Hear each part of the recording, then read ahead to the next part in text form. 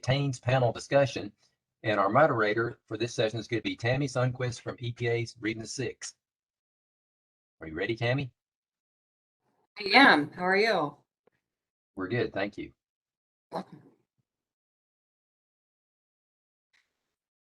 So we have Selena Madrano from the EPA, who's going to be presenting on the Attains project, our program that many tribes use. If you have any questions, please either speak up, raise your hand, or in the chat box, I will catch your name and your tribe. And we also have Jesse Borman-Paget from headquarters, as well as some other people from our region. I see Jay Harris on the line. He's from the EJ department. So I thank you all. Selena? Thank you, Tammy. I think Jesse is going to go first and share the presentation that we have. Thanks, Selena. Can you hear me? Yes. We do. Okay.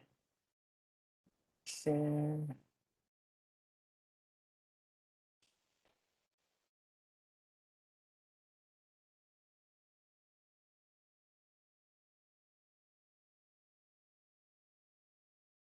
Okay. Second.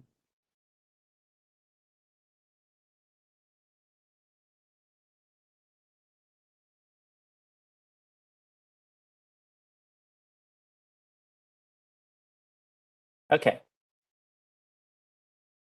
You see just the slides, right? Yes. Yes. Okay, great.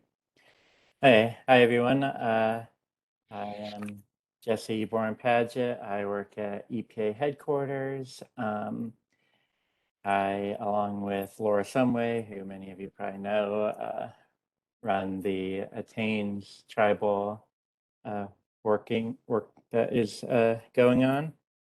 And I also work with Selena, who is permanently from Region 6, but is doing a detail in my branch right now. Selena, do you want to introduce yourself? Hi, everyone. I think a lot of you do know me. I've been working in Region 6 for a while. I've been one of your tech reviewers for a while now. I've been at a lot of Attains meetings and trainings, so hopefully you're familiar with me. Feel free to shoot me an email or reach out if you have any questions with Attains, and I'll let Jesse get into the presentation. Great.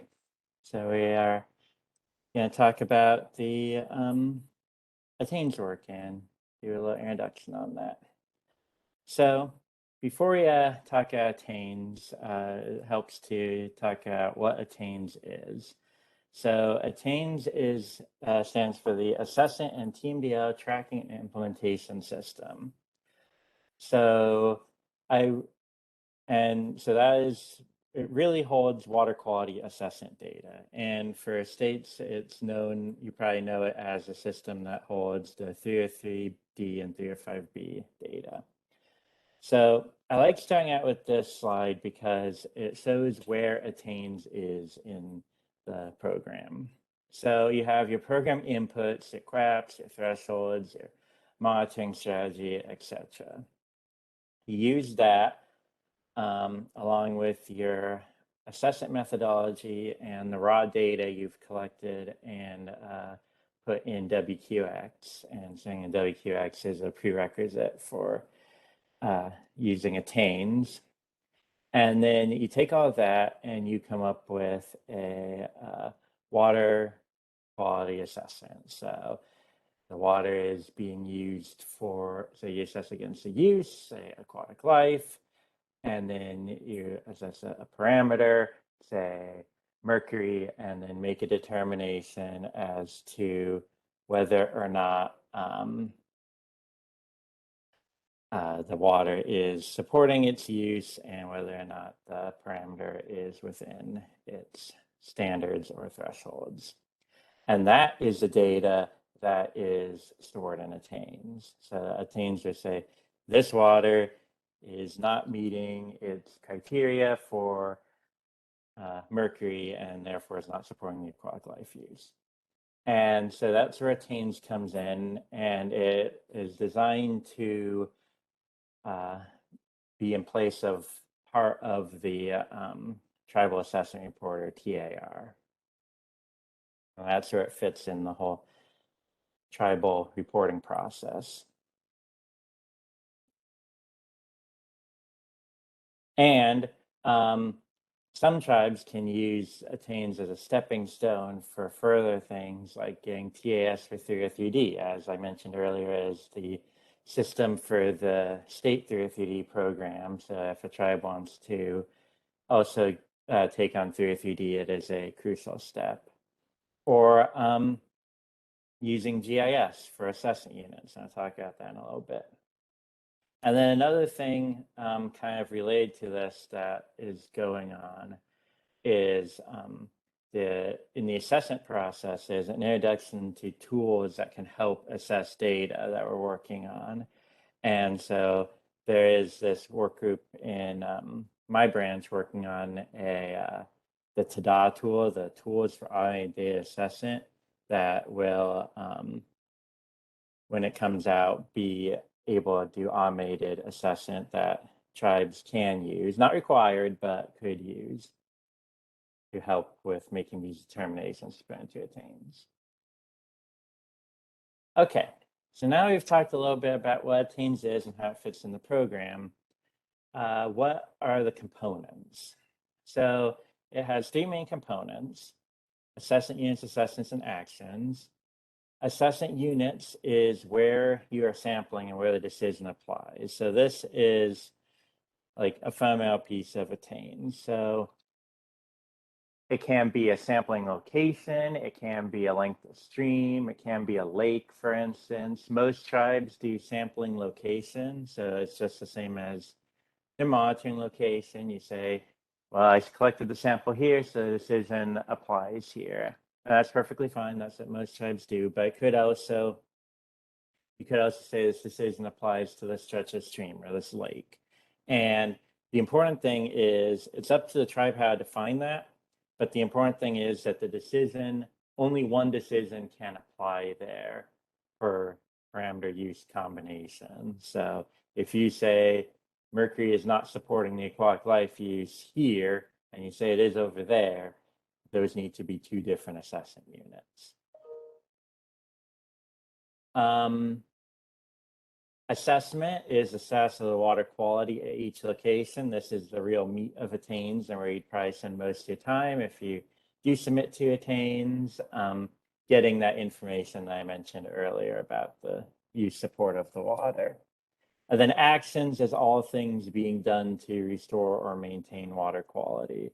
So usually the vast majority of our action data is TMDLs, although it can be other things. So far, no tribes that submit to Attains submit anything in the actions module, which is fine. But as Attains, as programs mature and Attains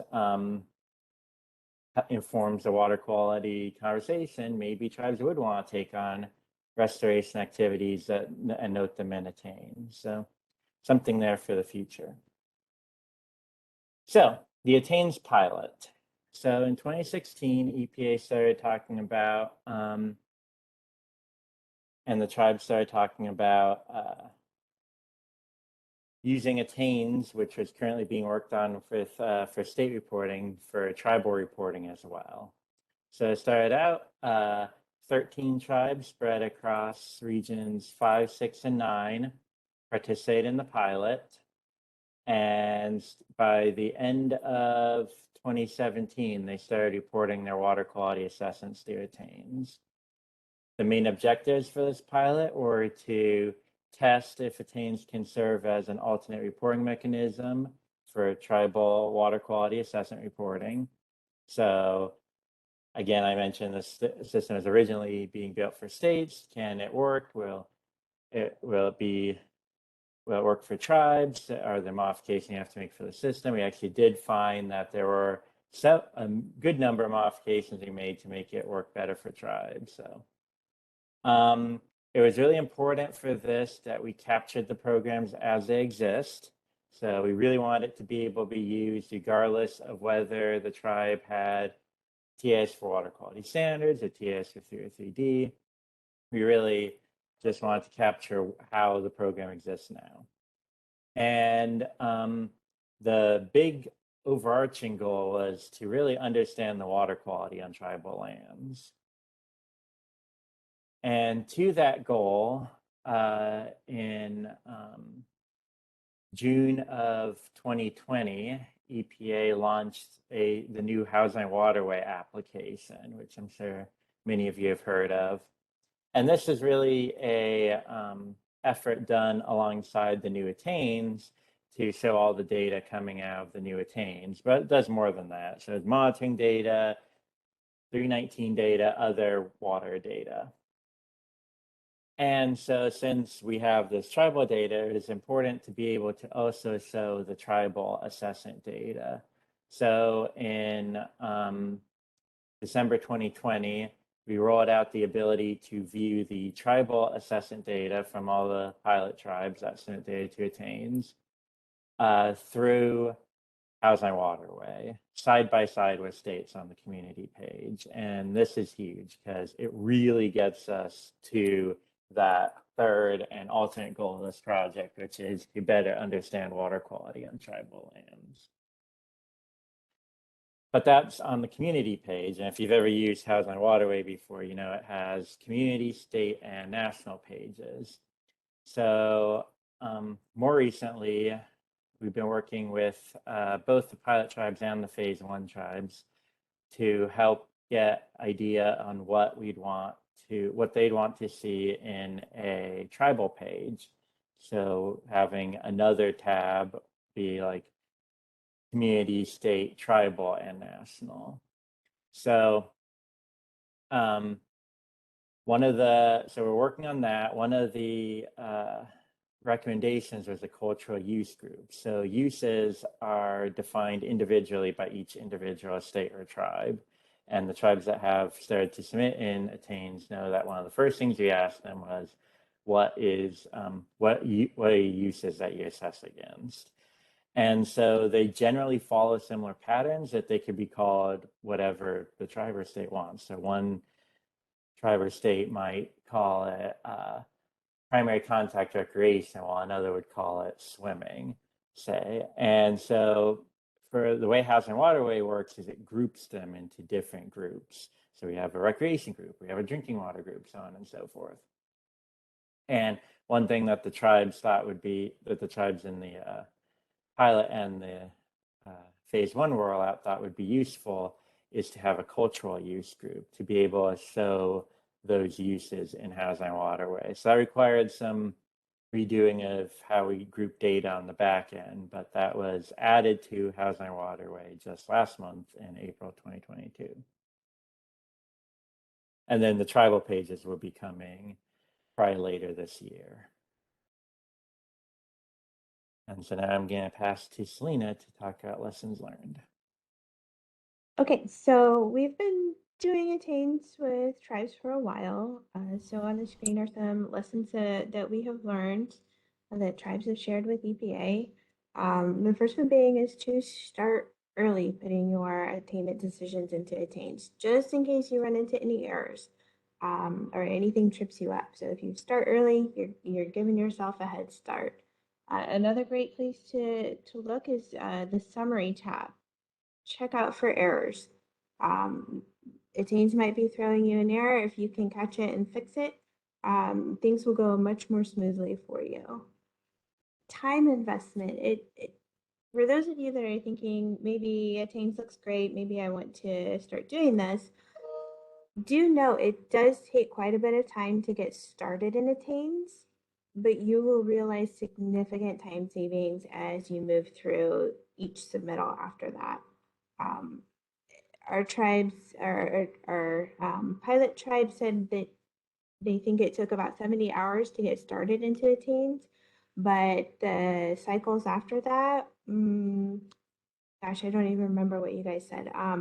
But definitely a lot less time to get that report ready to go to Attains. It went from months to maybe a couple of weeks, I think. Make liberal use of that comments field. There are comment fields throughout Attains. You can put any information you like in there. Now be sure you update those fields for each cycle, because those fields don't automatically update for you. And it might cause some confusion. So be sure that you're checking out those fields and make sure that they are updated. You have resources available to you, such as some of you have mentor tribes, and you all have access to your regional reviewer and headquarters help. So if you come into something that doesn't make sense, something's tripping you up, be sure to ask a question. You've got all these people that are available to help you, that want to help you, because we want to make sure that you succeed. So if you have a question, do not hesitate to reach out. Someone will answer your question. Another lesson learned is to make sure that your data are in WQX. I know that sounds easy, but double check that, because we've run into a couple of issues where people have thought their data is in WQX, but it's not showing up. So having that data loaded for your EPA reviewer makes this whole process go so much smoother. Also, our tribe said that if all of your materials are housed in one location, it's much easier to get through this process. So things like your assessment methodology, your criteria, things like that. If you've got one location to keep that in that you can refer to, it's going to make this process go much more smoothly for you. Next slide, please.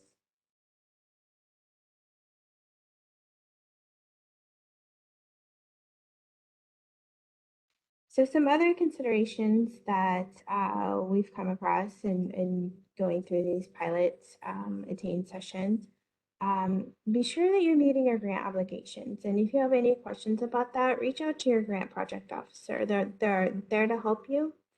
They can answer your questions about grants. Jesse said this before, but just to reiterate, Attains doesn't make the attainment decisions for you. It holds the attainment decisions that you have made using your assessment methodology, your criteria, your materials that you have. Just want to make sure that that is a point that we really emphasize with this. For each cycle, you can attach your Big Four or your assessment methodology or any other documentation that you feel is important.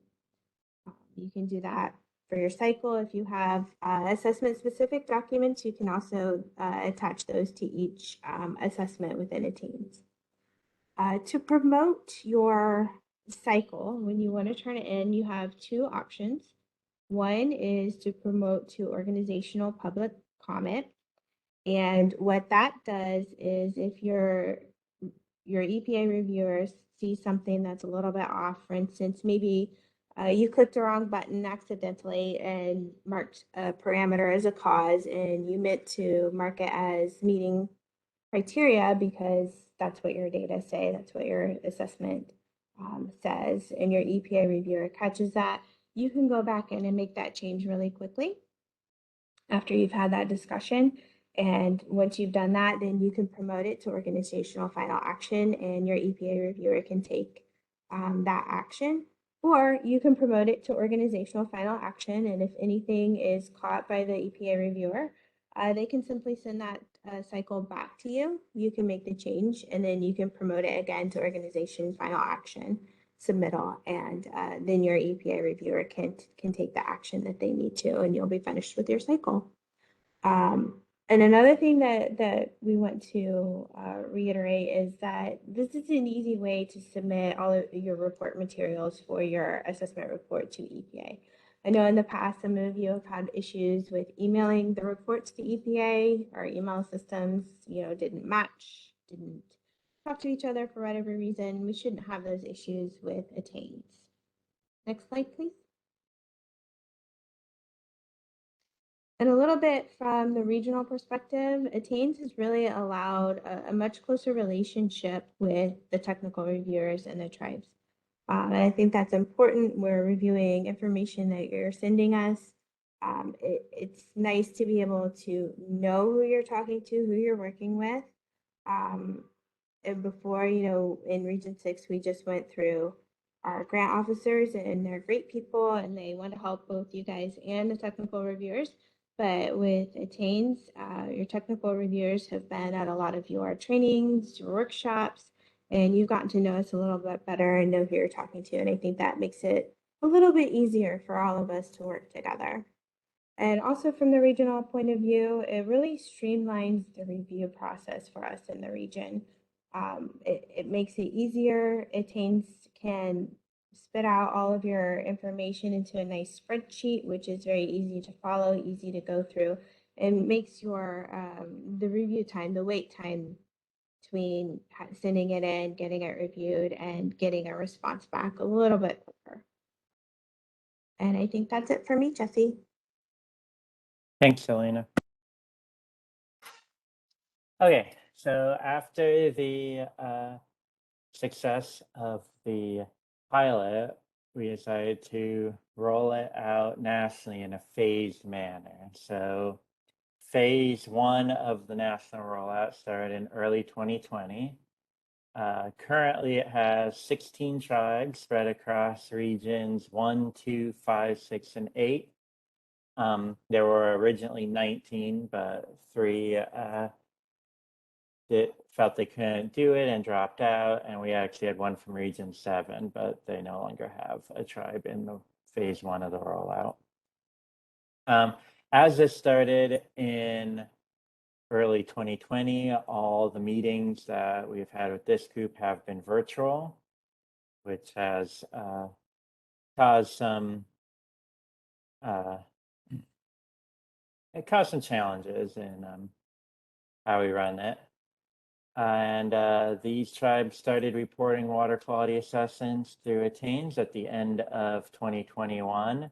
We've gotten a good number have reported by now, but there are still some challenges we are having. And I think a lot of that has been due to just having to do everything virtually. Like for the pilot between like late 2016 and late 2018, we had 3 in-person meetings with that group, which I think really helped. Whereas in the last 2 years, we've had the phased rollout, we've had no in-person meetings.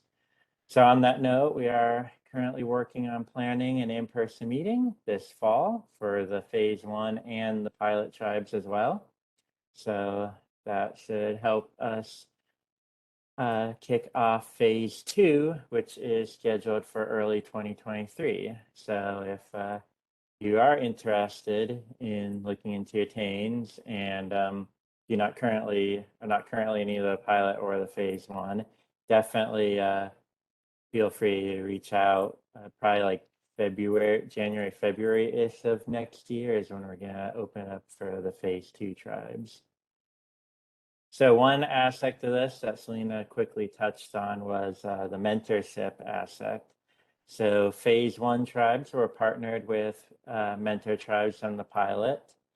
And these mentor partnerships were done intentionally. So frequently they were partnered with tribes that were geographically close to where they're located and or dealt with similar data issues as the mentee tribes.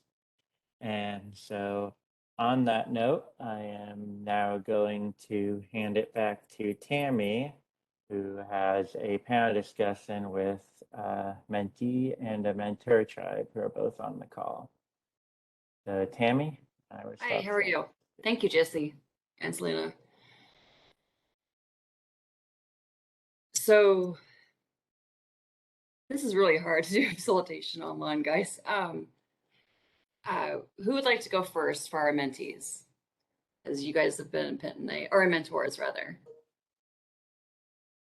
Ari, why don't you start if you want? Thank you.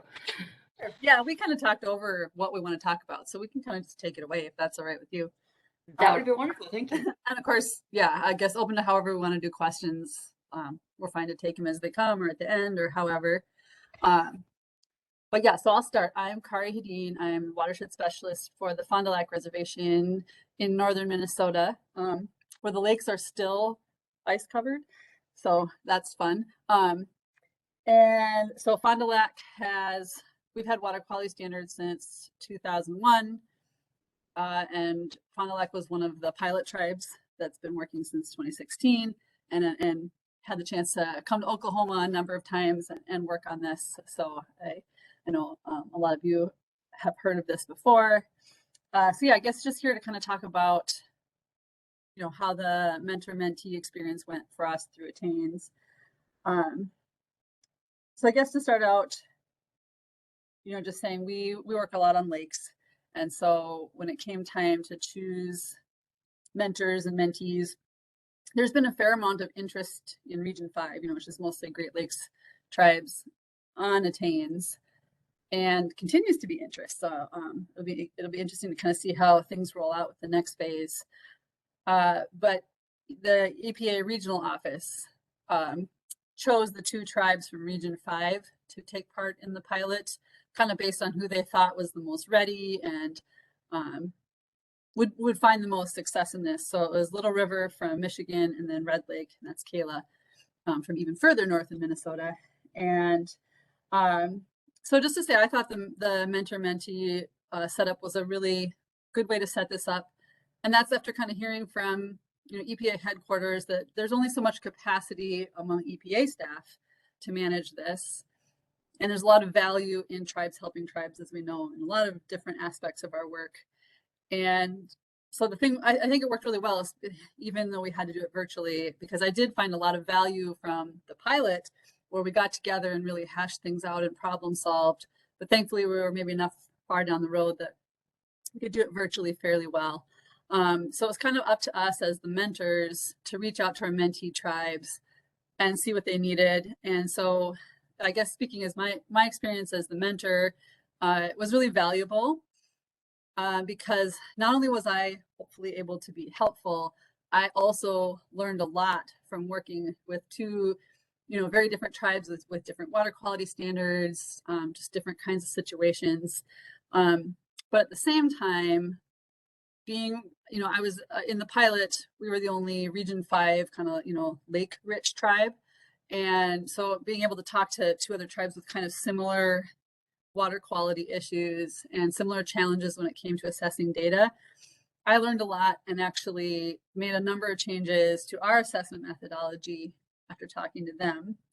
And so, yeah, working with Kayla, for instance, was really helpful. And I know we want to talk about assessment methodologies here too, but Kayla, I'll maybe just start off by letting you introduce yourself and talk about the experience. All right, so yeah, my name is Kayla Bowe. I work in the Water Resources Program for the Red Lake Nation.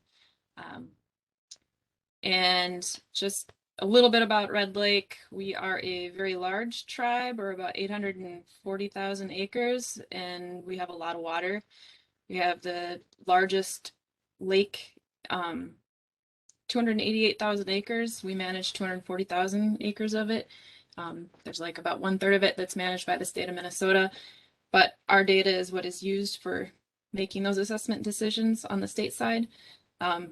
So we have, and then we have a large, like, I'm trying to think, close to 100 lakes that are over 10 acres that we monitor on a rotating basis, and then 370 miles of rivers and streams.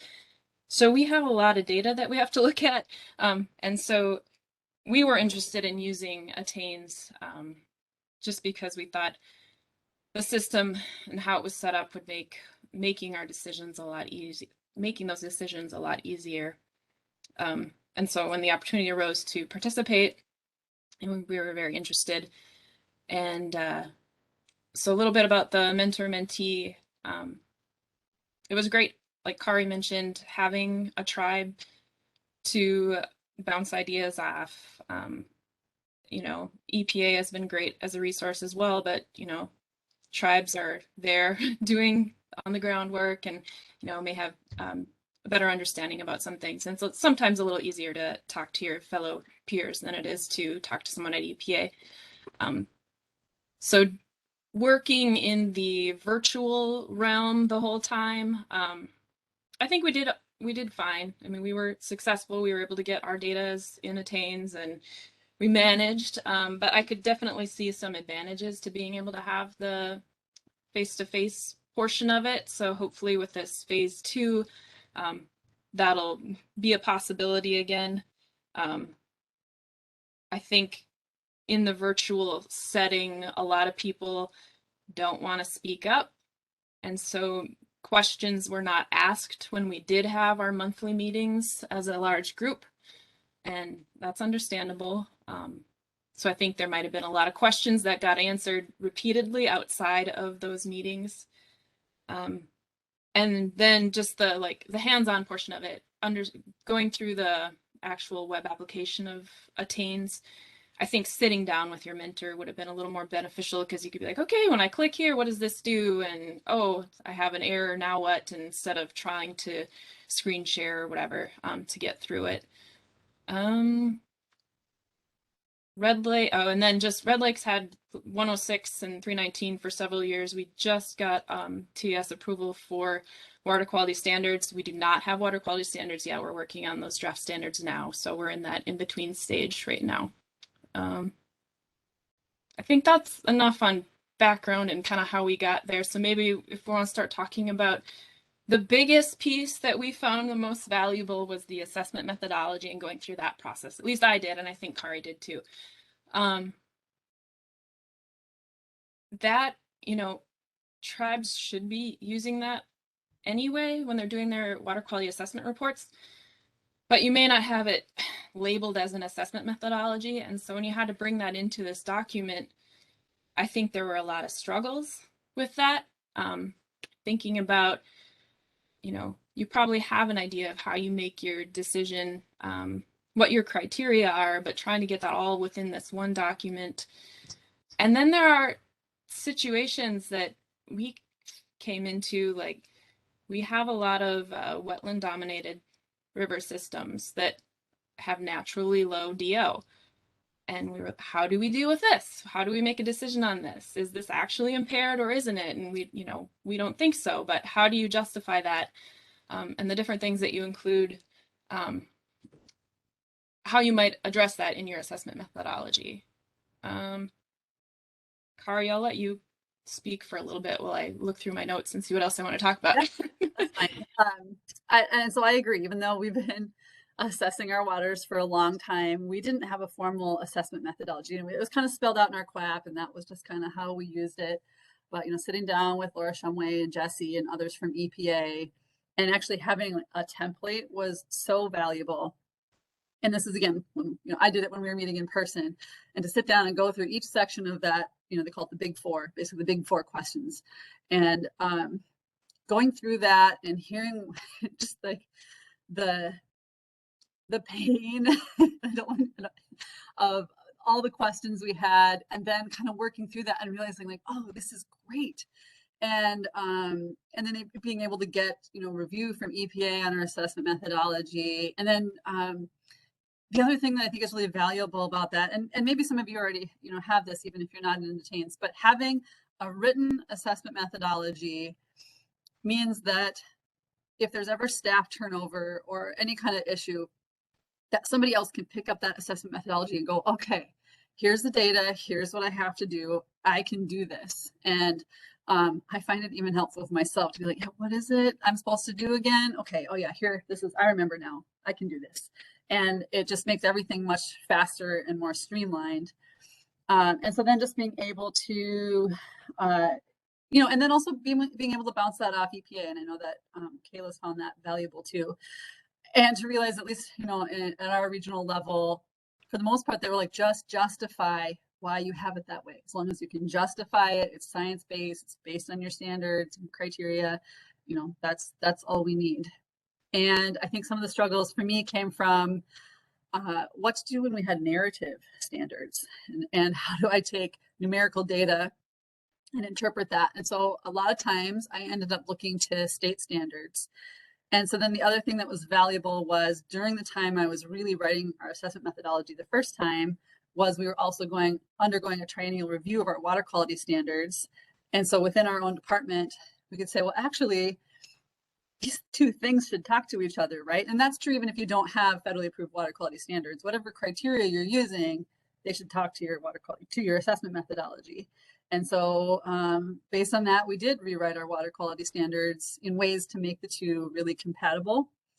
And then I'll just add one other thing, and I'll let Kayla go, which is The other nice thing, and I know this is true for states too, anytime you're doing an assessment, you can open up your assessment methodology and say, actually, I want to do it this way. This makes more sense. I have new information, or last year I found this way of assessing really painful and I could justify doing it a better way. And so when I was working with the two Mentee tribes and seeing what they were doing, I was like, well, I want to do it that way. That seems way more logical. And so that just gets to that communication that I wouldn't necessarily get, say, from EPA, but can get from another tribe who's kind of sitting down and working through these issues together. So Kayla, I'll let you take it over. Sure. Yeah. And I'll just emphasize that point that you just made about, it's a working document. Don't feel like you're constrained to what you put in this document and you have to do it this way every time. Even now, we just finished ours and we're already thinking about what we're going to change for the next iteration. So, yeah, like she said, as long as you justify why you're, assessing that particular way, you're good. A couple other things that we had to think about in this process, what are your designated uses? Do you already have those? Have some been established? Are there draft ones? How do you decide? So think about what goes into that process. And then your criteria, just, you like we've talked about, you may have already had criteria that you were working from, but just spelling that out, having it all in one place, and then your justification for using that, and making your decisions. I don't know, do you have any more on the assessment methodology, or do you want to? Sure, I'll add one other thing, Okay. which is just the ways the assessment methodology kind of, it's important that it stands on its own. And I'll just bring up an issue in Region 5 where the state of Minnesota was not assessing waters based on the sulfate standard for wild rice waters, which is very important to tribes. And they weren't publishing it in their impaired waters list. And so that's something that Minnesota tribes brought to EPA Region 5, and Region 5 asked the state to please, or not please, but you need to start adding that to your list. And in that process, the state came to us and said, well, what does your assessment look like? And so, I was certainly glad that I had it written out and in a way that can stand up to, say, state scrutiny or EPA scrutiny. So just to say that, and that's not to intimidate anybody, but to say that there's going to be interest from different government entities wanting to look at how you're doing things. So it's not just an internal process, but can also be useful when trying to make the case for water quality in general. So yeah. And then I don't know if you wanted to talk about Attains itself, Kayla, and that one. Sure. Well, I was going to tackle how it is similar or different than an assessment report. Yes. Mm-hmm. So it's getting at similar things, using Attains or versus doing your tribal water quality assessment report. But so it's your assessment decision for your water bodies. But Attains doesn't allow for, or not easily allow for, a lot of the additional data that documentation or photographs or things like that you would normally maybe submit with your water quality assessment report. You can add things as attachments, so certainly you would still be able to do that, but it's not like there's just a template that goes into and feeds into the system. Part of it that Jesse talked about already, the requirements for your assessment units, that's something that as a tribe you'll have to decide if you want to do your sampling points versus, reaches of a stream or a polygon for a lake. We ended up doing GIS for ours just because of the number of sites we had and just the way that we wanted to assess our waters. So that was another piece to tackle. So if you want to go that route, do you have the staff to complete the GIS work, or is there staff at your EPA regional office who's willing to help? We were fortunate that we did have regional staff. If we needed to lean on them, we were able to do it internally, but we did have people who were willing to help out with that.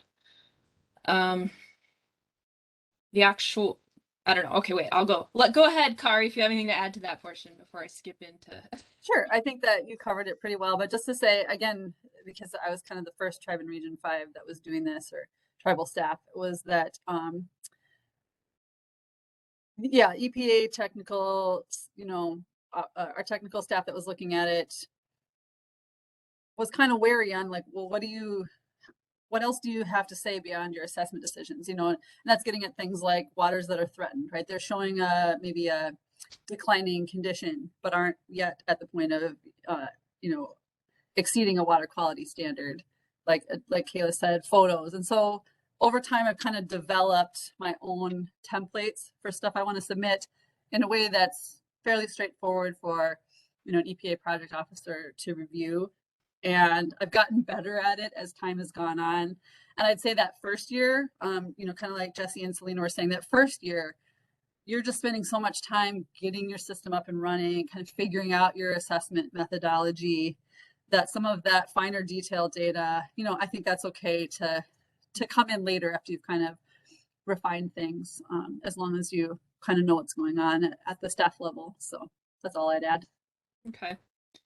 And then, so we'll emphasize again that Attains does not do the assessment for you. So you're still going to do your assessment either in spreadsheets or other software programs. I know a lot of people use the Aquams database system through Gold Systems. There are a lot of tools in there that you can use for doing your assessments on your data. But anyway, once you make those decisions, the submission to Attains, there are a couple different ways. You can go to the page and manually enter everything in for each water body and your assessment decision. Or you can use the batch upload process, which was one of those things that it took forever to get set up. But now that we have it set up, in the future, it should be really a lot less painful to do. And it'll just be a quick drop down, select the box that, okay, this is meeting criteria and that type of thing. So that's something you have to think about as a tribe. If you have a lot of assessment units, that it might make more sense to use the batch upload. If you only have a few sites, you can probably get by with just doing the manual entry. I don't know if you have more you want to say. I'll just add, if Red Lake can do it, you guys can do it. You guys have so many waters. We did batch assess or batch upload too.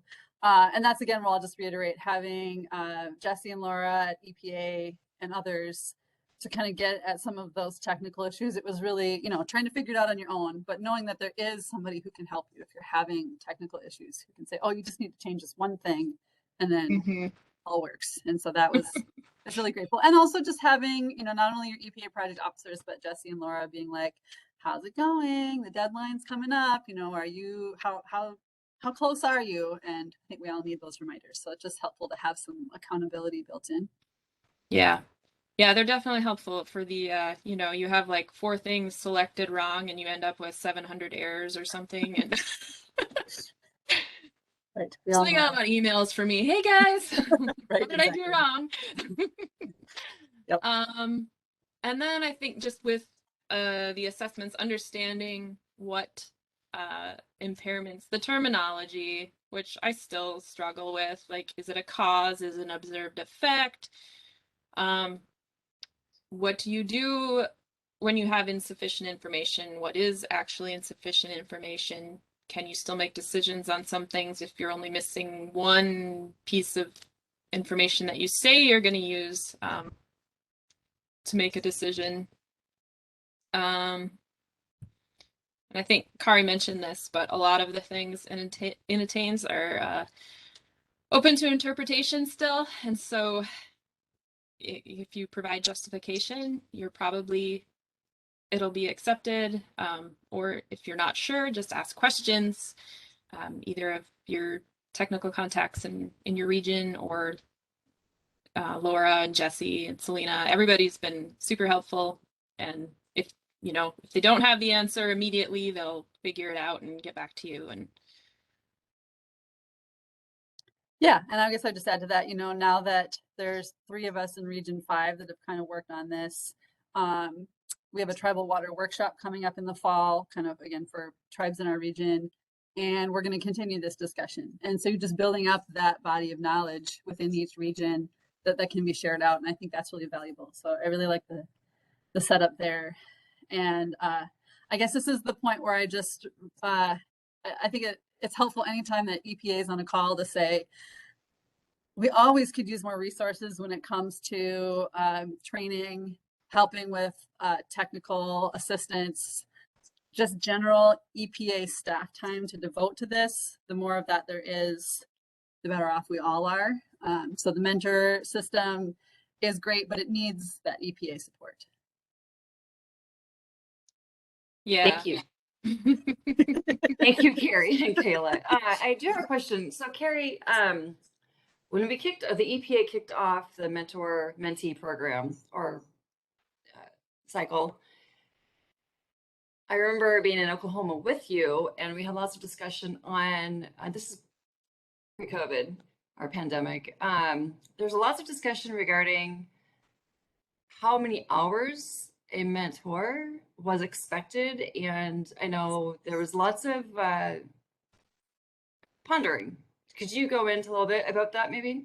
That's a good question. It was not painful at all, really. I feel like the time that we did spend was well spent.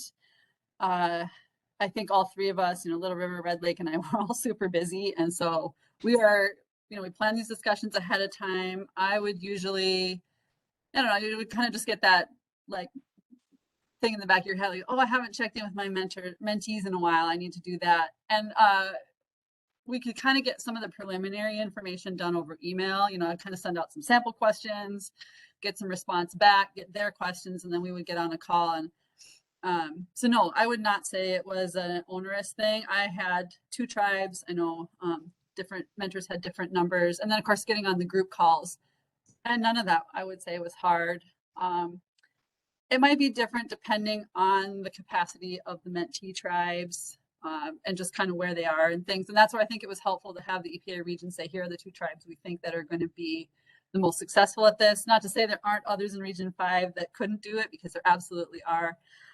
So I guess hopefully that can lessen some worries about being a mentor tribe, and really just kind of taking the lead of the mentees. And I know Kayla would reach out to me if she had a question. And I thought that was really valuable too, just to know that it's a 2-way thing, right? And so I could respond as needed, be helpful as needed. And like I say, Kayla asked really amazing questions that made me go in and kind of reassess how I was doing things. So, and then, yeah, having, again, EPA support kind of there if we needed it. Good. So,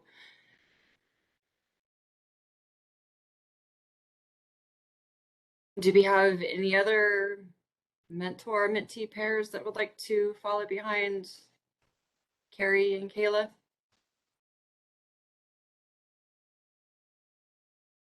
Or any questions in general or whatever. Ms. Walsh? Why not? Yes, this is Kathleen Welch from Wyandotte Nation, and so I'm trying to get up to date on this. Our water tech person is Janice Wilson, and she's been working with several on here. But I heard you say that there was going to be an in-person meeting for the phase 1 and pilot tribes this coming fall. Is that correct? Oh, from Jesse? Yes. Yes, I think that's it was correct. Jesse Yeah. that said that. My question is, when that becomes available, how do we get on the mailing list to so that I can also get that information too, so that I can possibly attend that training also? Okay. Have you been I'm trying to look real quickly? You said, so can you remind me who the person that I've been working with is some years ago? Janice Wilson. Janice. Okay. Yeah. So yeah, So,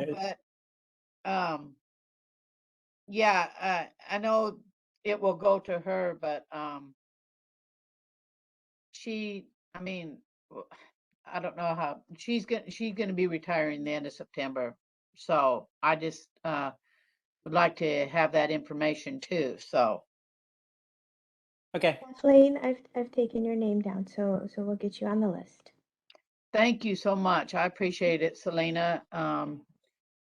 We've got another water tech too, but he's new in the program, and so want to be able to work with him, and so we can kind of pick up and be ready when this transition takes place and things. Kathy, this is Karen. I'll add you to my list too, because sometimes I send out things to the folks also. So I'll add you also. Thank you, Karen. I appreciate everybody's help. Thank you. So do we have any more questions for Kayla and Carrie? Anything for our mentee? Well, I'll ask Kayla, how long were you, I guess you were doing the old fashioned tires before you joined the Attains protocol, right? Yep. So did you find the Attains much more easier to float even with the pandemic? Yes and no. So that initial process of getting everything set up, especially for us because we have so many water bodies, it took a long time. But now that we have that template, I think it's going to be so much faster to go through and make our assessment decisions and submit that. And like Kari said, this first time through, we pretty much made our assessment decisions and got those submitted to Attains. But in the future, we'd like to, provide a lot more additional documentation. Like we normally would submit photos of our sites and just some additional information. And so I think we'll now work on coming up with a process or a template on how we would do that and submit that as additional documentation when we do our Attain submissions in the future. But I think people just need to remember that anything that's new is going to be a little bit of a struggle, and just have patience and ask questions if you have them. But I think overall, this is going to make things so much easier for us. How many water bodies did you have, roughly? I'm trying to think of how many assessment units we have, like 200 some or so. Wow. Yeah. So I'm a reviewer for Region 6, and sometimes when you pull up the water quality data, my eyes bug out at the number of hits that we get. So that's quite a bit. Oh, I'm not that. Okay, 113. Sorry, I overestimated. But when you get the parameters in there, then you have, like, I don't know, the number of lines in your spreadsheet. Absolutely.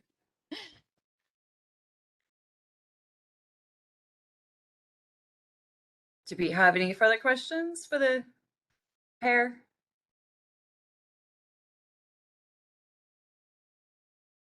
Okay. I was gonna say, A question. oh, go ahead. What information did you guys find most useful to have on hand before you started working in Attains? Kayla, do you want to take it first? I'm thinking, but I mean, the big thing that I think we struggled the most with was the assessment methodology. And so since we didn't have that clearly spelled out before we started all the work, that was kind of our hang up to get going. Yeah, so just having all the criteria and everything in one place. I'll think. You go ahead. I'm sure I have more. Sure. I mean, I guess for us, and I realize it's a unique situation in that we have longstanding water quality standards. So I got very comfortable with those in a way that I hadn't before. So that was good. In addition, I spent a lot of time looking at state standards, more than I thought I would, just to kind of compare, like, how are they doing things? And then, so the state of Minnesota has a guidance document on their assessments. That was really helpful to kind of say, oh, I could lift the pieces that I found the most useful. When it comes to Attains itself, definitely just some of the kind of protocol cookbook kind of documents, like do this, then do this, just the working within the computer system. Obviously, whatever assessment, platform you're using. So for all three of us in Region 5, it was Aquams plus a little bit of Excel sprinkled in, a little bit of R. So just, yeah, I guess those are the resources. Yeah, the short documentation files that are like the how-tos I found really helpful. where it was, you know, quickly spelled out and easy to find. Okay, so in order to do a submission, you know, click here, then here, then here, and you're good. Rather than trying to dig through a bunch of old emails or, you know, something. So I found those useful. Yeah, and then if I guess I could add one more thing to that, on the other side of it, I spent a lot of time on how's my waterway once our data was on there. And so to say that's kind of, that's at the other end of things once you've kind of completed the process. But I just wanted to add that that has been so valuable too. That's something that shouldn't be, definitely want to emphasize that when it comes to, for instance, getting a question from tribal council, like what's the water quality of the reservation, rather than handing them a water quality assessment report, which I mean is useful, right? It's got all the data, but a very busy tribal council member is not going to sit down and read that. But if they can look at a map and say, okay, here color coded are the waters that are impaired, here's the things that are in good condition. It's just a really useful communication piece.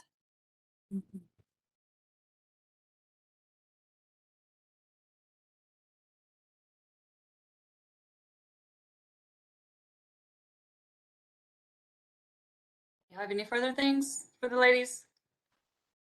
Good question, Selena. Thank you. Anything from the grant officers, like Nicole went on the line?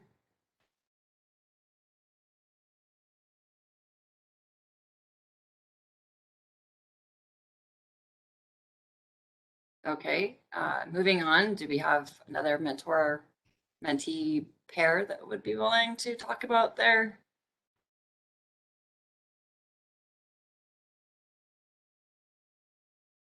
experience?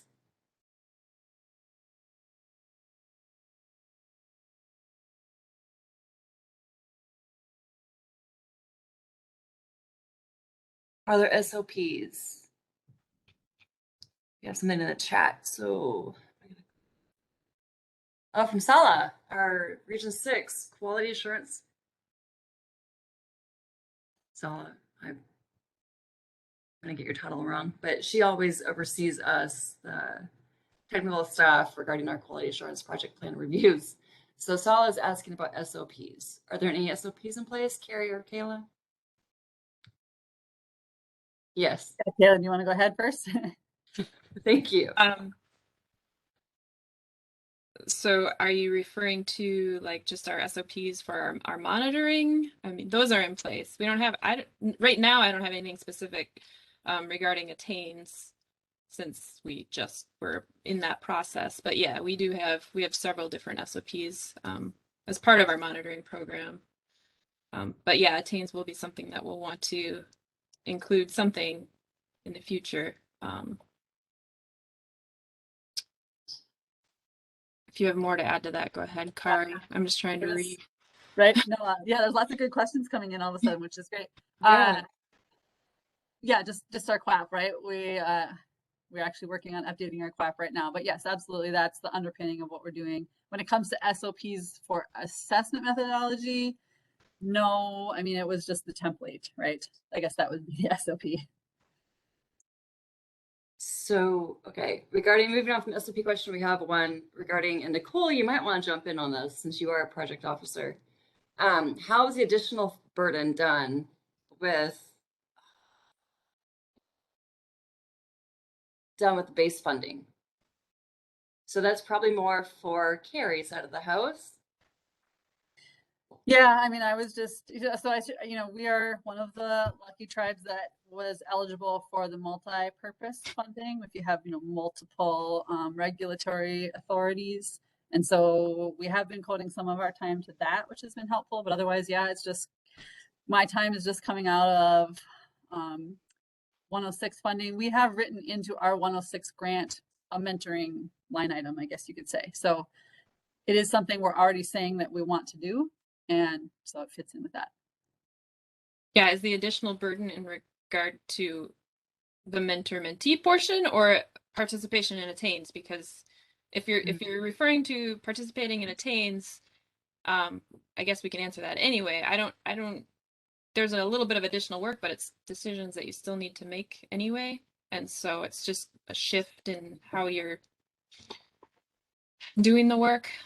So I don't, but yeah, base funding is what's covering, which is diminishing every year or not increasing. So I know everybody's having issues with that. I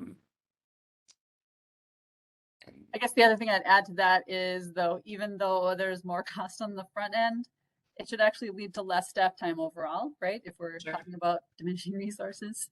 Yeah. Yeah. There was a question or a comment about that WQX does not feed into Attains automatically. Yeah, so Attains is a completely separate system. And so your assessment decisions, you input those into Attains. And then data from Attains feeds into How's My Waterway, so you can visually see those assessment decisions, which is really nice. Like Kari said, it's great to see, easily see, you know, this water body meets and why.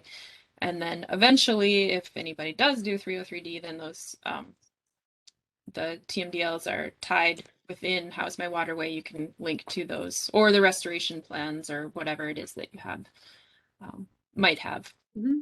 Yeah, and I would add to that, you know, one of the, yes, you're right. WQX does not feed into Attains automatically. It's a separate system. What's nice about it though too is you can go back and look at different reporting years, right? And so it's just basically also sort of a cloud-based record of your assessments over time. And that's another value to it. Our other question we have, and this is probably more geared towards Jesse and Selena. When will EPA make this mandatory, and this being Attains? I know this has been a question on the docket for quite some time. I don't have that answer. Jesse? Yeah, we have no plans to make this mandatory. I mean, we'd love for more tribes to submit, but this is not going to be mandatory. Because we have had tribes that have decided that Attains is simply not for them, and they've Yeah. removed themselves from the system. So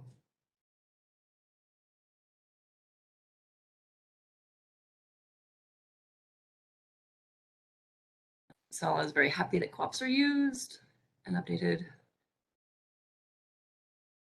So,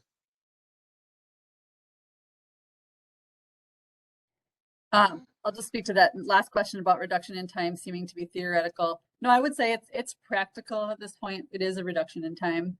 It took a while, but both Red Lake and Fond du Lac are looking at taking on TIS for 303D. And so I don't think we could do it without Attains. And so the reduction in time or just the efficiency is going to come through that process too. so you two both are going to look into taking TIS for 303D? Could you? I'm interested in this topic. So could we talk about this a minute? Do you have immediate plans or? They're becoming more immediate Well, 5 minutes. we've, But yeah, go ahead. both Kari's been involved longer with so there's a annual 303D conference every year. Mm-hmm. And Kari was on the planning committee for several years, and I've been on it the last couple of years. And so we've been engaged, and you can speak to a little more about the background with your guys's. But like we don't have water quality standards yet approved, but we are still interested in the program, and there's a lot of questions right now though, and that's why nobody has really jumped in. The ability for tribes to participate or to apply for TS for the 303D program has been available since 2016, and nobody has gone after it. Just, you know, that there is an additional, that one for sure, additional time and resources needed, and there's a lot of question about what you gain from participation. And so I think mostly we've been asking a lot of questions to this point, trying to decide if we feel it would be worthwhile, but there has been some pressure on your guys' end, I think, from your council to go after the program. Yeah, I'd say not necessarily pressure from tribal council, but that we've sort of shown them why we think it's a good idea and they're supportive. but yes, we do have concerns and reservations around basically taking on a program that comes with no additional funding, kind of that unfunded mandate side of things. I think it kind of comes down to tribe specific issues. For example, on the Fond du Lac Reservation, we really don't have any major water quality impairments that come from, say, land practices on tribal land, but we have a huge problem with mercury impairments, and that is more of a watershed. So we're in the St. Louis River watershed, which is the headwaters of Lake Superior. So the river originates upstream of the reservation, and there are major iron mines and proposed copper nickel mines. And the St. Louis River, the entire thing is impaired for mercury. And so then the Fond du Lac Reservation has a more stringent mercury standard based on subsistence levels of fishing. And so the reason 303D might be expedient for us would be that, so TMDL has just started after many go-arounds for the St. Louis River for mercury that involves both the state of Minnesota and Wisconsin, because the river flows through both states and also flows through the Fond du Lac Reservation. And so it would be a three-way TMDL with Fond du Lac at the table at the level of the state. And so having 303D authority would give us the leverage to really meet our more stringent water quality standard, at the reservation border, which means it would have to meet upstream of the border. So we have to weigh that benefit against the costs of running the program. That's pretty exciting. You'd be the first in the nation as a tribe. Yep. Entity. Mm-hmm. Groundbreaker there. Oh yeah. Yes. Talk of the town. So Tabitha from Ottawa would like to know, and I think this goes for both of you, knowing what you know about Attains, and then also because the mentor-mentee relationship, would you two both do it again? So Carrie, could you go first just about Attains, and then Kayla, could you follow? Would you be a mentor again to another tribe, and then Kayla, same question, and then would you also be able to carry on, or would you want to be a mentor for another generation? So I would, yes, the answer is yes. I would do it all over again. Like I think Kayla and I both have been saying, the real value just comes in having a wider discussion about assessment methodologies and working it out with other tribes, with EPA, in just a way that I've never done before. There's never, been that kind of training or discussion. So the assessment methodology, yes, now that I'm well-versed in Attains, it's easy to operate. And like I say, for us, it actually leads into, maybe additional authorities. So, and would I be a mentor again? Yes. We have a good, kind of probably like you guys in Region 6, we all kind of know each other in Region 5. And I would probably, whoever I worked with would probably know them and would value working with someone else too. Yeah, and so would I do it again? Yes, I would. And yeah, I'd be willing to be a mentor. I think, like Kari said, you learn a lot in that position as well, and can gain a lot from your mentee tribe, learning from other people. And so definitely. As a reviewer for the EPA in Region 6, I'm not sure who your reviewers are in Region 5, but in Region 6, we have 4 of them. Selena is one, although she's on loan to headquarters. Then we have Rob Cook, who probably many of you know. I'm not sure, Carrie, if you do. You might. We also have Jackson Bollinger, who is, I've never met the man because of the pandemic, but he seems very nice. And then me, we've had quite a few changes in our program or our section. But how would you two want EPA to be more assisting from a regional point of view? I mean, our technical assistance has been great, but it's just that sense of I know they're doing 1,000 other things. And so it just comes down to EPA capacity and having to look, maybe at the national level, but also at the regional level at just what are the priorities and who can allocate staff time to this? Do they need to hire an additional person? I know all of those can be challenges at the EPA level. But just I've just gotten a sense, especially early on, at some nervousness about like how much is this going to take from EPA in terms of time and I mean for them to learn attains too. Absolutely. Attains is a reviewer. When we look at Attains, I'm a dinosaur. It's not intrinsic. And so it's a lot of databases. And I have found that some of my tribes actually help me review their attains. And I take I'm not shy about that. I mean, that's just a fact of the nature. And I figure that if I can talk to my tribe one-on-one, they can talk to me about their concerns as well. So I'd rather not hide my weaknesses. That's just not going to help anyone. So, and then I have Selena in my pocket. So if I get in a crunch, I can run over to her. I think I just really Same appreciate here. that comment. Yeah, that's really great to hear that. Yeah, it really is a relationship, right? So It is definitely.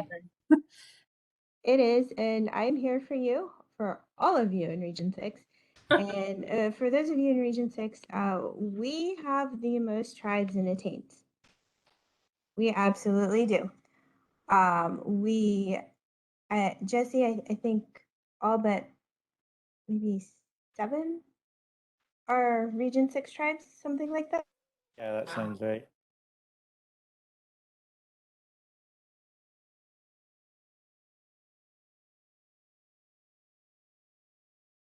Go ahead, Selena. Sorry. So speaking as a reviewer, when we look at attains, we also look at the QOPs as well as the work plans, and then SOPs that may come in usually as attached to a QOP. But I know for the 4 of us in Region 6, because again, I can't talk to Region 7's or Region 5's perspective, but I call us the tribal technical review team. And we talk a lot with the grant program, like Nicole, and then of course we have Diane Evans, who is our water quality standards coordinator for Region 6. And she's very knowledgeable on doing helping us with our QOP reviews from her perspective, as well as Jasmine. Diane, would you like to introduce yourself?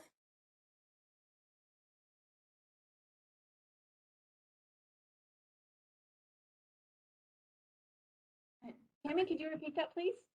I was just asking if you would like to introduce yourself as our water quality standards coordinator for Region 6. Hi, we have several standards folks here in the room with us. We have me, Jasmine Diaz-Lopez, Andrew Presley, and then Jackson's in the room with us also. Well, you've got a mecca here. And Britt was here earlier, Britt Dean.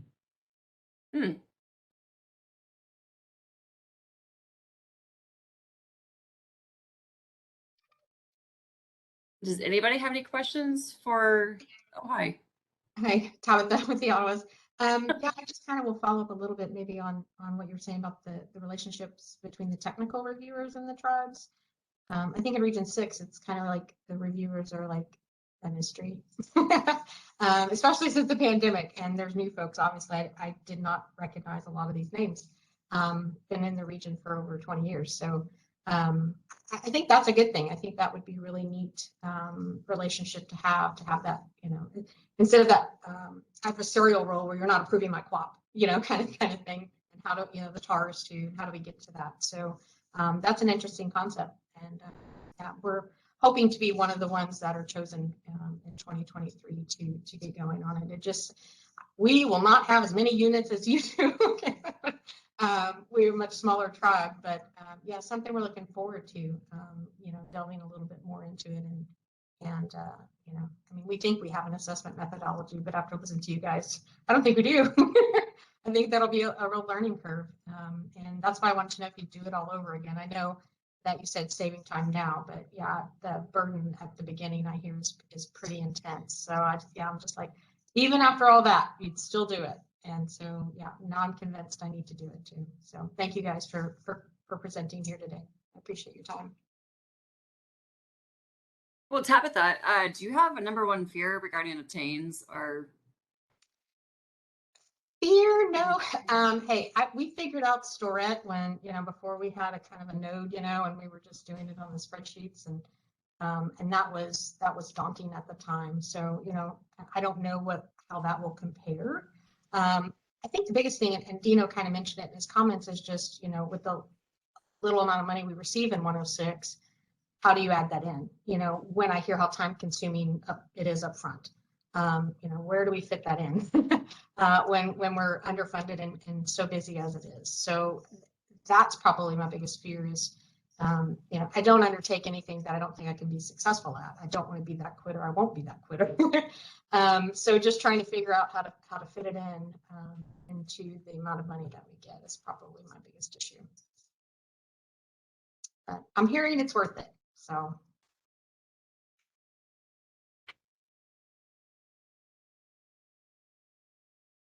Thank you. I got a question for both of you, actually. So Kayla, you have 113 sites. How many parameters are you monitoring per site, and how much staff do you have? And do you do those every year? So, okay, we have more than 113 sites. Those are our assessment units, and each assessment unit has Okay. a lot of sites. So we have a lot of sites, but we do things on a rotating basis. We have some water bodies that are higher priority. So like the Upper and Lower Red Lake. We have 10 sites on those lakes, and then we do 24 sites on 22 lakes on a regular basis, June to September.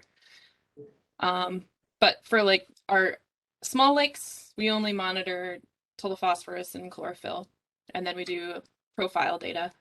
The red lakes, we're more concerned with those, so we do like a suite of phosphorus and nitrogen data, and then the profile data. And we actually do those twice monthly, May to September, and then May through October, and then through the ice. And then we have 18 sites on streams that we monitor. We have a staff of roughly 6. We have 2 biologists, a hydrologist, and 2 technicians, and then a 319 coordinator. But we're chasing funds all the time. I mean, we have, you know, some money through BIA, some through the 319 program, some through 106, and then anywhere else that we can go after funding, because, you know, everybody here knows that the funding pots are getting smaller, things are getting more expensive. Yeah, it's not sustainable. So Thank you. Yeah. Terry, I have a question for you. So you're doing attains, you don't have to do the TAR report. But as far as do you have to do the integrated report since you have approved water quality standards? No, nope, just the attains. That's what we do. So, because I know like the state of Oklahoma does attains, I believe they do. And I know they're also doing an integrated report because they have approved water quality standards. So maybe saying a question for EPA, will tribes be required if you know, if for some reason tribes in Oklahoma get approved to have water quality standards, would they be still required to do the integrated report along with the things? Philip, integrated report is attached to the 303D program. Yeah. So they don't have TAS for 303D yet. So when So Jesse, Terry go ahead. will have to do it once she gets approval. So she'll do attains and then have to do the integrated report as well. The attains would serve as an integrated report, just like it does for a state. Yeah. So But only once you get TAS or 303D. So that would, so if anybody's asking about the work, that would be a lot less work doing attains than doing the integrated report. But also, and just a comment, I know Sala asked about the QAPs. I know that we're also doing attains, but we just make sure that our assessment methodology matches our QAP, whatever's approved. So we just make sure that goes across as far as matching whatever we're saying we're doing in the QAP, but we say what we're doing in assessment methodology. That's really smart. I wish we would have done that. It was spelled out, but not in a really actionable way. So yeah, that's good. Thank you, guys. thank you for your questions, Philip.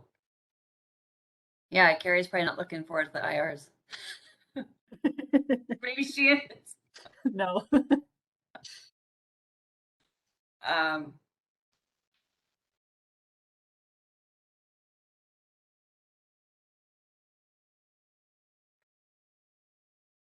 is Sala, and I just wanted to add 2 cents.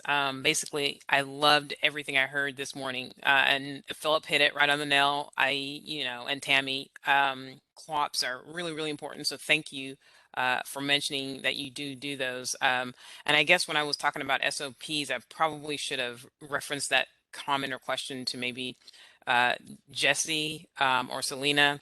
I'm wondering if maybe EPA will sort of put those in place so that folks can follow a recipe when they're trying to come on board to make things a little bit more smooth. I don't know if that's already out there. And then sort of to touch on what Philip was saying.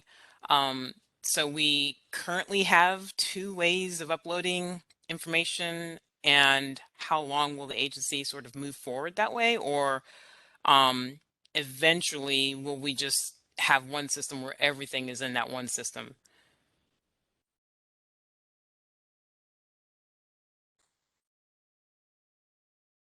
And Jesse, Selena, are you both still there? Yeah, so answering your question about SOPs, we have a lot of training documents on the Attains website that I think Kayla mentioned. As for like SOPs as to how to do it, I think if that's something tribes would find useful, I'd be interested in working with some of the tribes that have done this and ask what would really be useful in doing that. And we could definitely look into that. I think a lot of that might end up specific for each tribe. So so if it's coming from EPA, we need to avoid that. But I would definitely be interested in input on that. And as for the 2 systems, I'm not sure what other system you're referring to. So I'm hearing there's Attains, and then I'm hearing folks are, WQX. So is Yeah. everything just sort of in line with one, and it's just going to be Attains from now on? No, so Attains and WQX exist separately because WQX has like the raw water quality information. So DO was such and such milligrams per liter, whereas Attains has the assessment decision. So it doesn't actually say what the DO measure was. It just says whether or not it is meeting the criteria thresholds, and those will continue to exist as separate systems because they perform separate roles. Understood. Thank you so much for the explanation. And yeah, I think maybe just some simple 1, 2, 3 steps would be good. It doesn't have to be something too drawn out, but well done on the entire presentation. Thanks, Tammy, for moderating. And I just loved hearing the 2 perspectives. Everyone's done an excellent job this morning. Thank you, Sala. As a reviewer, and to further hone the point in for WQX and how it's different than Attains, it doesn't matter the type of tar or the type of submittal for the tar. It could either be the Attains or it could be the old-fashioned tar, which, since I'm a dinosaur, and those are my gig, that's my jam. But again, either a tar or Attains, submission. We go to the WQX, and as a reviewer, we'll pull up the year that the tar is reporting on, and then we will check the data per each parameter to verify and then look to see, whoa, this might look like a probe malfunction. Or sometimes we have a WQX entry that's blank because it hasn't been uploaded, or whatever technical difficulties may have been taking place. Or we'll just verify the fact that, okay, so their work plan states that they were going to look at station Y 4 times a year for 1 year, but they've only reported once. So where are the other 3 report segments at? And then we'll go down and do that. And now 103 assessment units is quite a bit, but we take our time and try to be as violent as we can. But then the difference with Attains is that, as Jesse and Selena have said, is that that's 100% a different horse. That's looking at different pastures is what I kind of, how I view my review. So when we look at a TAR or a TANES at the end of the year, we're looking at the work plan and the co-op, and then making sure that everything jives with, they said they were going to do XYZ, but then obviously some things, especially with this pandemic, and that's not something we've really addressed, but I'm sure Carrie and Kayla have come across manpower. I mean, they just probably couldn't get in the fields because of their own tribe's rules regarding proximity to Actually, one another. We did all our monitoring. I don't know about you, Kayla, but Yeah, we did. keep up. You did? Okay. Yeah. Well, I know some, I believe some tribes or pueblos may have had difficulties getting out because of just resources, because they were shut down, or again, proximity. And I'm not going to go farther because I don't want to answer for all the tribes that I've talked with. But as a region, as a technical reviewer, and also Nicole's on the line as a grant officer, we've adjusted and tried to be respectful to those issues because it's not something that comes up all the time. And but again, like if your justifications in the report or in the attains as to why a certain monitoring hasn't been conducted, then okay, that's fine. So it's just a matter of justifications and making sure that doing a fact check. But so I know that a lot of people on here, Selena and I and Jackson and Rob for Region 6 again, you all have been very good about submitting your reports, either it be the old-fashioned TARs or the attains. But our reviews are not just a flash look, it's a fact check. And I admit I am slower than Selena. So, and probably Jackson. But we do appreciate all of the hard work the tribes all put in. And especially we know that, you know, mentors, you were basically training up a new tribe in all aspects, and the communications that you had behind the scenes that we weren't aware of is we appreciate that. So I don't want to put that words in other people's mouths, but we really do, Carrie. So thank you. And to all the other people who act as a mentor. And for the mentees signing up. Right. Yeah. Thank you for inviting us today. It's been, you know, we always just want to be helpful. And so I'm glad people have found this valuable. Yeah, we want everyone to succeed. Do we have any further questions? Because our time is up.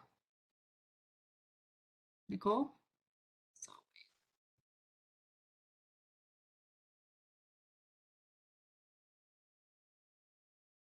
Probably last minute, guys, for any further.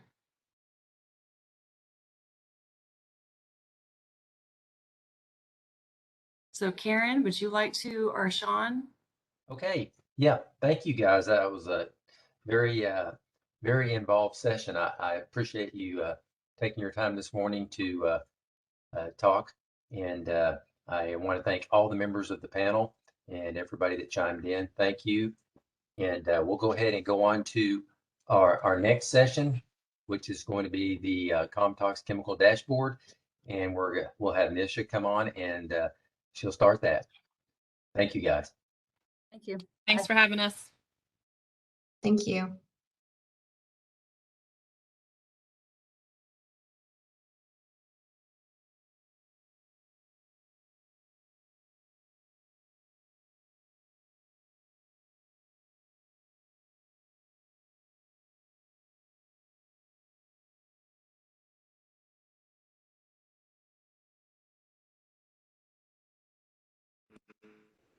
All right. Looks like I'll be looking that way. All right. Thank you, everybody. I am excited to tell you about our Comtox Chemicals Dashboard. And my name is Nisha Sipes, and I am in EPA's Office of Research and Development. Specifically, I'm in the Center for Computational Toxicology and Exposure. told to turn off my camera for bandwidth purposes, so I'll go ahead and get started. Oh, I'm in not presentation.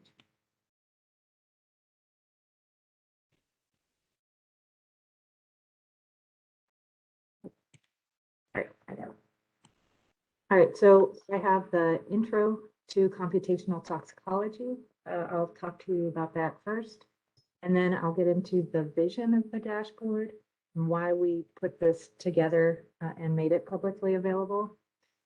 For most of the talk, I will go through the navigation of the dashboard on the simple search, and that will be coming in if you have one chemical of interest.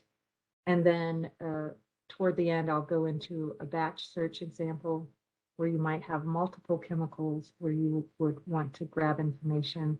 And then I'll give you a case example for the Clean Water Act programs and how they are using some information that is contained within the dashboard. So first of all, I want to tell you about computational toxicology. And in my mind, it's really about developing, gathering, integrating, and evaluating data and information using mathematical and computer-based approaches to better understand chemical hazard and risk to human health and to the environment. And it's pretty much a wide swath of area of research, and it typically refers to non-in vivo toxicological tools and approaches. And so that means typically non-animal approaches. And over the last several years, we've termed these approaches as new approach methodologies, or NAMs. You might be seeing that in conjunction with the term computational toxicology. And these types of approaches include in silico, which is on the computer, in vitro. These are can be experiments that are in a dish using cells, or it can be cell-free. And we're both talking about hazard, component, and exposure. And just to let you know, there are some tools and approaches that are already used in hazard and or risk assessments that are computational toxicology approaches that have been around for a long time. And this includes the quantitative structure activity relationships, or QSARs, where really you have a compound of interest and you have some information that it hasn't been tested, so you don't have experimental value. And it's using the chemical structure information to figure out if it might have some downstream adverse effect. So folks have developed these models that can predict if a chemical has a specific structure, what potential outcome might be. And so I wanted to give you a little, maybe dive just a little bit down into the different types of new approach methods. And the first is an adverse outcome pathway, or AOP. And that is really combining some literature information, what you know about biology, and how chemicals can come in and affect certain pathways. And it's about developing information, how a chemical can affect a particular target, then leading to cellular changes, then leading to tissue or organ changes, down to organism response, and then eventually a population response. So this adverse outcome pathway development includes both that understanding of biology as well as within the computational toxicology realm, you can, in a dish, get an idea if a chemical is going to affect a particular target. And if you know that general biology, you can predict how it could potentially lead to overt response. And then next I have some in vitro assay descriptions. So again, these are a very wide range of different types of experimental approaches to be able to understand if a chemical is going to affect biology. And then there is a component of toxicokinetics. So that is how the chemical is behaving in the body. Is it getting metabolized, excreted? how it's getting distributed or broken down. And then we have, I think most people probably don't think of this as alternative approaches, but it's really compiling databases of existing toxicology data. So we know how powerful that data are, and the idea is that if we can compile these data to one location, then we can enable these models to use the data and train on these data and evaluate our approaches.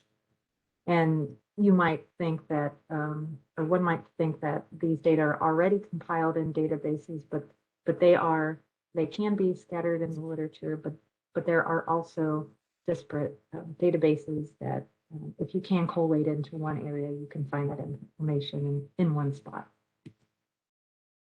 And then next is the in silico or computer modeling on the computer approaches such as that QSAR.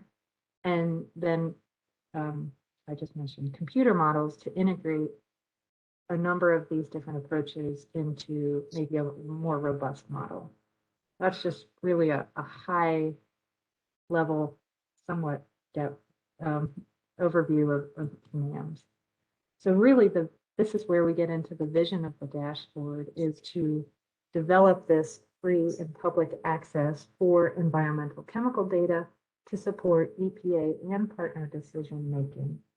So it really is a focused, centralized location for relevant chemical data. And that chemical data includes chemistry, exposure, hazard, and dosimetry. And the dosimetry is that dose-response relationship. So understanding how a chemical can affect biology over dose. And as I mentioned before, we are interested in both existing data and our predictions. So the dashboard contains both of those. As I mentioned, it's publicly accessible, it periodically is updated and curated.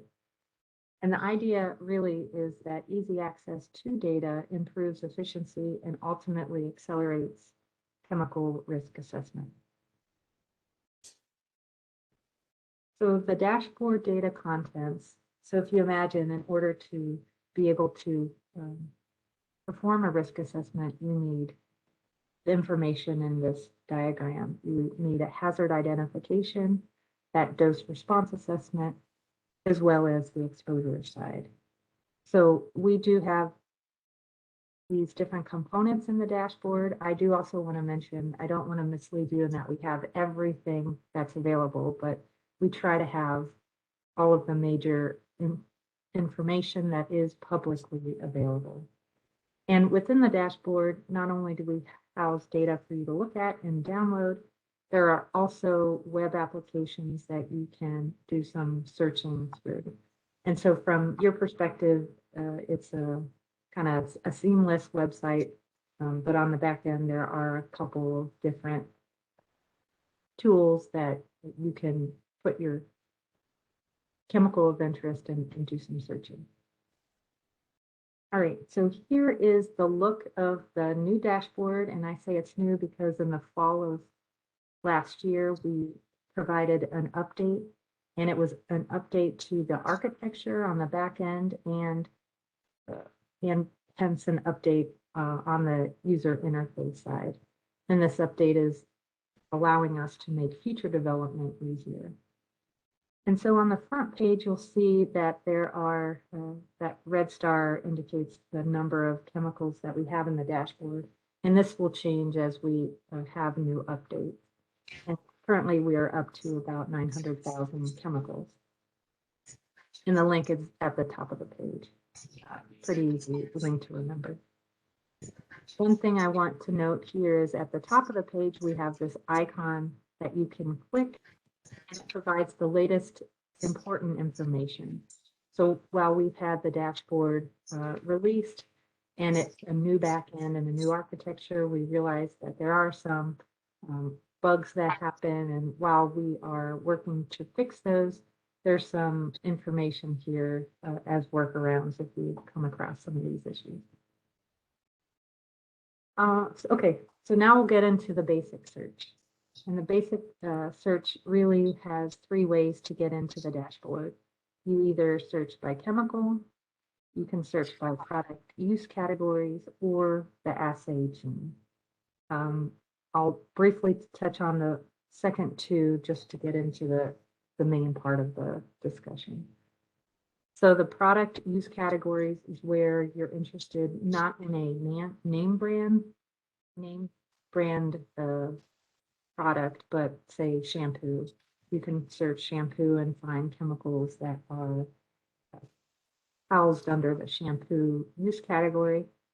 And then for assay gene, if you know the experiment name of interest, you can type that in.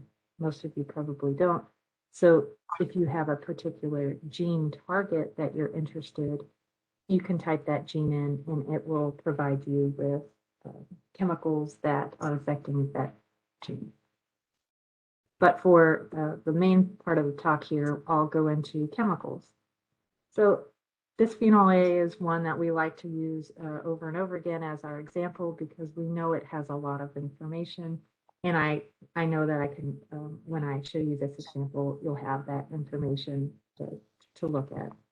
So you can just type in your chemical name, you can type in the CAS number or other identifying numbers, and you'll get a list that will come down and you'll just click on the correct one that you're looking for. And this is the chemical landing page. It will land you on the details page. And on the left-hand side of the screen, you'll have the different tabs to move through. So this details page just kind of shows you the chemical name, the CAS, which is an American Chemical Society identifier. You have another unique identifying number. You have the structure, and then you have a few other links here. But I'll go to the next tab is the executive summary. And this pretty much shows you the general lay of the land of the data within the dashboard on this chemical. So it provides this overview of the data, and some of the information includes the quantitative toxicity values. And I'm blowing this up just for you to see. These are information such as from EPA's Integrated Risk Information System, or IRIS, if available, or provisional peer-reviewed toxicity values, or PPRTVs, that are used in the Superfund program. We have some regional screening level values, reference doses, reference concentrations, and point of departure values. So specifically for BPA, you can see there is an IRIS value, there's a regional screening level, and then there's a reference dose. And you can scroll down, the page is more long than wide. You'll have information on the different toxicities, some ADMEs, information, fate and transport, that adverse outcome pathway information, and this links out to a bigger effort, more international effort on adverse outcome pathways. And at the very bottom, I just want to make a note there that there's this other notes, and it will provide that overview of exposure limits, including water and air quality and occupational exposure values. One thing to note on this page is a new feature that you'll see in multiple different pages, that when you see that I circle, that provides you with a hover over information. So if you're not sure what that term means or what information is contained in there, you can just hover over the I and a pop-up will show you. We also have links to external resources, and that's with the box at the bottom, the adverse outcome pathway. So BPA looks like it's linked to, gosh, I don't know what, over 25 different pathways. You can click on those And if you click on the ID number, it'll link you out to that AOP wiki for more information. And then there is that blue square with the blue arrow out, and that will provide you with redirects with links within the dashboard. And again, this is just the executive summary, but if you want more information, more details, you can link out back to the dashboard as well as linking out to the sources. So walking through, next I'll talk more about the chemistry kind of properties. These are experimental and predicted values, and it's housed in this table. The values, the types of information is listed on the right-hand side. And I do want to mention that within this table, you have the experimental data and predicted data when available. And it provides an overview. So if you have multiple different values feeding into this average, you can click on the term of your choice, say molar volume, and it'll provide you with information on where that information is, that molar volume is coming from. And one cool thing with this table in the new visualization is that you can export. Anytime you have that table, you can export the data. You can click on the column name and it will sort. You can sort higher or lower. You can even pick up and move the column to a different side.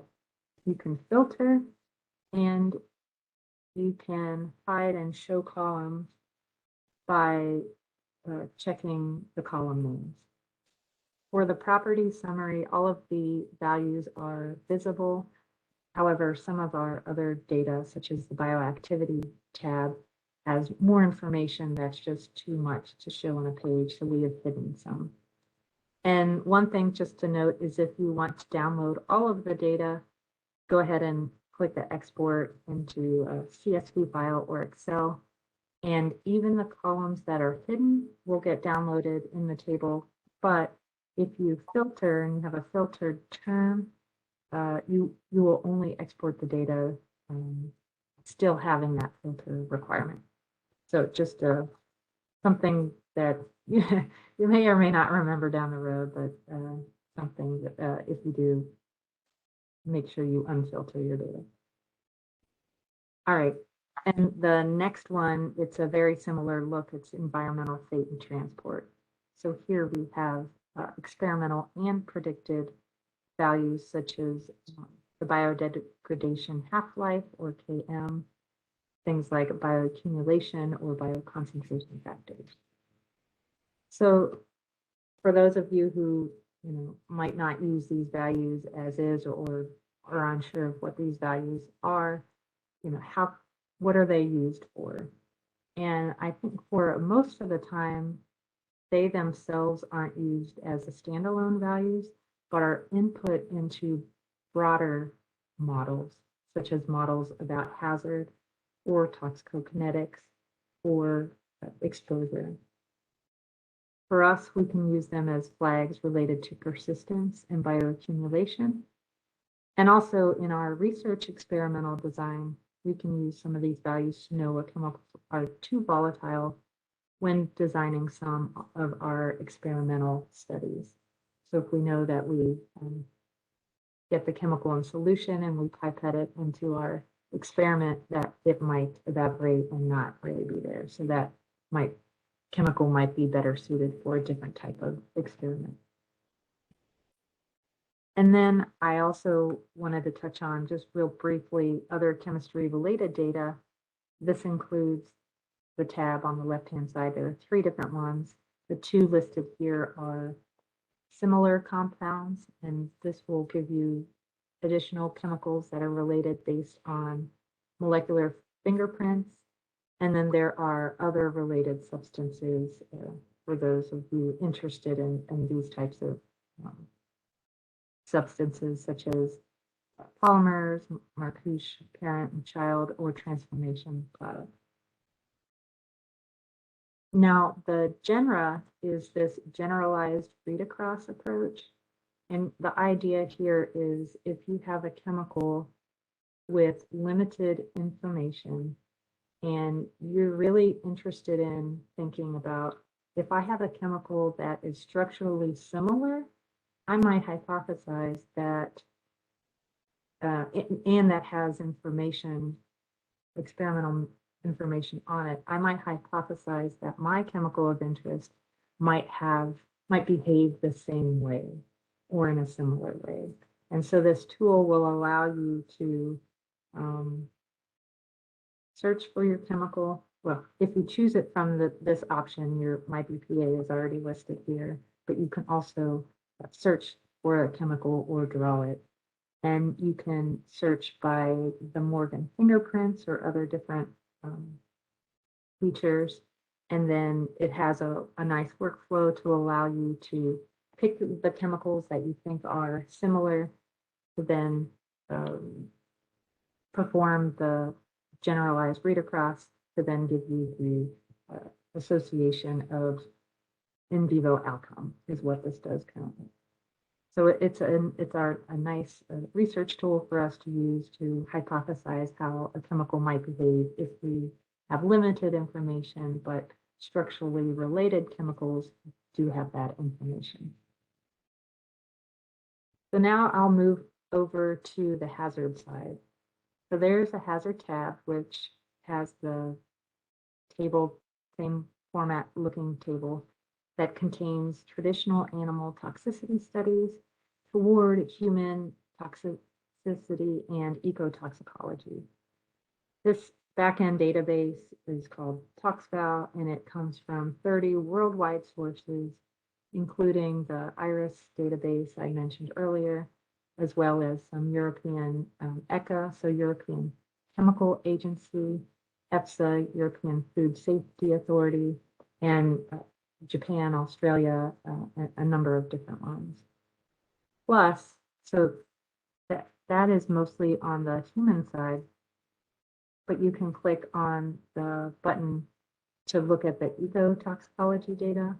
And a lot of this data comes from the ecotoxicology knowledge base, and that's EPA's database to gather information on aquatic life, terrestrial plants, and wildlife toxicology information. So it's adding that component into this dashboard, and it links out there as well. I do want to mention that within this hazard tab, you have the ability to look at different types of hazards. And one of them is the exposure limits that I mentioned in the executive summary. So here is where you might want to look for information on EPA's Office of Water limits for occupational safety and hazard, OSHA's information. There's some Food and Drug Administrative values as well as state-specific values listed here. The next tab down, also relating to hazard, is safety. So it's this GHS data, this globally harmonized system of classification and labeling of chemicals. So it's a United Nations harmonized, I guess, approach for labeling and classifying chemicals.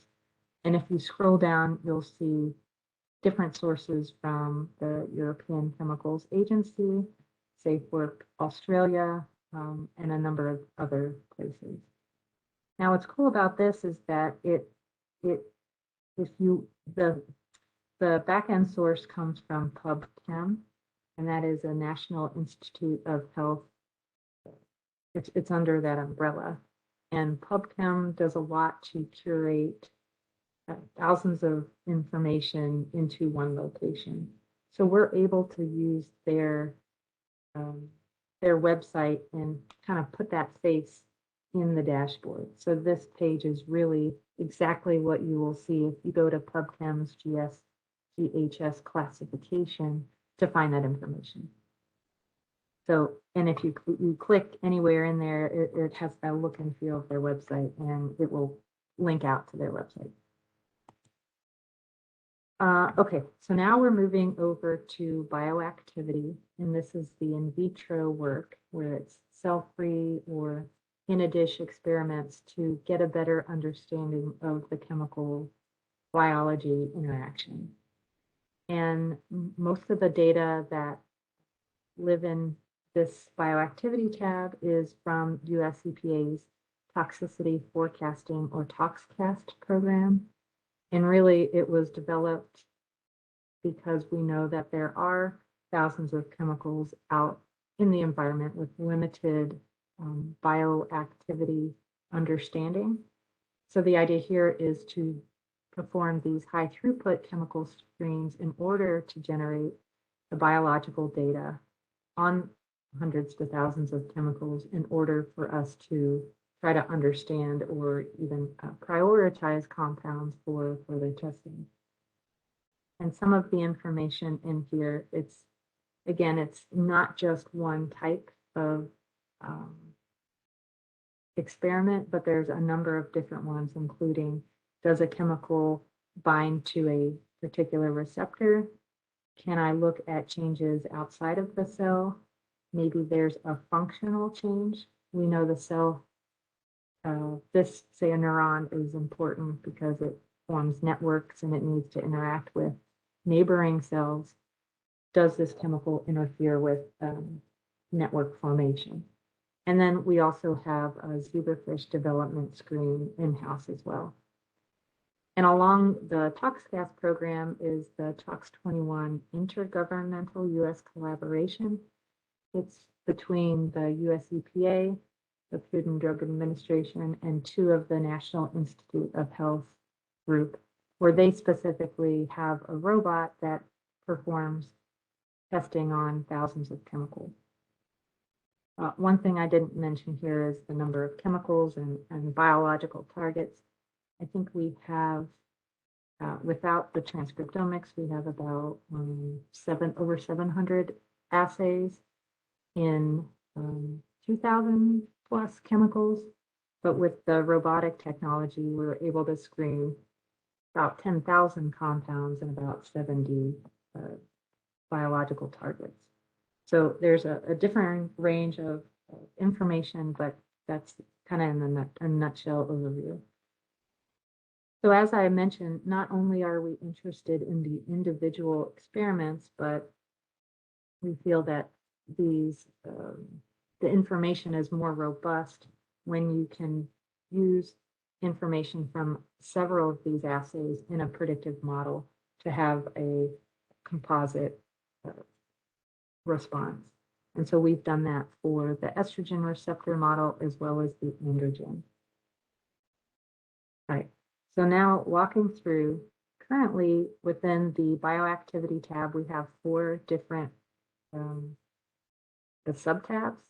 And actually right now we're working on a couple of other subtabs with high throughput transcriptomics and high throughput phenotypic profiling that'll provide you with more information, but that's in the works right now. But what you see here again is the ToxCast data. This summary provides you with a summary plot, and then underneath it is a summary table. So we have concentration on the x-axis, on the y is response. Again, this is only for BPA. So the individual dots are BPA response in a single assay or experiment. And then we have these dotted lines that represent cytotoxicity ranges within a number of different experiments that we've had. And one thing I have a note here, a new visualization. This is a new plot as of our release in the fall, where you can zoom in, zoom out, lasso certain things, and just you have more ability to play around with the plot. So when you scroll down, you'll see the data table. Again, you can export this. I think I cropped off that export button, but you can export all the data. Some of the things to note, most of us read from left to right. So that first column is your name column. That has a lot of meaning to me because I've been working in its data for past 10 plus years. But for you, that might not have much meaning. which is why we've provided additional columns, such as there's details on how the experiment was designed, and then some other columns, like all the way on the right from this view, is the intended target family. So is it affecting a nuclear receptor? Are we looking at cell cycle or DNA binding or so on? But how you know if the chemical is active in this experiment is if you look at the hit call. And if it's active, then we say that that chemical is active in that experiment, and then inactive, that it's inactive. And then there's the AC50 value column, that is the activity concentration, where there is a 50% change in the response. So that might be your concentration of interest. One thing to note is that there is the third column is the CECA-pass, and that's a linkage out to ecology. So pretty much most of these experiments that we have are mammalian based, mostly human, but some other models. But the CECA-pass is a sequence alignment to predict across species susceptibility. And that means that if we are able to link our experiment to a gene, so let's take that second one for instance, it says AR, so that's the androgen receptor. But I don't have an analogous alignment to an ecology species for this particular androgen receptor, so I don't see a link out to CECA-pass. So if I scroll down, I see ESR1, and that's the estrogen receptor. So then I look to the left and I can see there is some information on a species that might be linking to closely to the, I think that's human estrogen receptor. And so you might hypothesize then that ecology species that is linking to your mammalian target might give a similar response with BPA. So there's some cool things that you can hypothesize for further testing. All right, so that's the summary. Then you go to concentration response. Essentially, it's the same kind of table, except for you can click to link out to actually see the data. So say you don't want to just summarize the data and take it at face value. I would recommend it's important for you to actually look at the data. And so this is an example of bisphenol A in the AFCEA ER 80-hour experiment. And you'll see that concentration response curve. And you can download the plot, and you can do those same cool things with the new feature. And the next one down goes out to PubChem. This is another one of PubChem's curation, where they've curated a number of different bioassays. So that's same as in vitro assay results. And I think it's only when folks deposit into their system that they have that information. So this will link out to their resource. And then the last subtab is the model. So that's the aggregated model. Again, I mentioned currently we only have androgen and estrogen, but we're working toward others. All right. So you also, similar to the chemistry information, you might be interested in, well, what can be done with this bioactivity data? For one, it's a valuable resource for chemical safety and risk assessment, and it's routinely used by industries and regulatory authorities in a number of different aspects. So the QSAR example was one, but another is genotoxicity, where they might have a good handle on what structural features might be linking to genotoxicity and can perform that.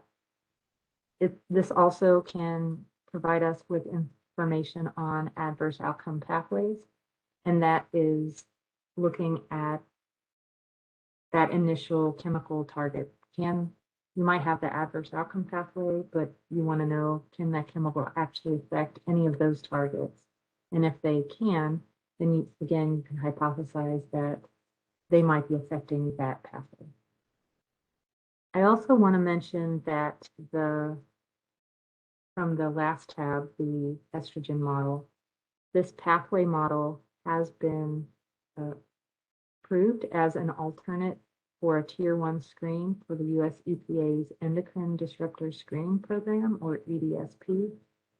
So it's made headway into the regulatory realm as an alternative for a tier 1 screen. And then lastly, we can use this toward prioritization.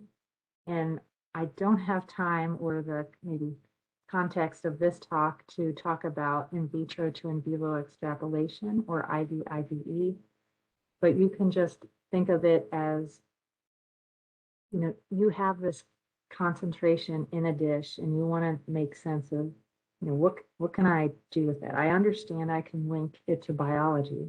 Say if it's an estrogen receptor model, I understand a little bit about what that means.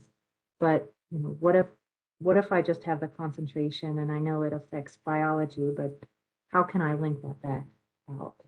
And we use this IVIVE approach to estimate a exposure dose based on the concentration in a dish. Again, I won't go into it with any more detail than that, but I can. If you have any questions, feel free to email me afterward or even ask as we have time. But I just want to mention here on the ADME IVIVE tab, this is the type of information that's important in some of these models. So there's in vitro intrinsic hepatic clearance. That's looking at cells, primary hepatocytes in a dish, and how these cells will clear the chemical. There's also information on fraction unbound in human plasma. So will give you an idea of how much to be circulating in the system. And then we have estimates of volume of distribution, days to steady state concentration, and then half-life. And so these are all from this HT2K, or high throughput toxicokinetic R package that, again, I think it's too much to go through the navigation and this component, but that's something that if is of interest, I can come back and talk specifically on that. All right, so next I'm going to get into the exposure tabs, and there are several, 7 here. And the types of information include reported data, measured data, and those come from public sources such as MSDS sheets or material safety data sheets, EPA's toxics release inventory, as an example, as well as for human biomonitoring, it's the National Health and Nutrition Examination Survey, or NHANES. And again, we also have predicted data, and this predicted data uses some of the PhysChem and environmental fate and transport data to make a broader exposure prediction model. And also we have a couple of databases that have been curated to collect chemical and product databases and product use data as well. So the first is that product and use categories. There are 2 tables. The one is the use categories. So bisphenol A, how is it being used and what type of application. And then there's a general use keywords of where it's been detected or what it's been used in. And again, any of those blue links will link you out to the source information. The next is the chemical weight fraction. So while I might know it's in some particular types of products, I want to know, is it all of it is the weight, just a small fraction? this provides you with a little bit more granularity to understand how much is in that product. There's the functional use category, and the left-hand side is the actual data that's collected. So you'll see on the left hand that the harmonized use category name is Crosslinker, and then there's a couple of different reported use terms. So one thing about collating a lot of these data is harmonizing terminology. Some folks may use different terms to really think about the product in the same way, but it's just slightly different terminology. So this effort has also come and have added the harmonized functional use column in order to get a better understanding of where these things are talking about the same thing. And then on the right-hand side is our model predictions on what is the predicted probability of a functional use. And so you can see here that number one probability is antioxidant, and then you have UV absorber and so on. The next tab might be of interest to you all is the toxic release inventory. Unfortunately, as I was going through this, I realized that that link is somehow broken.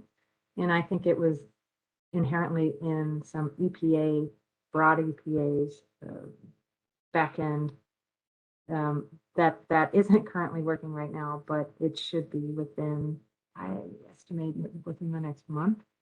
But I do have links here to provide you with the direct information. And this look is what you will see if it's up and running, but where you have a direct link out to the toxic release inventory information. So next I have monitoring data. So this monitoring data is really the human biomonitoring data, where they're looking at a set number of chemicals in urine and or blood. And this is the information directly from the source. You will get this for very minimal number of chemicals, which is why we have the next tab is the exposure prediction. So this is predicting daily exposure.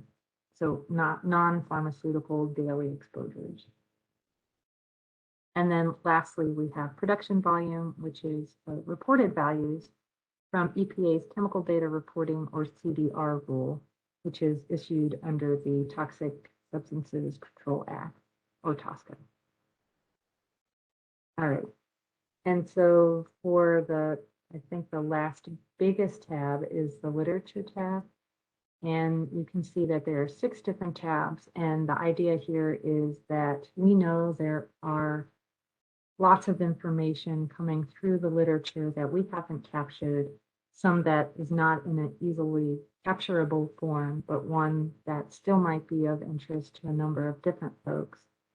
So we have the ability for you to search through the literature from the dashboard.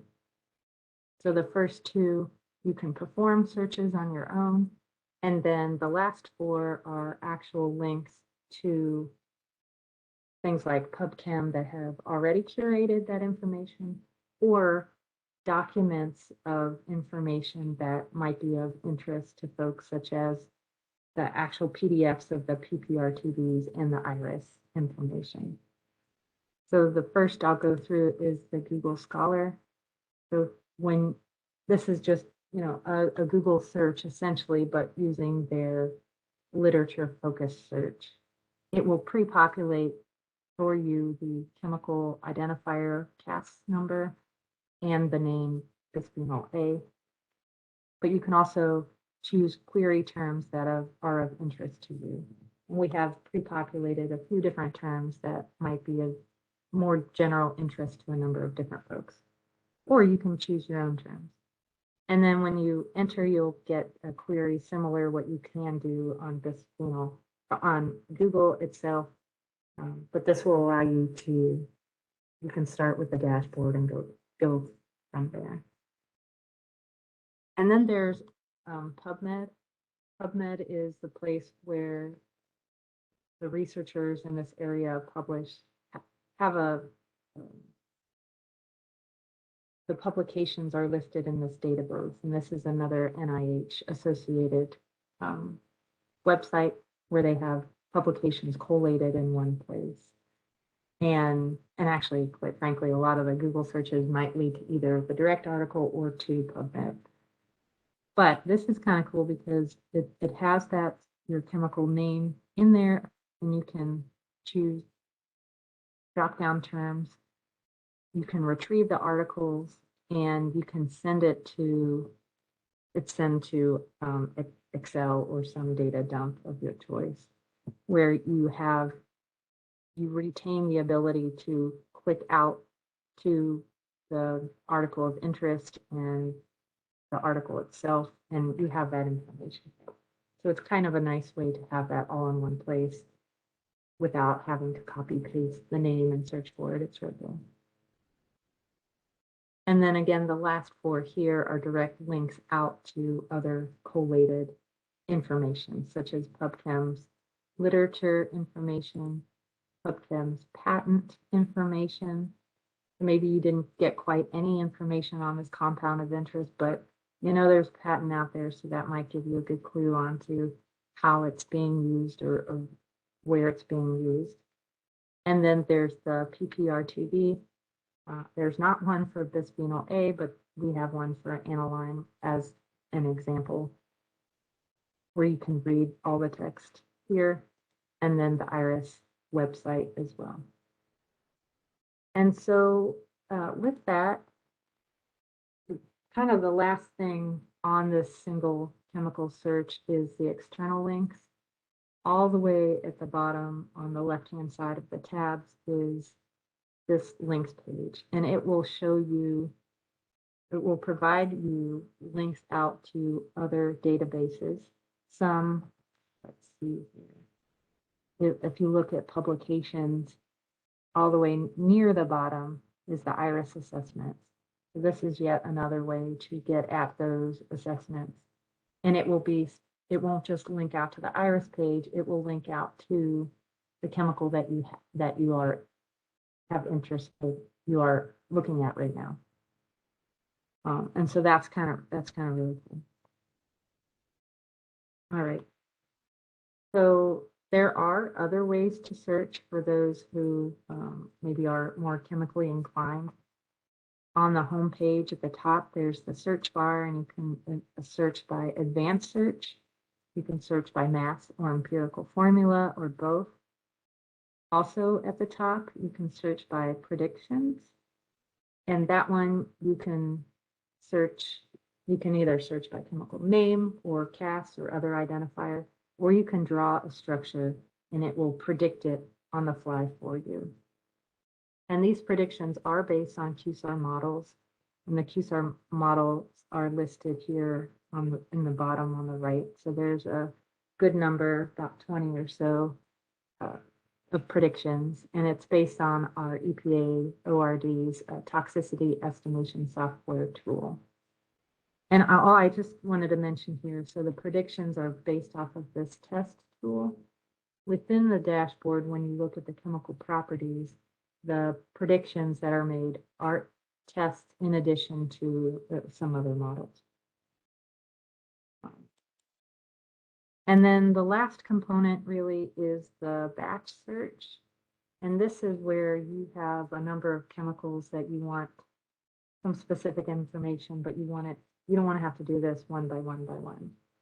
And how you get that list of chemicals in order to do the batch search either comes straight up from the batch search at the main menu, where you can search for chemical, 10, 20, 30, 40, whatever chemical names or identifiers. Or you can search by lists of chemicals or lists of assays or ways.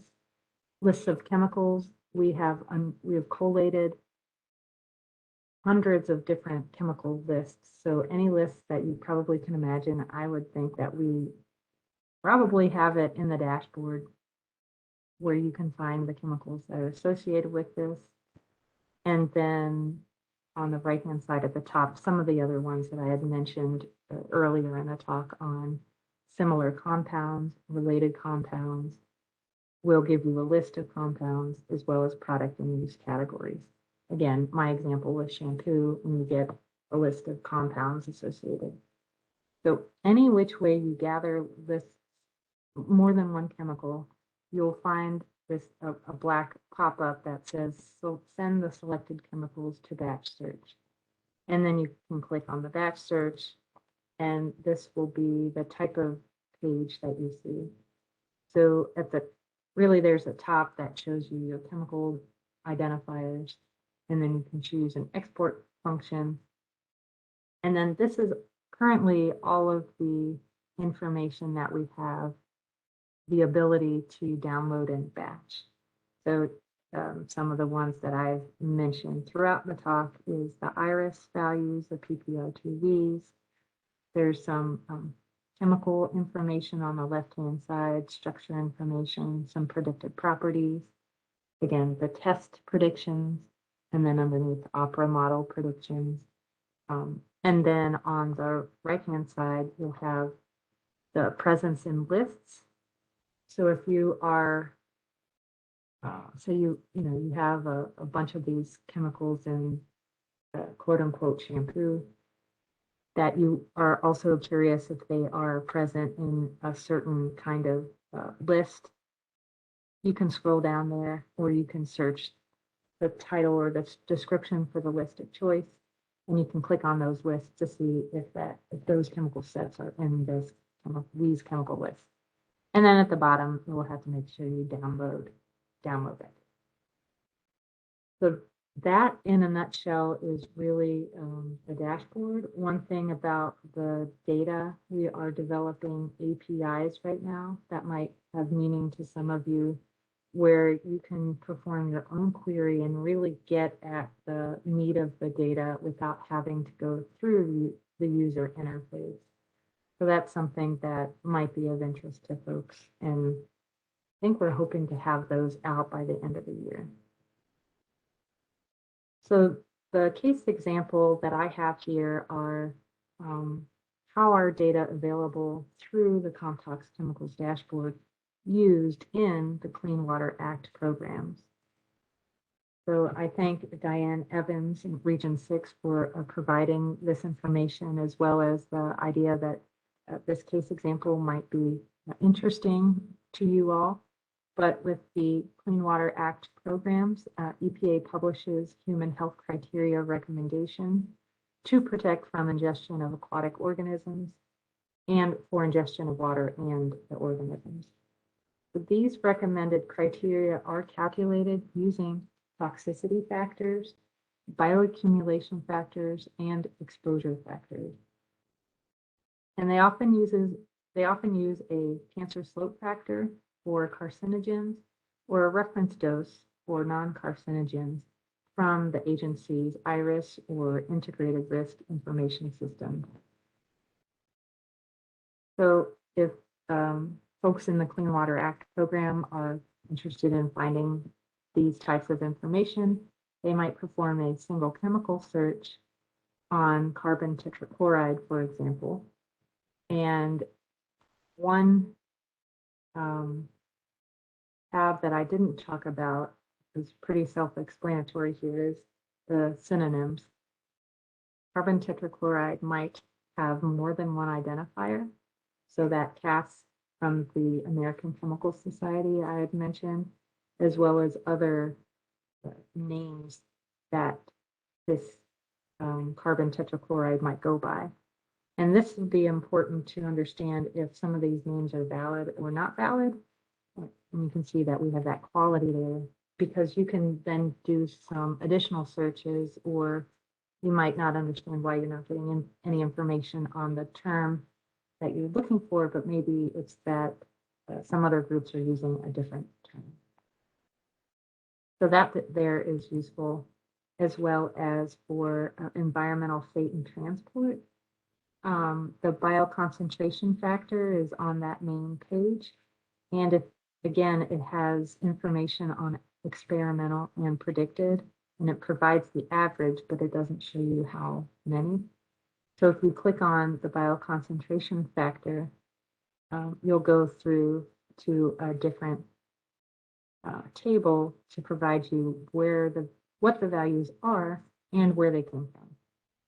So folks might use the Ecotox aquatic values that come from 2 different organisms. That first one is, I think, bluegill, and the second one is some algae, I believe.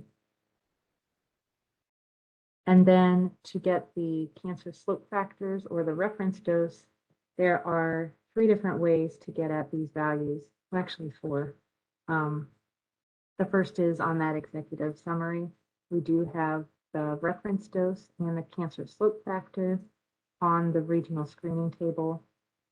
If you want to just head on over to the hazard tab, you can select the toxicity value subtable and then search on IRIS to get those values. You can see you also have more information. You can see RFD has associated with the critical effect of increased serum activity, and then the cancer slope factor has hepatocellular adenoma or carcinoma. And then at the bottom, you'll see the literature. You can enter in that way through the PPRTD. And the fourth that I didn't mention was you can go to that link, that IRIS link at the bottom. All right, and so then from there, you might be interested in, well, how do I find the information from the Clean Water Act programs? And I have here that it requires EPA to develop criteria for surface water quality that accurately reflects the latest scientific knowledge on the impacts of pollutants on human health and the environment. And so here's the website link, and and what you have is there are 3 different current water quality criteria tables. I clicked on this middle one, which will provide you with the table that are publicly available to be adopted by states or other authorities. And along that line, but not necessarily not part of the Clean Water Act programs, are additional hazard exposure limit information that might be of interest. So within that hazard tab on the exposure limit, there are information on water quality, air quality, and occupational exposure values. And one example is EPA's Office of Water, Drinking Water Standards and Health Advisory. Not a legally enforceable standard, but serves as a technical guidance to assist federal, state, and local officials.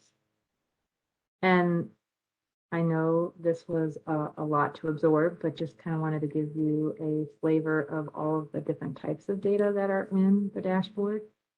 And if you ever feel that you can't remember how to do something, you can always go to the About, click on the Help page, to then go to this website, which will provide an overview of each of the different tabs and the types of information that are in there.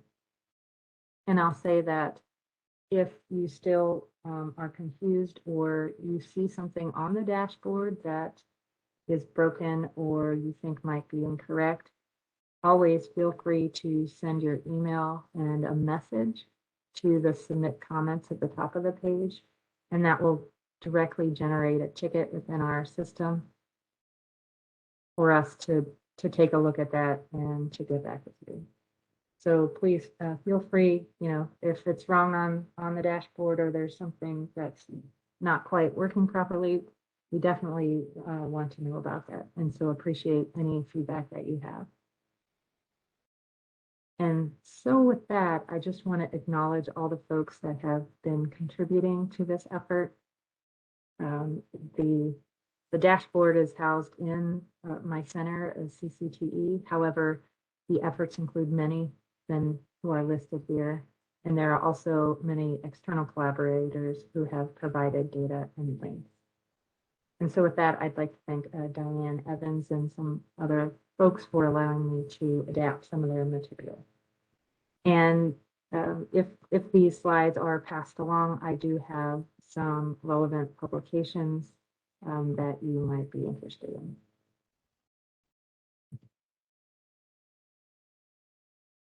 And with that, I will take any questions.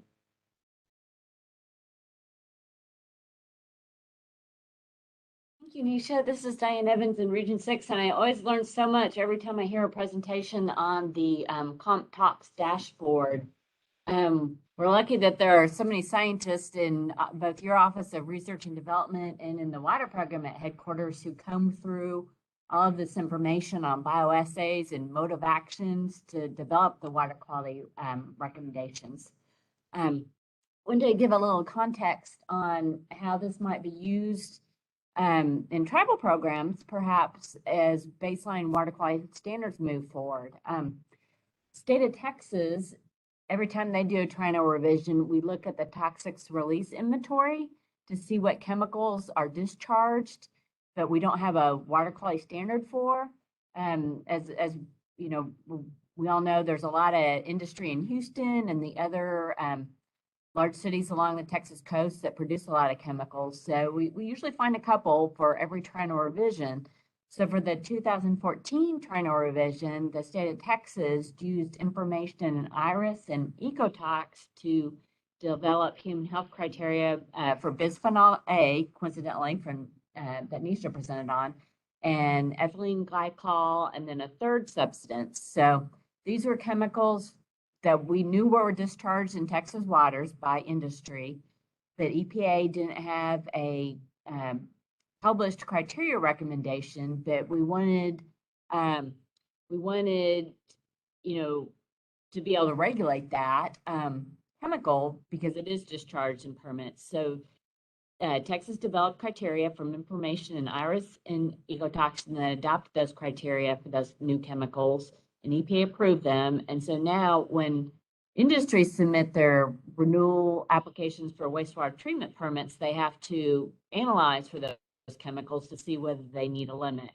I doubt Texas added those to their ambient monitoring program because it's probably pretty hard to detect it unless you have a source there. But it is now implemented through the regulatory program on the permitting side. I also, oh, I see a question from Dino. Dino's asking if we can search for fire slurry as a type of product, maybe. Or maybe anything related to firefighting chemicals.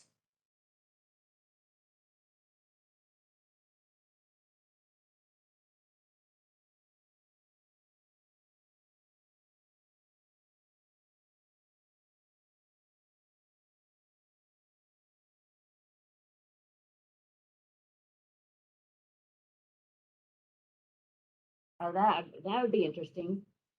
The firefighting foam.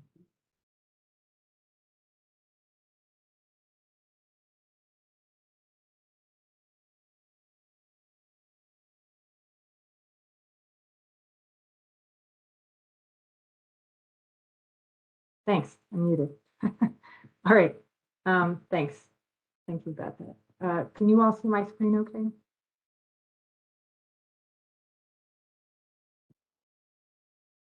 Yes.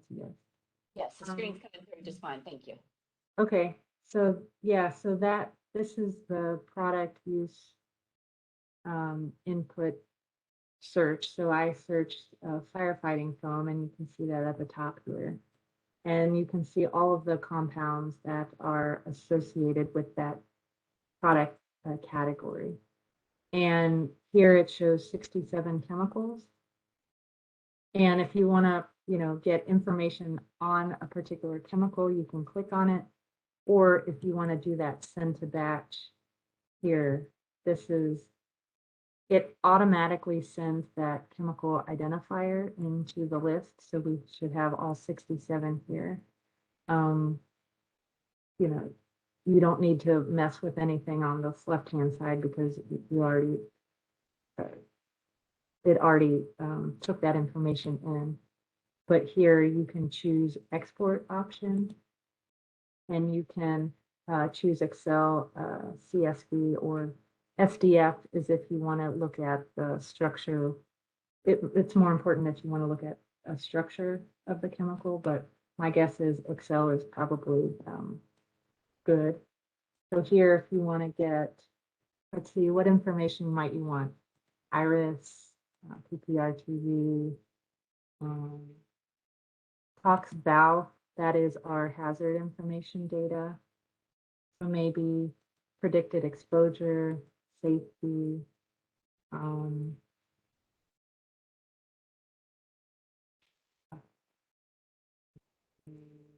tox gas assays, and you can download.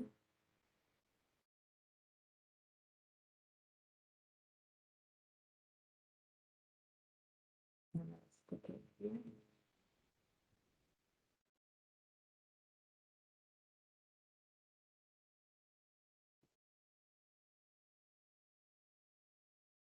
All right, and so this is what you'll get.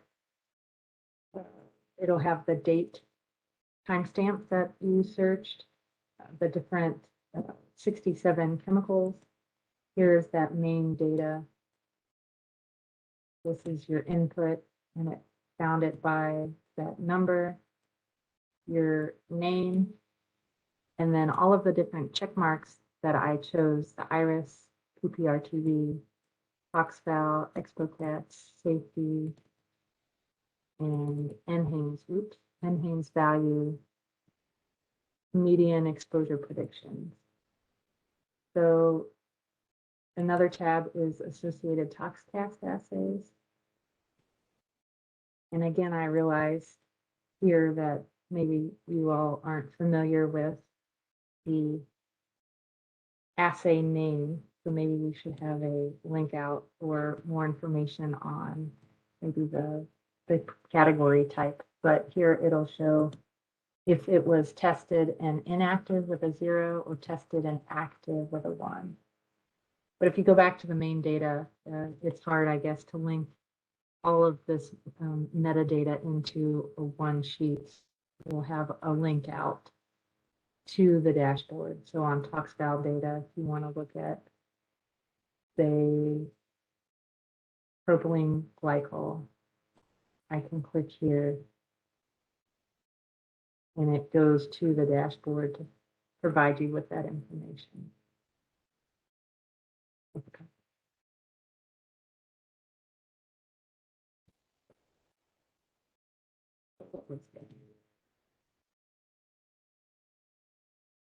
Dino, did you have any follow-up questions on that search?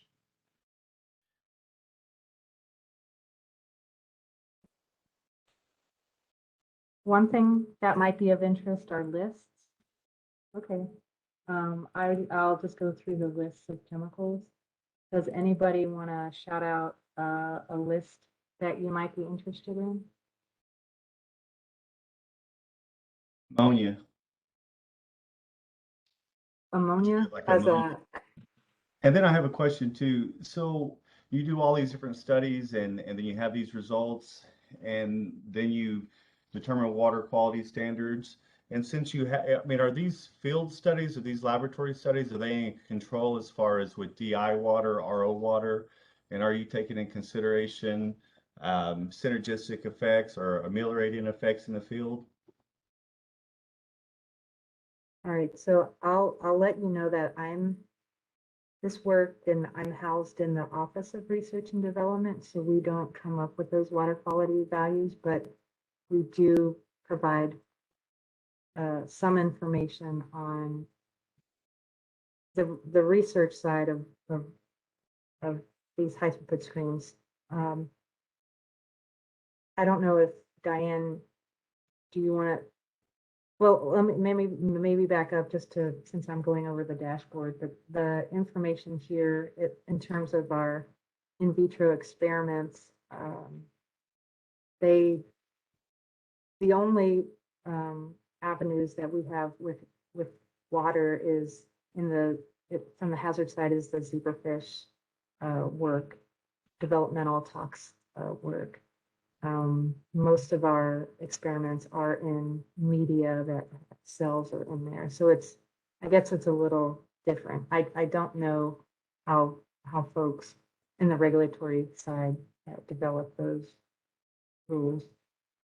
Hi, Philip. This is Diane. So the Ecotox database includes a lot of those aquatic toxicity tests. And there's another group of researchers that review the data for those before it's uploaded into Ecotox, which is then linked through the CompTox dashboard. And so they'll review those individual studies for quality assurance and make sure that, you know, it's high quality data.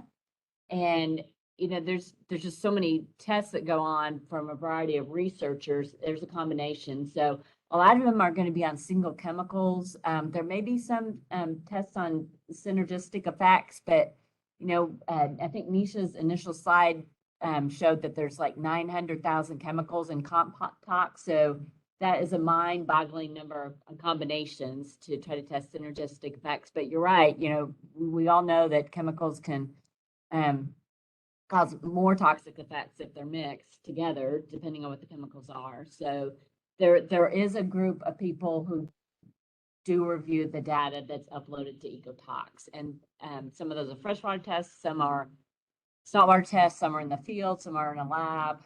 And that information is specified in the results that come out.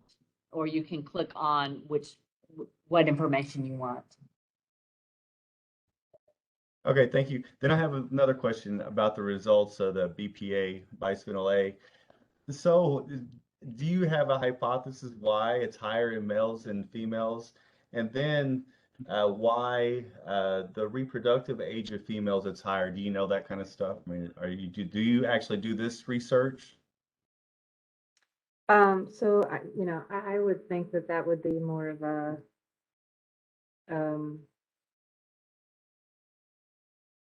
maybe an animal specific person looking at the animal tox studies. My background is computational toxicology, looking at the high throughput screens and trying to make sense of those.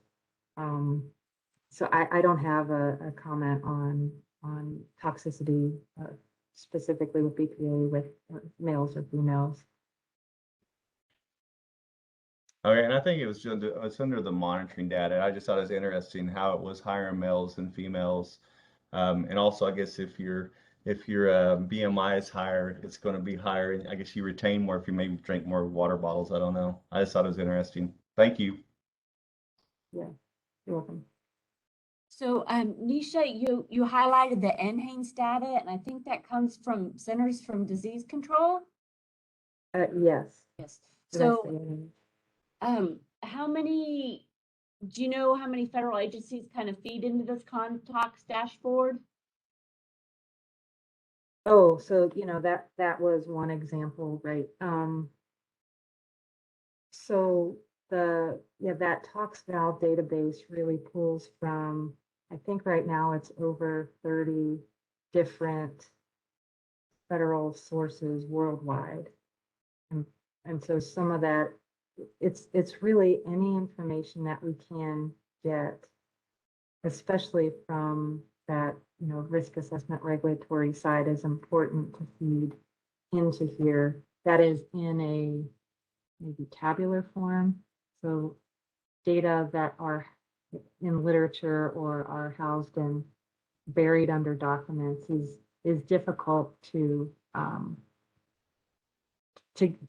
put in here, and it's a big effort. But one thing that we've done with some of the EPA data is we blinded the confidential business information for some of our animal hazard studies, and we collated that into a database to be able to provide that to you on the dashboard. So, we'll get the information from different agencies as long as it's in a way that we can easily pull it in. Thank you. And I have to say, I learned a new word, in silico. I didn't know that word. And I also have a follow-up question. What does Marcouche mean? I had never heard that word. I think that was back kind of in the middle of the presentation. Yeah, I actually just probably learned that word maybe a month ago as well. It deals with chemical structure similarity. I think it's a similar. I don't have the chemistry background, but it's something that is a chemical that's similar to. To me, there's several different definitions of how chemicals can be similar, and it's one of those. Oh, thank you. Thank you. Good to know. So yeah, this is a great resource. I use it a lot for synonyms because I can never remember if Texas criteria for dichloromethane is the same thing as methylene chloride on EPA's criteria chart. So I have to go back and check those. It's pretty handy. You can enter the CAS number and see the whole list of synonyms for a particular chemical. So it's a great resource. There's so much information. None of us would ever comb through everything in the database, but it's helpful. And I know folks work on other projects outside of water quality. Dino highlighted all his work with DOE in his presentation on Tuesday, and then tribes up in the Tar Creek are working a lot of cleanup issues. So this may be really handy in your work outside of water programs too. Yeah, so if you go back to chemical list, you can search Superfund.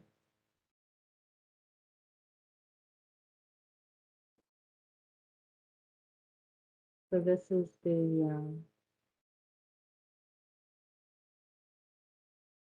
this is just a overview list, but if you want to look specifically at a chemical list name, some Superfund information, and again, these chemical lists will give you all of those chemicals that are under this specific list of chemicals, which then you can send a batch or search individually to look at the information we have on those.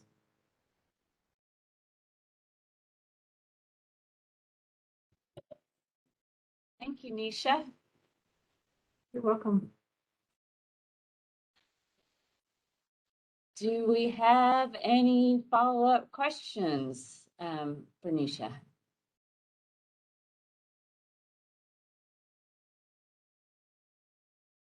If not, we can have an extra 10 minutes for lunch. All right, me too. Thank you all, I appreciate it. Thank you, Nisha. We appreciate today. We're going to make sure everybody knows that we're going to be recording these sessions. So I know there's a lot of information that got put into that presentation. So just remember that we'll record that in case you need to go back and check the information later. We're going to go ahead and stop here for lunch break, and we're going to start up the next session at 1 o'clock this afternoon on surface water. See everybody then.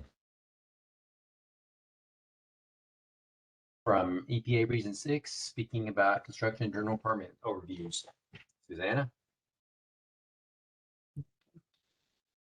Okay, just audio check. Can you hear me? Yes. Great.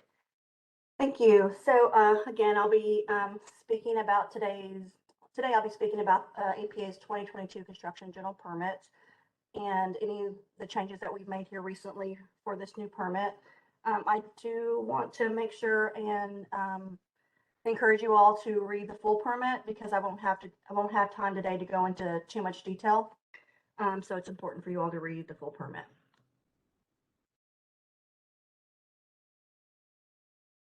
Okay, and this is just a slide to say that, again, I'm just going over some of the permit changes and not the full permit. So it's more of a caution and just a reminder that the permit is the regulatory mechanism and not necessarily the slides themselves. Okay, so we issued the new permit January 18th of this year. And then we give, by regulation, we wait 30 days for it to become effective. That gives operators an opportunity to take a look at what the final language is and begin to make any potential changes they may need to make. So it became effective February 17th of this year. And like our previous CGPs, has a 5-year term, and is for new and existing operators. New meaning those operators that will begin construction activities after the permit becomes effective, and those existing operators meaning operators with ongoing projects that were active when the 2017 CGP expired, but still have activities that they need to complete, and so will need additional coverage. And similar, and you can see here, those existing operators with ongoing projects did receive a 90-day administrative continuance coverage or until May 19th.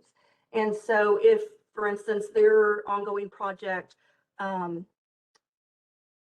if they can complete that project and meet final stabilization requirements before this May 18th deadline, and they submit their notice of termination by that deadline, then they can go ahead and just terminate that project as they would have otherwise, and they won't need to request additional coverage under the new permit.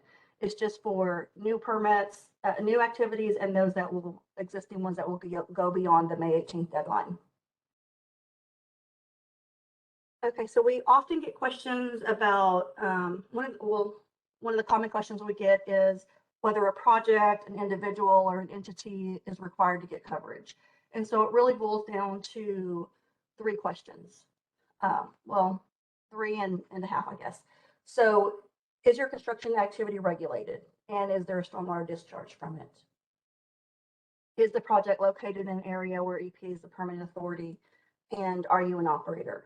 And because EPA's construction general permit provides coverage for individual operators and not the project as a whole, each individual entity of the project that answers yes to all 3 of these questions are required to get coverage.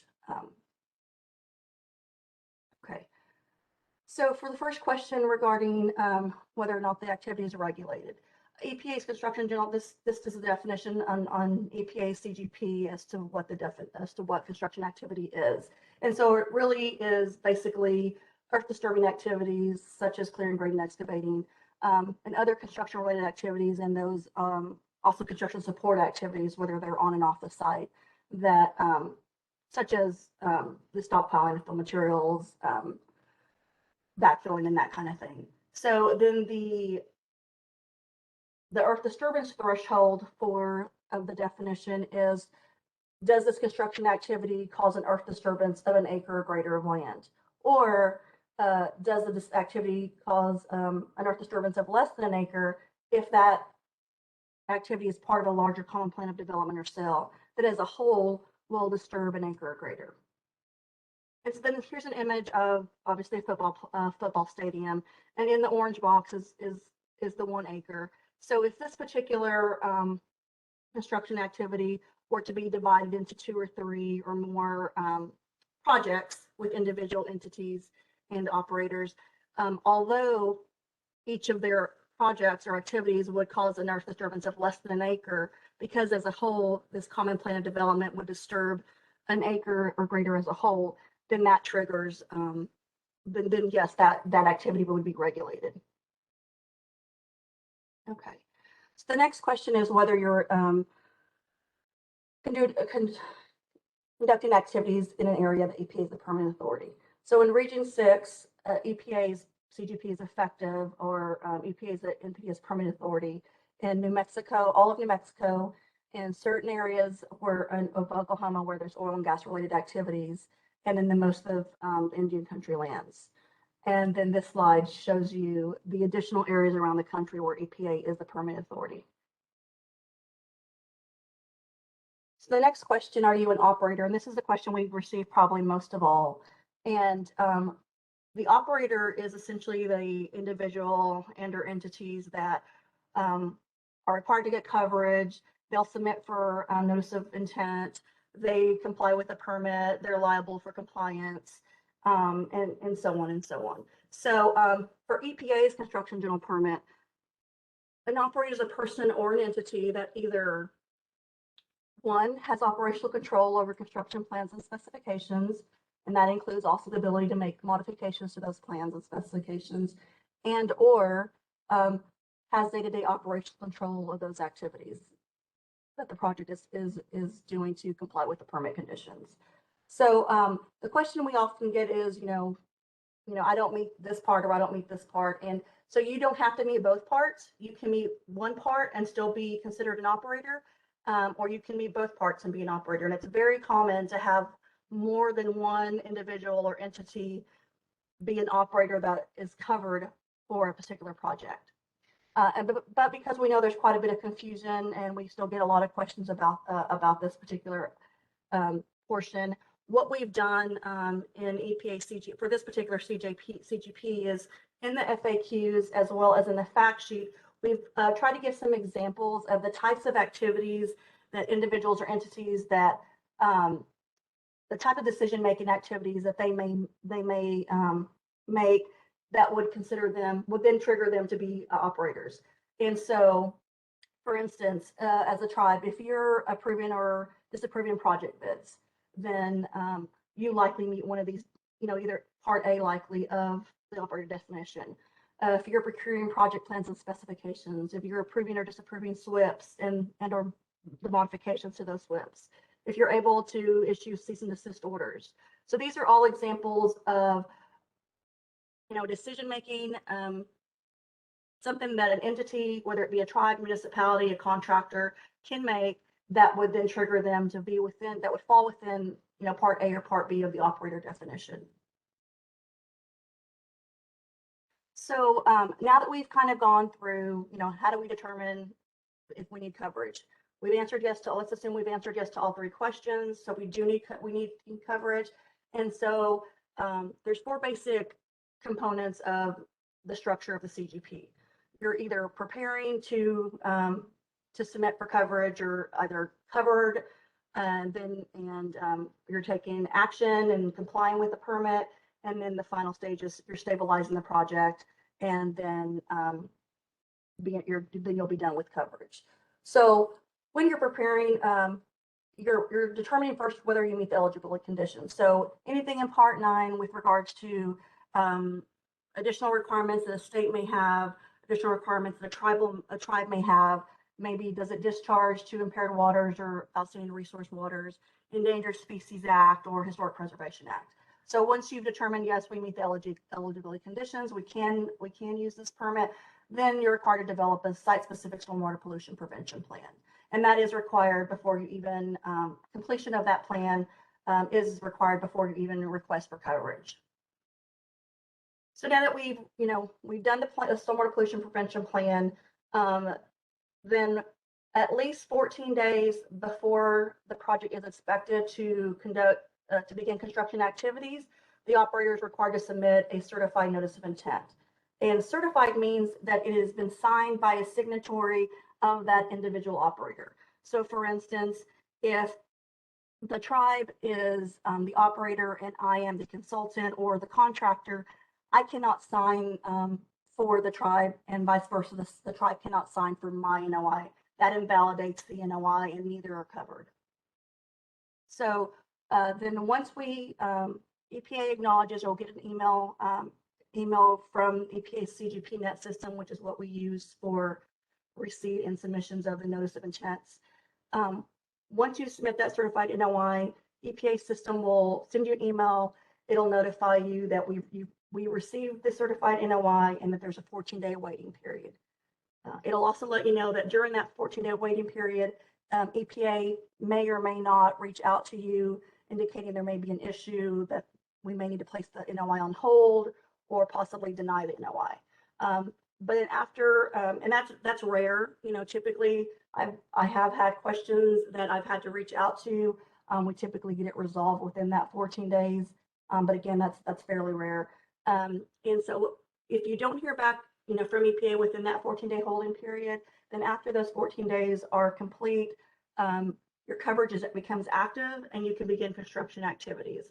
And also, the system will also send you another email indicating or letting you know that your coverage is now active. So with regards to taking action, once you receive coverage, from the time that you receive your coverage becomes active to the time that you terminate the NOI, you're required to comply with the permit requirements. So you're installing stormwater controls, you're conducting inspections, you're completing documentation, maybe you're modifying the SWIP because you found an issue that maybe doesn't work as well as you thought it might. All those things are happening. And then when you complete the project, you stabilize the site, and once earth disturbing activities cease on a site, then regulation requires that within 14 days of earth disturbing activities being stopped, you're required to install stabilization controls and then complete those. And then you wait that time period for the stabilization measures to take effect. And once you have met final stabilization, you're able to submit the notice of termination, and then your coverage is terminated. So that was really a brief and quick overview from determining whether or not you have required coverage, the time that you complete coverage. So just on this portion, there's a couple other sections I want to talk about, but just on this portion, does anybody have any questions that I could answer now, or we can wait till the end of the presentation, however you choose to do so.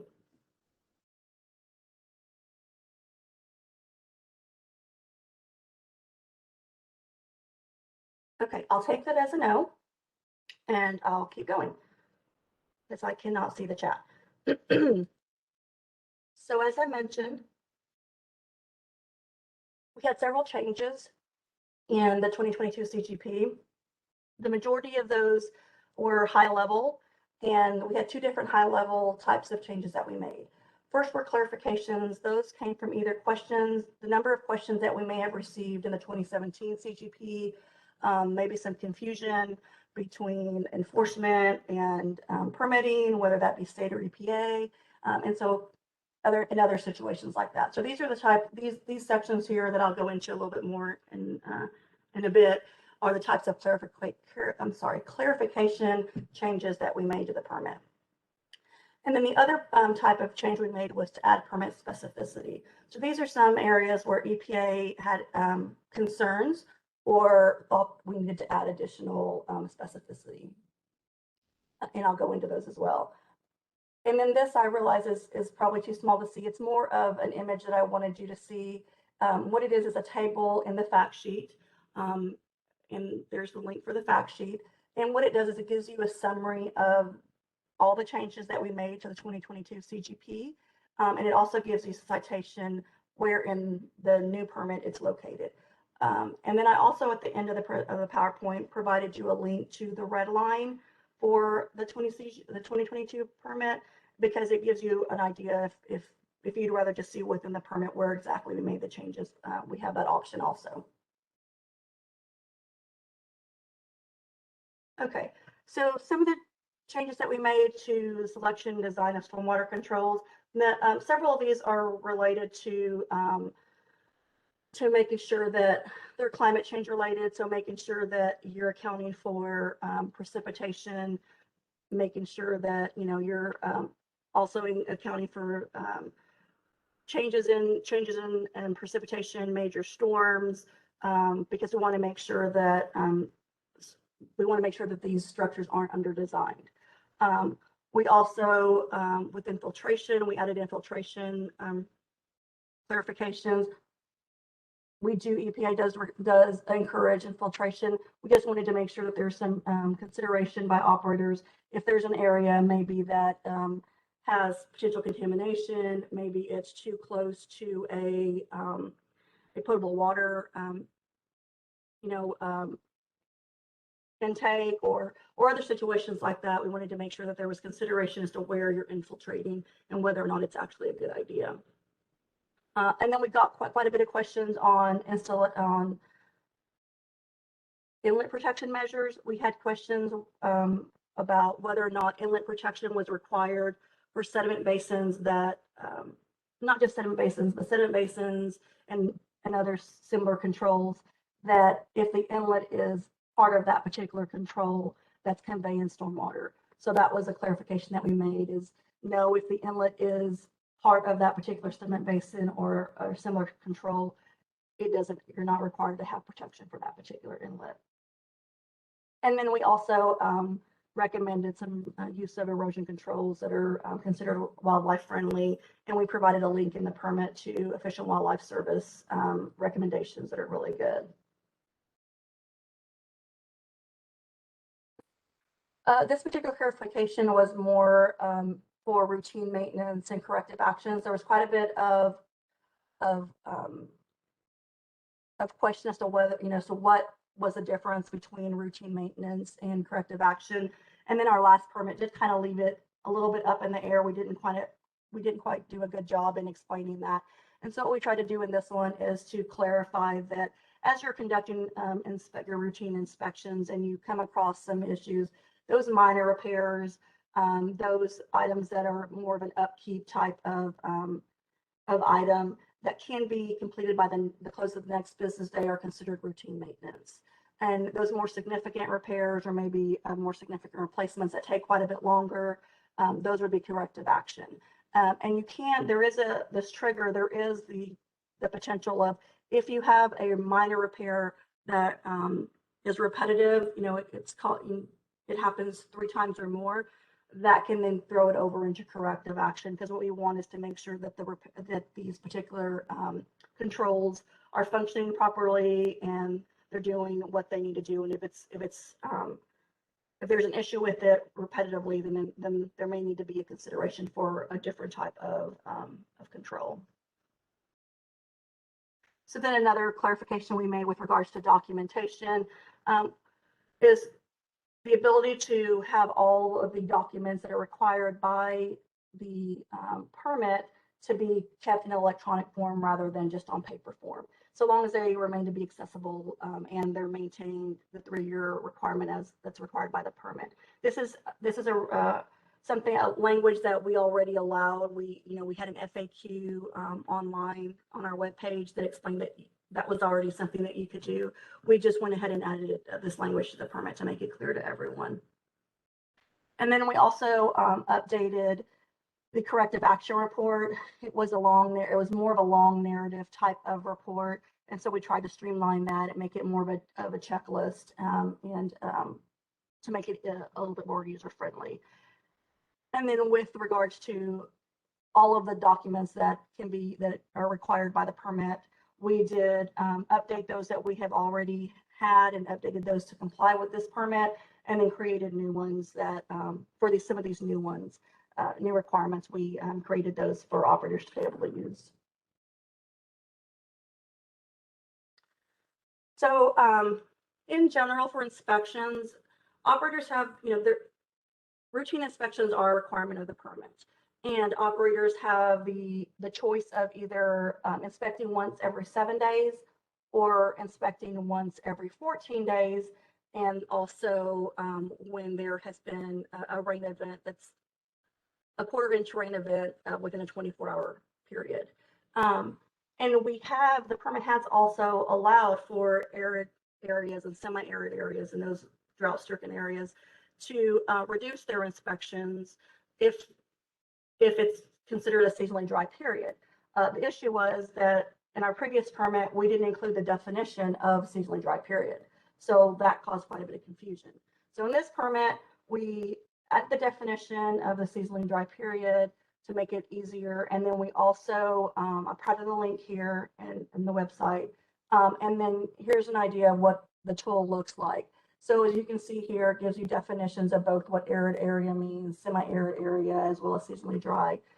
In this little box here, you can add the zip code for your particular project. This happens to be one in Albuquerque. You do that, the system will tell you it's located in an arid area, and then it'll also tell you those times of the month or those months where they're considered to be seasonally dry. And so an operator could use this if they're in Albuquerque during these months, and then they could reduce their inspection frequency to once a month. And then by contrast, here is an example of this zip code would be for the Boston area. it tells you no, you're not in an arid or semi-arid area, and there are no months that your project is considered seasonally dry, so you would not be eligible for this reduction. So again, the second type of high-level change that we made was permit specificity.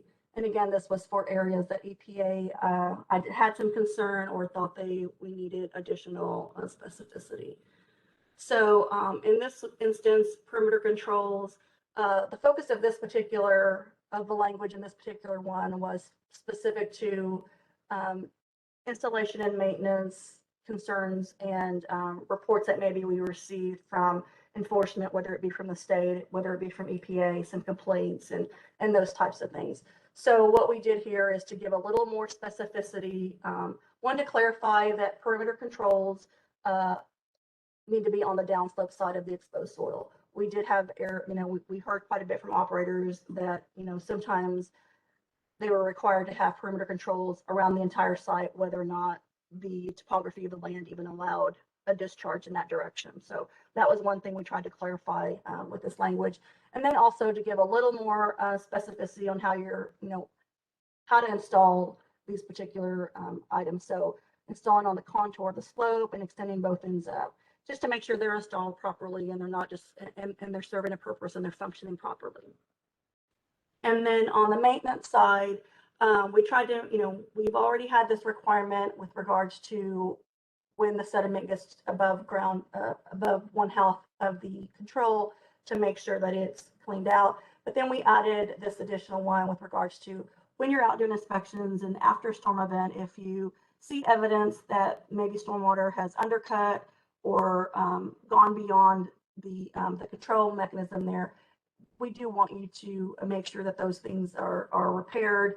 And after storm events, when you're doing inspections, go ahead and look for those types of things. So as you can see on this bottom left photo, the stormwater runoff, undercut that particular silt fence. And so in a future storm, if that's not repaired, sediment's going to get out, or any other pollutants are going to go into the water body. And then on this bottom right photo, we can see that the silt fence worked properly. It's just getting too full, and so we need to remove some of that sediment. So during the next rain, it doesn't overflow and push all that sediment over into the water body.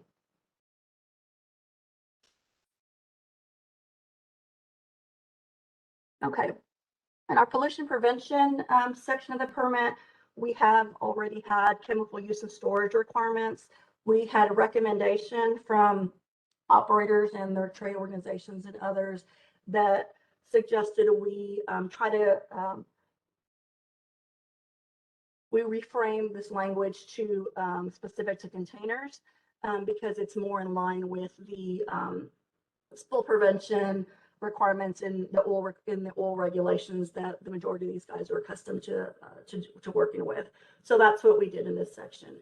And there was a little bit of language unclarity the way we had written it in the previous permit. So in general, for any size container, chemical container that's on the site, as it states here, it's required to be watertight, closed and sealed and secured.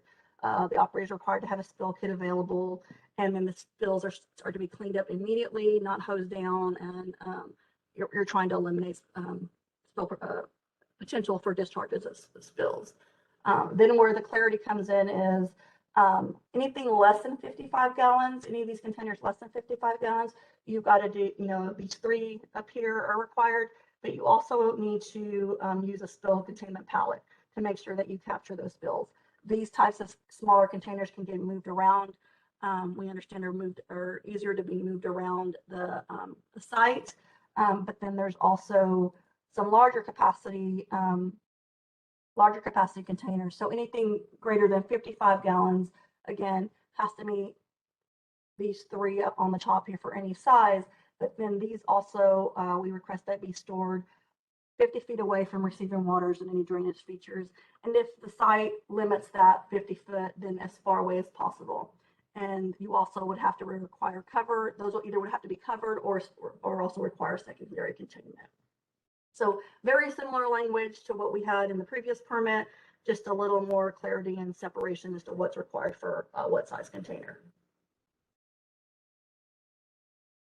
And so the next few slides, we'll be talking about dewatering, permit specificity that we added with regards to dewatering. We've had a lot of compliance issues with dewatering. And so what we tried to do here is provide a little more direction as to what we're requesting here.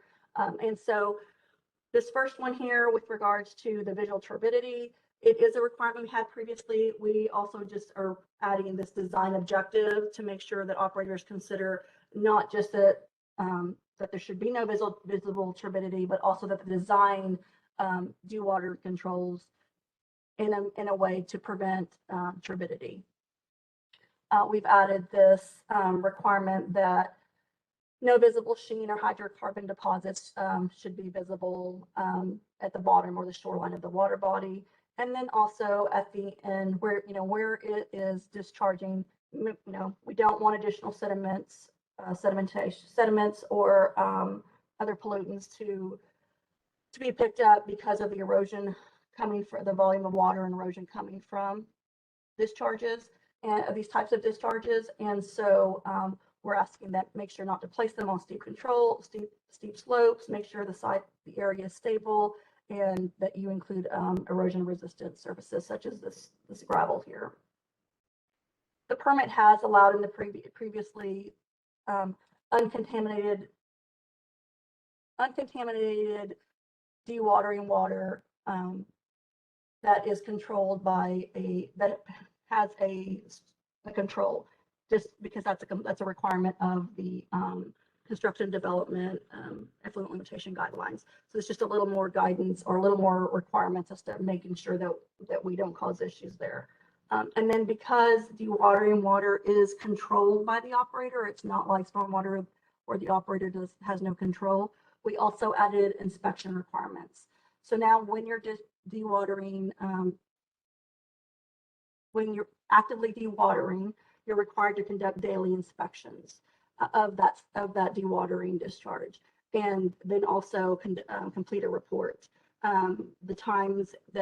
The approximate times that the discharge began and ended, the approximate rate of the discharge, whether there's any obvious signs of a pollutant discharge, such as maybe a plume, like a sediment plume in the receiving water, and then also take photographs of the dewatering water, the control, and the point of discharge, just to give a better idea, to make sure that we're not polluting the discharge of water. We're doing all these measures to make sure the stormwater runoff doesn't pollute it.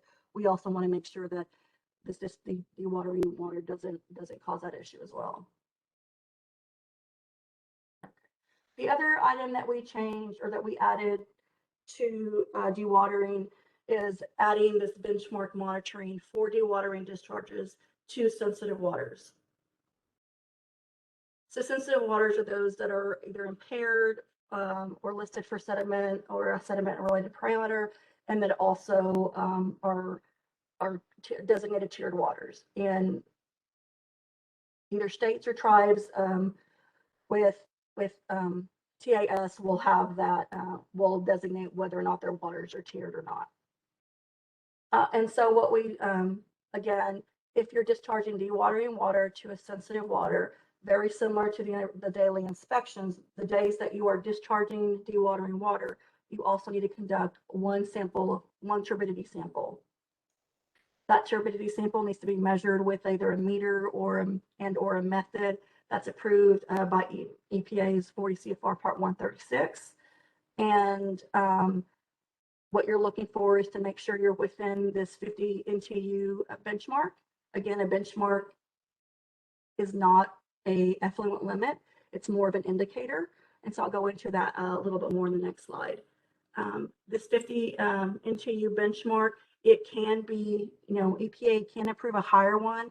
There is a process for that. We would work with either the state or the tribe, the entity that where this is being discharged to see if there's any information that they already have with regards to the stream's natural NTU levels. So once we go through that process, there is the potential of having a higher benchmark.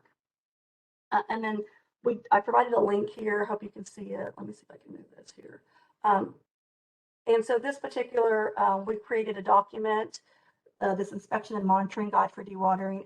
It's full of information on sampling and what's required to help you comply with these permit requirements. So I highly recommend if you have a discharge, your operators have a discharge of dewatering water, that they take a look at this particular guidance document. Okay, so if you exceed the 50 NTU benchmark, and it's not a daily exceedance necessarily, it's a weekly average. So if you're discharging 7 days a week, you collect your daily sample and you average that out. If it's a once a week and it's 50 NTU, you're great. Again, if the weekly average is 50 or less, then you're great. But for those when there is a weekly average that is greater than 50 NTUs, again, it's not a violation. It lets you know that maybe there are some issues with your particular controls. So you're required to shut off the dewatering discharge as soon as possible.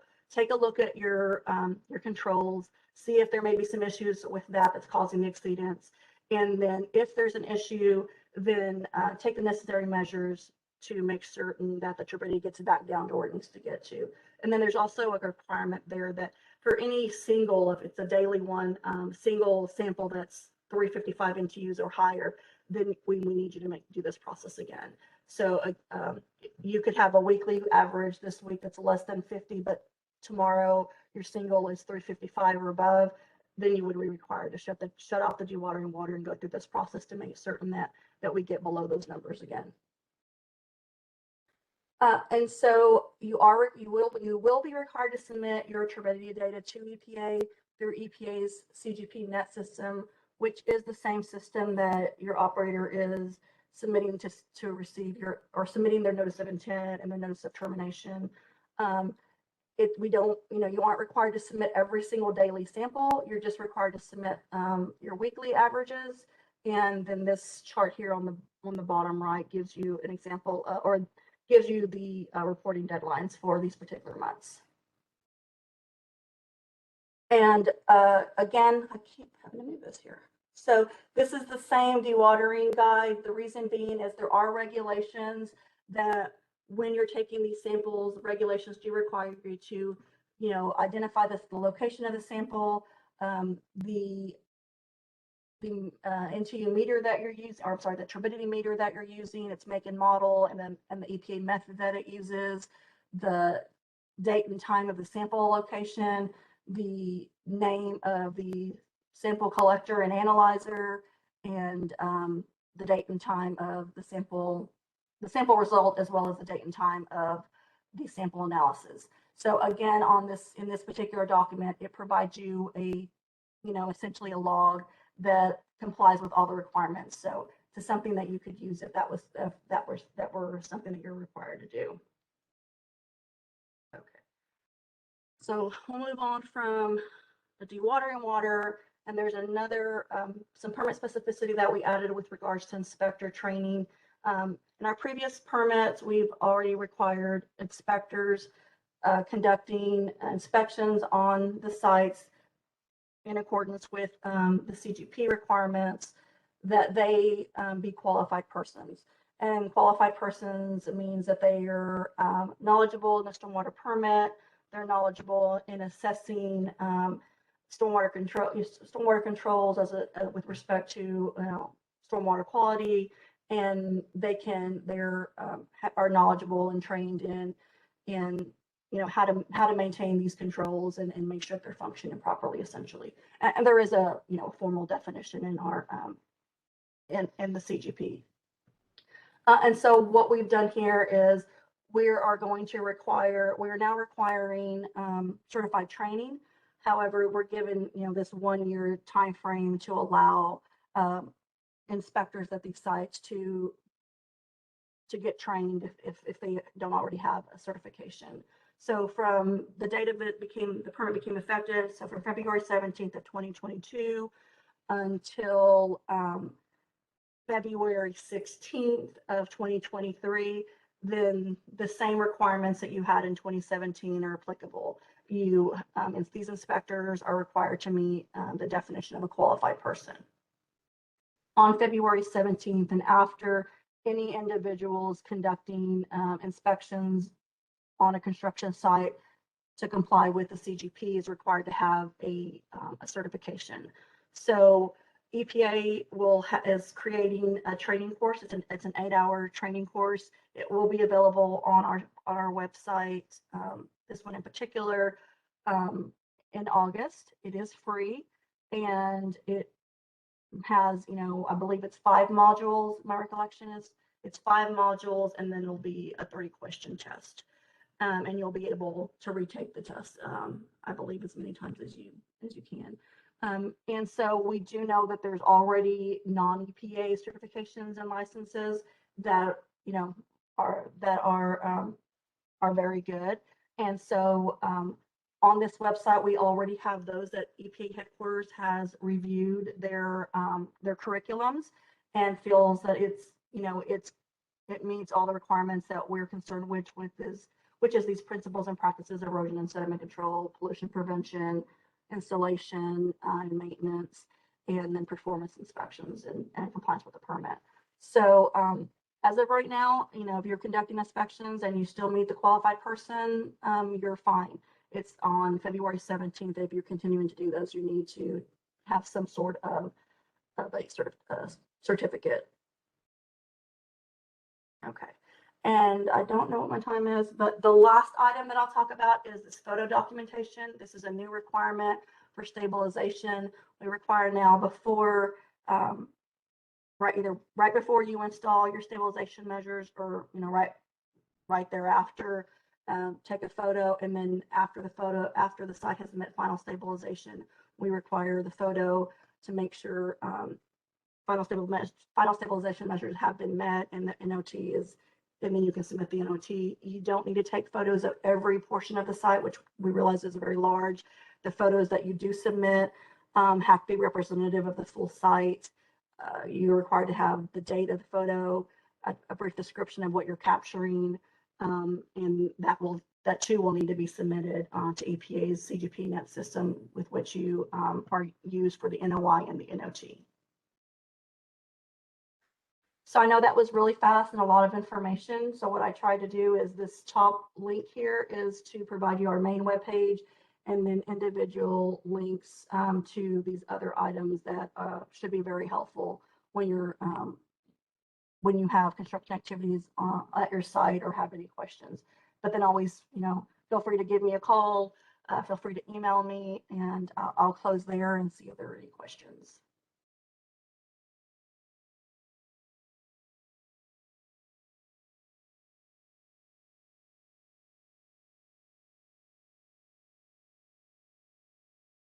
Okay, are there any questions for Susanna this afternoon?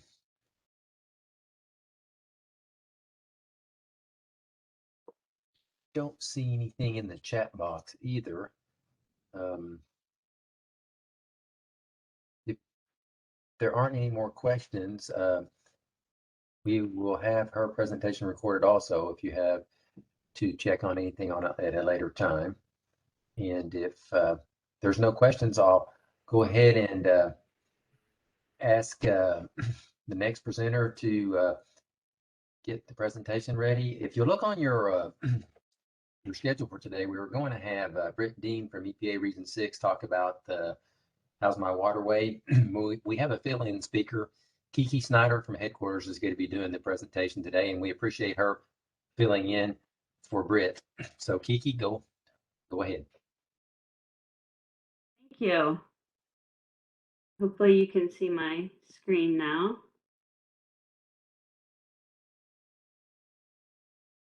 Okay, so today I'm going to present How's My Waterway, which is an application that pulls in water data from several different databases at EPA and beyond. And I'm going to be showing some state data, state assessment information, some tribal data, some permitting data, and monitoring data. And we have tons of data in here. So I'm going to start with a quick PowerPoint and then go into a live demo. So we released this version of How's My Waterway in 2020. That was almost 2 years ago, which is the second version of How's My Waterway. The first version only had data from one database, from our Attains database, with the assessments and the TMDL information, and this one has a lot more data. So the goals of when we designed the second version was we wanted to provide the general public with usable, meaningful information that is user-friendly and easy to understand, because people would often have to go 10 different places to try to find stuff, and it was hard to visualize and find what they were looking for. We also wanted people to see the status of their waters and what's going on in their watersheds, and inspire them to take action to restore and protect their waters, and also to communicate the progress that the states, tribes, and EPA are making towards restoring and protecting water. So I mentioned there's a lot of data in How's My Waterway, and so this is a slide of most of the data that's in How's My Waterway. So you can see there's about 10 or maybe 12 different databases on this slide that we pull data from. So it can get kind of overwhelming. We have Attains, we have ECHO, our enforcement database, Attains the assessment and TMDLs. We have GRITS, the 319 grants, waters, watershed information. We have a national listing of fish and wildlife advisories. We have safe drinking water information. We have healthy watershed information, wild and scenic rivers. We have just recently put in the USGS stream gauges, so that right now that's our most current data in How's My Waterway. We also show protected areas from the protected areas database at the USGS, and water quality portal monitoring data. And we're always working on adding even more data to How's My Waterway. So maybe later this year we might have more data in here. And so, as I said, we released this almost 2 years ago. Whew, time flies.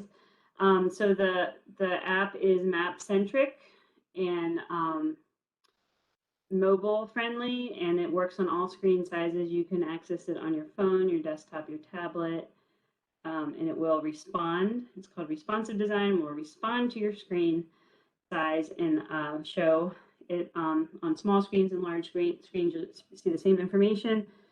We give water quality information on 3 levels: at your community, your local watershed, which I'm going to show most of it local stuff on this presentation at the community level. And then we have state summaries and national, and soon to have separate tribal pages as well, which I'll mention later on. And then How's My Waterway focuses around swimming, eating fish, aquatic life, and drinking water, which is the 4 topics that the public is most interested in. And so it's easy to access. Just go to mywaterway.epa.gov to get to How's My Waterway.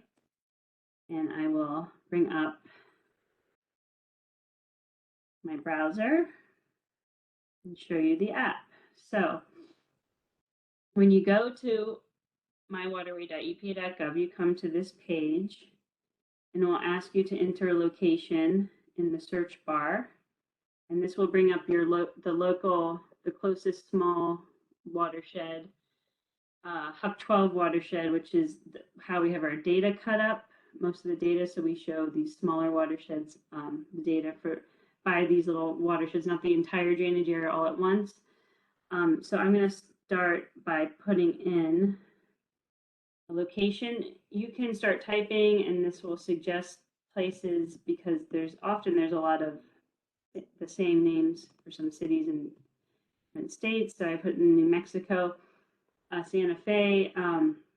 You can also use your location if you're on your phone or outside somewhere and you want to look up where you are, where your location is, what the water is like there. I'm going to go to Santa Fe and press search. And so right now, How's My Waterway is pulling in all the data I was talking about from all those databases. And we pull in all our data through APIs or web services. So we don't store any data in How's My Waterway. We just get the data, pull the data from all those databases. Whenever those databases are updated, the data in How's My Waterway gets updated. So we don't have to update any data ourselves. So I've landed on the overview page here in Santa Fe, New Mexico, and you'll see that there's this dashed outline, and so that would be the smaller Huck 12 watershed here. And then you can also see waters outside of it. So that's a new function we just added. So anything inside here or outside this would be a water that the state or tribe has assessed.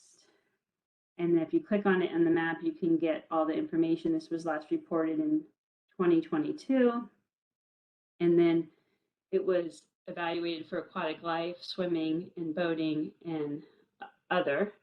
And the condition is impaired because if at least one of these is impaired, we will show the water as impaired. It will be red on the map. And then we list the impairments, which are bacteria and other microbes, metals, and PCBs here.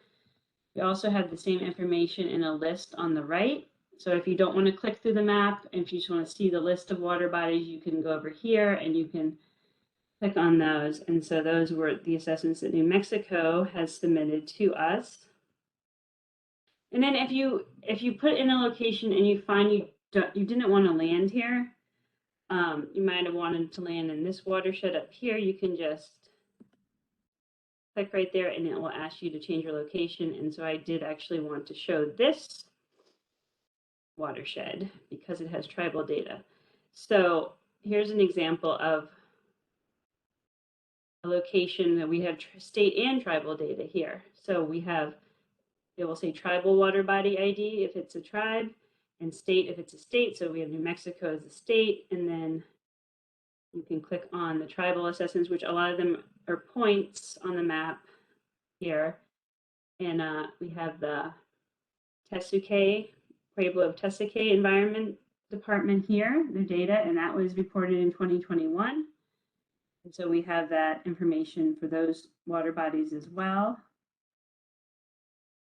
And then also for each water you see on this map, you have a water body report page. So let me click on another tribal water body, South Boundary right here, and click on that. So we've rolled up all these uses to be uniform across all states, tribes, and territories. And so you'll get the same words in How's My Waterway on the general overview page, and then the impairments will be rolled up into these common words. So bacteria and other microbes could have been submitted as E. coli or pathogens or something, and then here we're showing it so we can be uniform across all organizations. But if you click on the water body report page, you'll get a report for each water body of exactly what that state, territory, or tribe has submitted to us. So it probably using different words that we've rolled up into the public friendly terms. So we'll have the organization name of who submitted it, the condition is impaired, is it on the 3 or 3D list? And then we'll have the uses here. And you can see they're a little different. So primary contact, we probably refer to as swimming. So this is exactly what the tribe has submitted here. And if you click on that, you'll see the impairments. So we have E. coli, which I mentioned that we call bacteria and other microbes for the public. So the whole goal of How's My Waterway was to make it more understandable for the public. So we provide that common impairment name across all states and tribes. But you can get the exact impairment that was submitted on the water body report pages, and then you can get more information if there's any sources contributing to the impairment and any plans to restore the water there. So going back to the overview page, you can also click on these impairment categories here, and a glossary will pop out. And this How's My Waterway is used a lot as an educational tool. Educators and students are our biggest audience. So we've defined all these terms in the glossary. There'll be a definition of what bacteria and other microbes are, and then what you can do about it to help restore and protect your water. And we have a lot of words here defined in the glossary, so whenever you see an underlined word, the glossary will pop out with a little dictionary icon.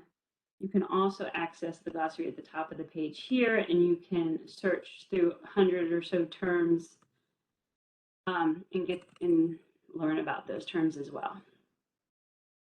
So the map here right now it's just showing the assessed waters, but you can also,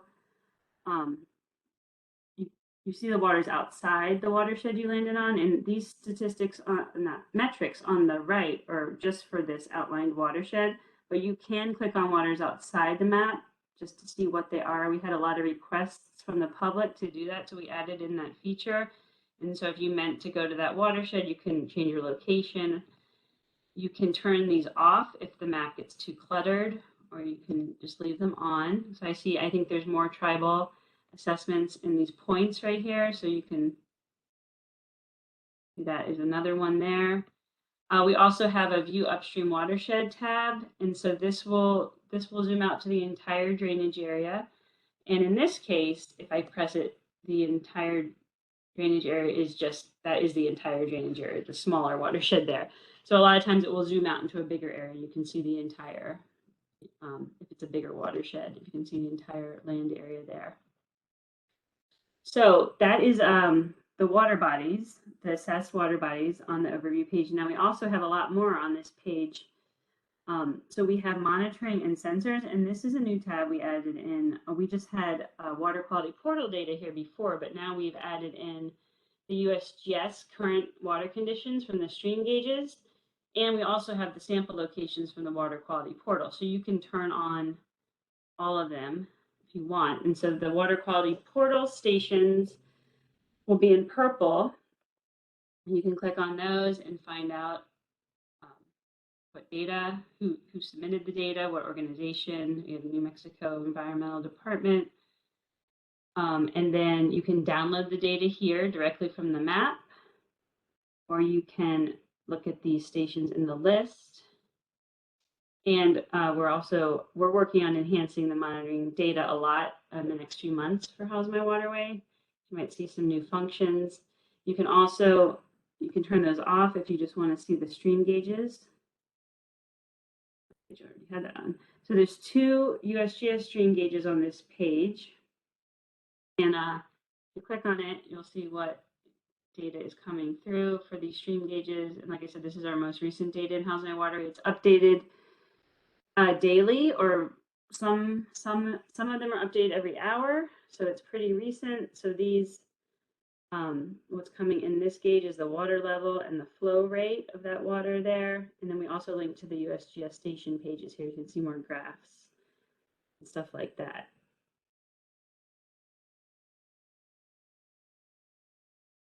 So that is the monitoring and sensors tab here. Also, you can sort by organization name. If you're looking for your organization, if you know you submitted some data through WQX, it will show up here. So everything that's submitted there and that's available in the water quality portal shows up here. We have the New Mexico Environmental Department data. We also have some tribal Pueblo of Tesaque here that was submitted as well. And so it will all show up for the monitoring stations. And the last tab on the overview page, which we just added in these permitted dischargers in a list here. So if there's any facilities that have a permit to discharge directly into the water, they'll show up here in this list. And I can turn that on, and I can turn some other stuff off just so you can see it better on the map.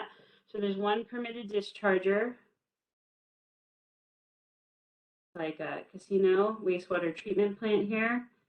And you can click on it on the map if you want and get that information, or in the list, which might be easier to see on a smaller screen like mine. So you can see it has a violation. The permit status, if there's been a significant violation in the last 3 years, no. You can see if there's been an inspection, permit ID, and you can also go directly to our permitting, our enforcement and compliance database here. And you can find out more information about that violation and when it occurred by going to the facility report in Echo. You can do that for any of the facilities that show up here. And then you can turn on and you can see what monitoring data is around the facility as well. And then you can see what the water bodies are doing and what they're impaired for.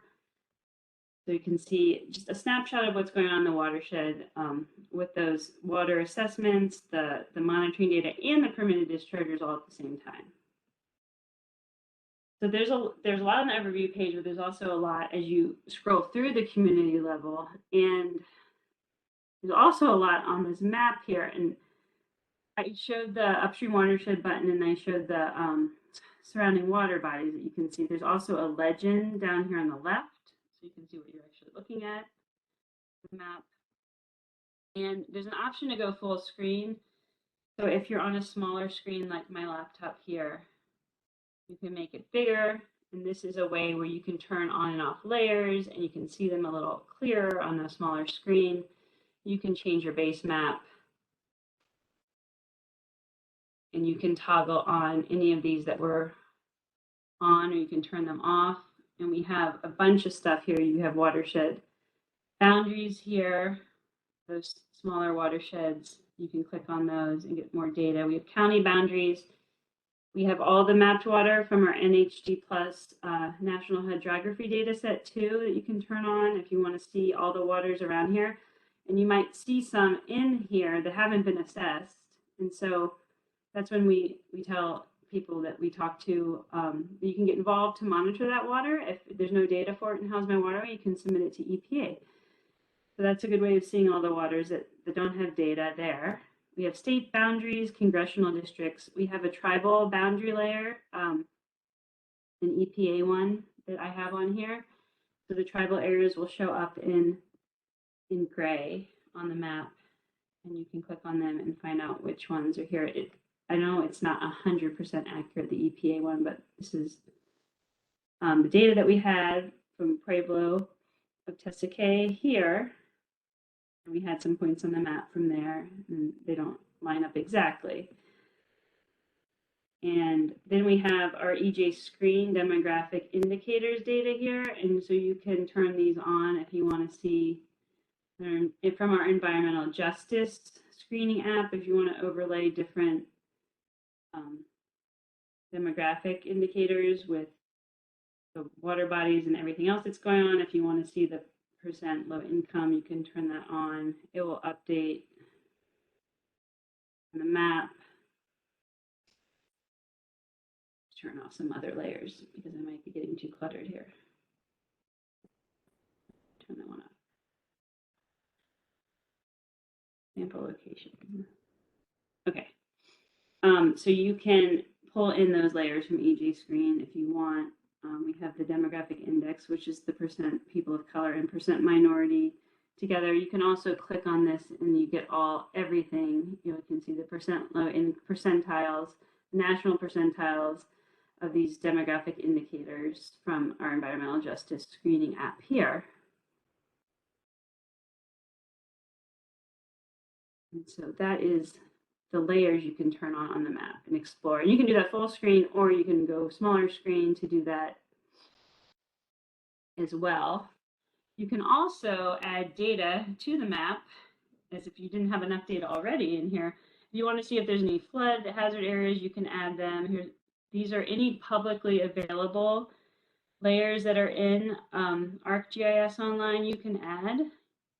I just have a few suggestions here. You can do land cover.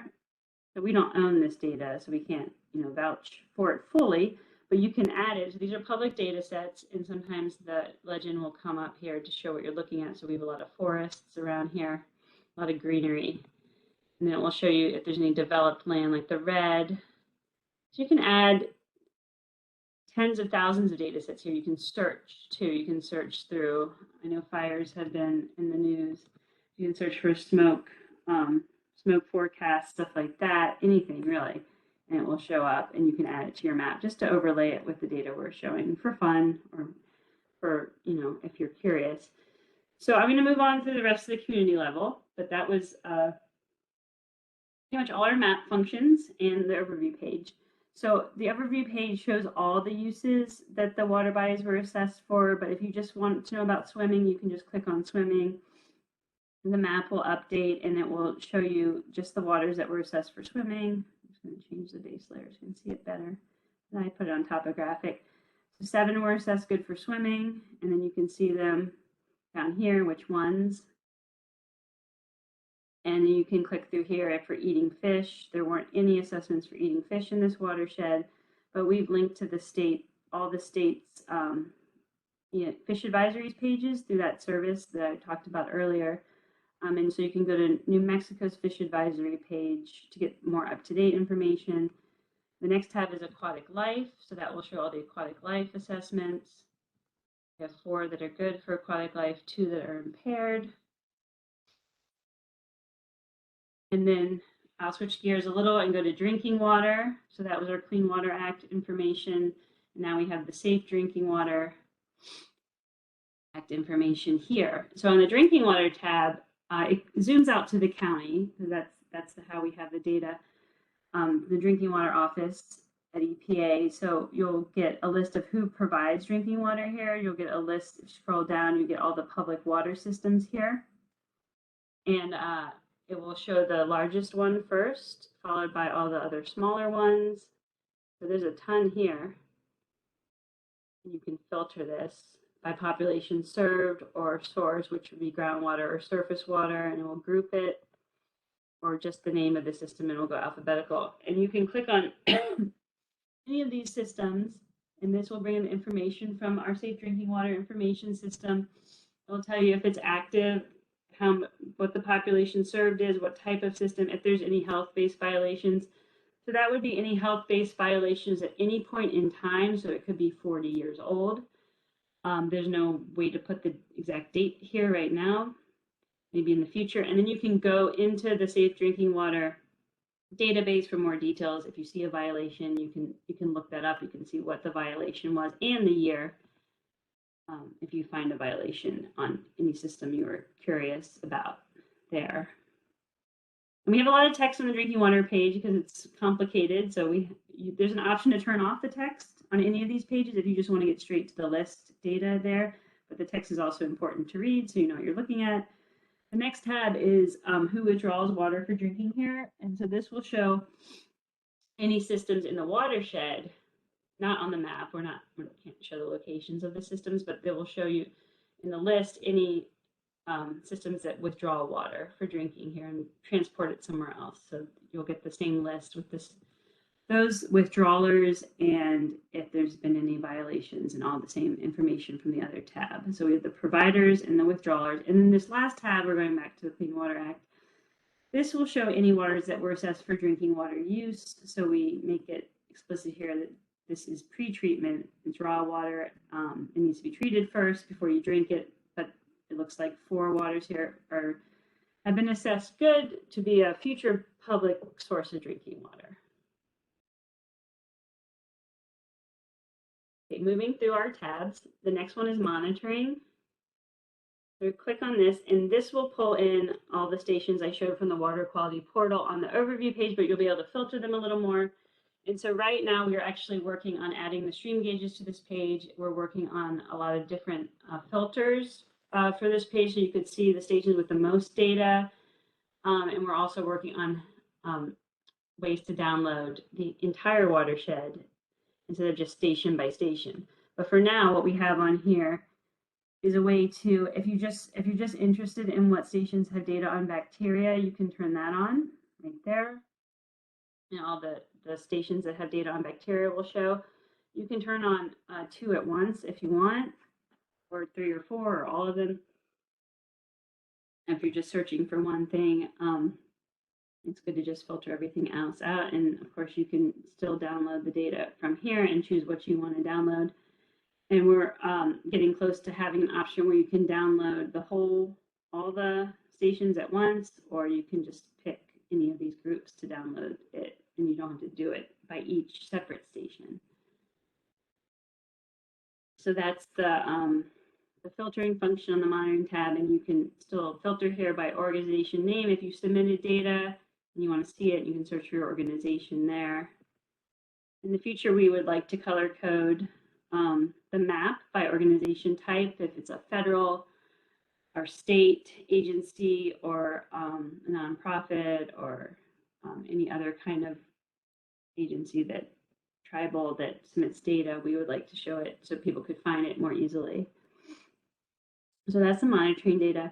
The next tab is identified issues, and this is a way of showing all the impairments at once in the watershed into filter. So often there would be, if you're in a really busy area that has a lot of water, you would filter, if you just want to see where the metal impairments are. Well, that there's only metal impairments in this water, or you can filter for a couple of them like low oxygens here if you want to see that where those impairments show up without having to click on every single water individually, or you can turn them all on and we'll say the percent of the assessed area that has these.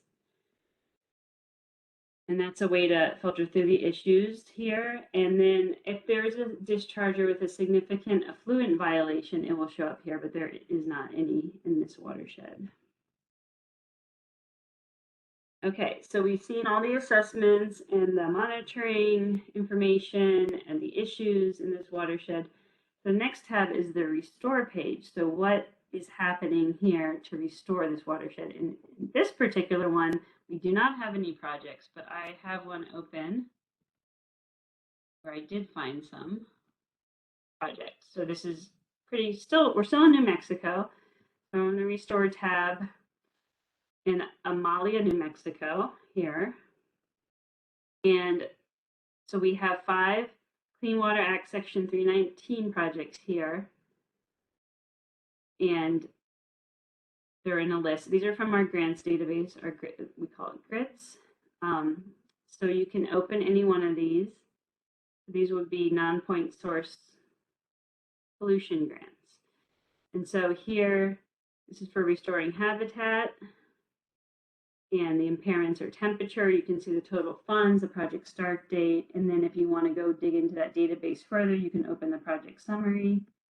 We don't have any information on the map for these non-point source pollution projects, the 319 projects, but we just in the list here on this page. So there's 5 of them in this watershed. And then the next tab is restoration plan. So most of these are TMDLs, and if you click on that tab, see there are 3 of these in this particular watershed, and we just added the ability to see which waters have these plans on the map. Before we weren't showing them. So on the list here, you'll get all the TMDLs for the watershed, and sometimes they're not TMDLs, but most of the time they are. Sometimes there'll be a restoration approach or another type of plan, but we'll always tell you what type of plan, and we define it here. So all these are TMDLs, and so there's 3 on this watershed, and we'll show the completion date. And then you can also click on the water body. And if you click on the water body, that's interesting. That says there's no plans for that water body, but maybe that's not working. But the ones in blue here should have plans. So this one does.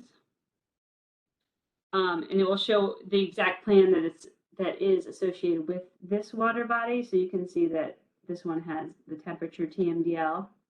You can also access the water body report here for it, see the assessments.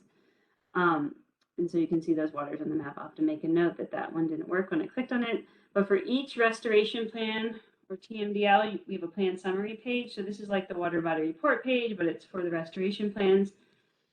And all of these have a unique web address, so you can copy and mail this to someone if they're interested in this plan. You can also do that with the water body reports.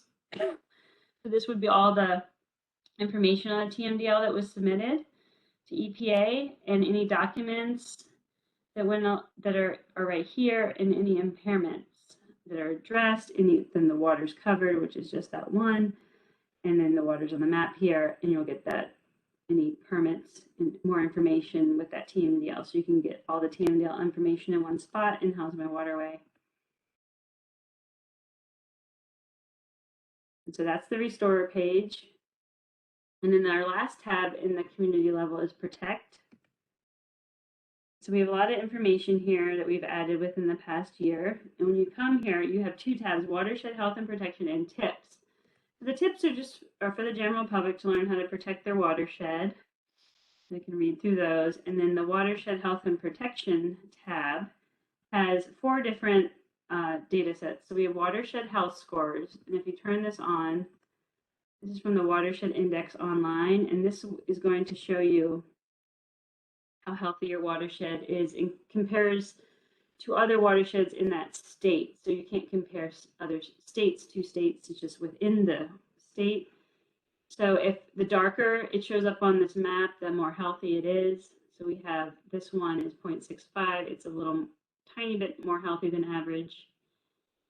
And then you can zoom out and see that the darker ones are the healthiest in the state, and you can see which ones those are. And if you want to change that location, you can. And the lighter ones are the less healthy compared to other ones in the state. And there's more information on this data set here and why that's important. The next tab is wild and scenic rivers. So these will show, if there's a wild and scenic river that's protected by the Wild and Scenic Rivers Act, it will show up here. There aren't any in this watershed, but I can find some by zooming out like I did earlier, and they will show up in blue. So when you have a wild and scenic river, it will show up in this list, but since there wasn't any in that watershed outline, I'm going to go outside of it. If you click on it, this is cool because it is the only place in the app right now that we can see a picture of the river. So this would be Red River Rio Grande, Wild and Scenic River, and then you can see it, what it looks like, and who manages it, the Forest Service, the Bureau of Land Management, and it's federally administered. And then we have a link to the Wild and Scenic Rivers page there. And it just so happens that this Wild and Scenic River has been assessed by New Mexico, and it is impaired. So it's good to know what it's impaired for: aquatic life, for temperature. You can find out that information as well. Go back to home. So that's the Wild and Scenic Rivers.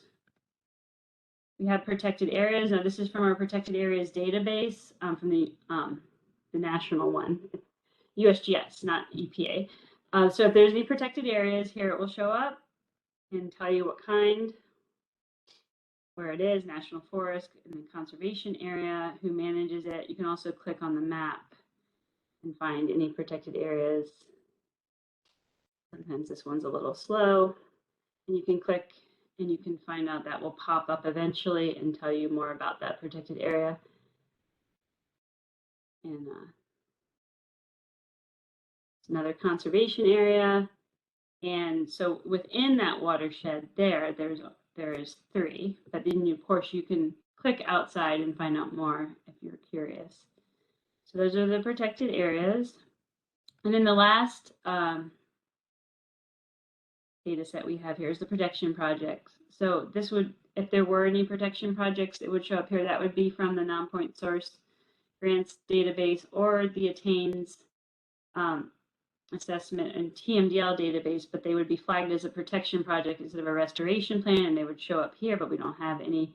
But each of those plans would have their separate page as well, as if we had those. So that's the community level, and that was a ton of data. And so I like to show the state page quickly and explain a little bit about what we will be doing with our separate tribal pages very soon, in the next month or so. So when you click on the state tab, you can pick any state. Since we are in New Mexico, I'll just continue with New Mexico. And this tab is soon to be a state and tribal tab. And so right now, each state or territory has their own page. Go to New Mexico, and when you land here, you'll get metrics about the state. How many, whatever the state decided that they wanted to show is here, and this is coming from our Attains database. So it'll show how many assessed rivers and streams are there, and some other information. Also a paragraph more about the state water program, and this will give a summary of what's happening in the state across all waters. So you have to click a topic. So swimming here, you want to find out about swimming in rivers and streams or lakes and reservoirs. You can find out. So this is basically the state's integrated report online. This was from 2022, so this is the most recent one. You can see how the rivers and streams are doing statewide for swimming. And you can change the use, it's like boating.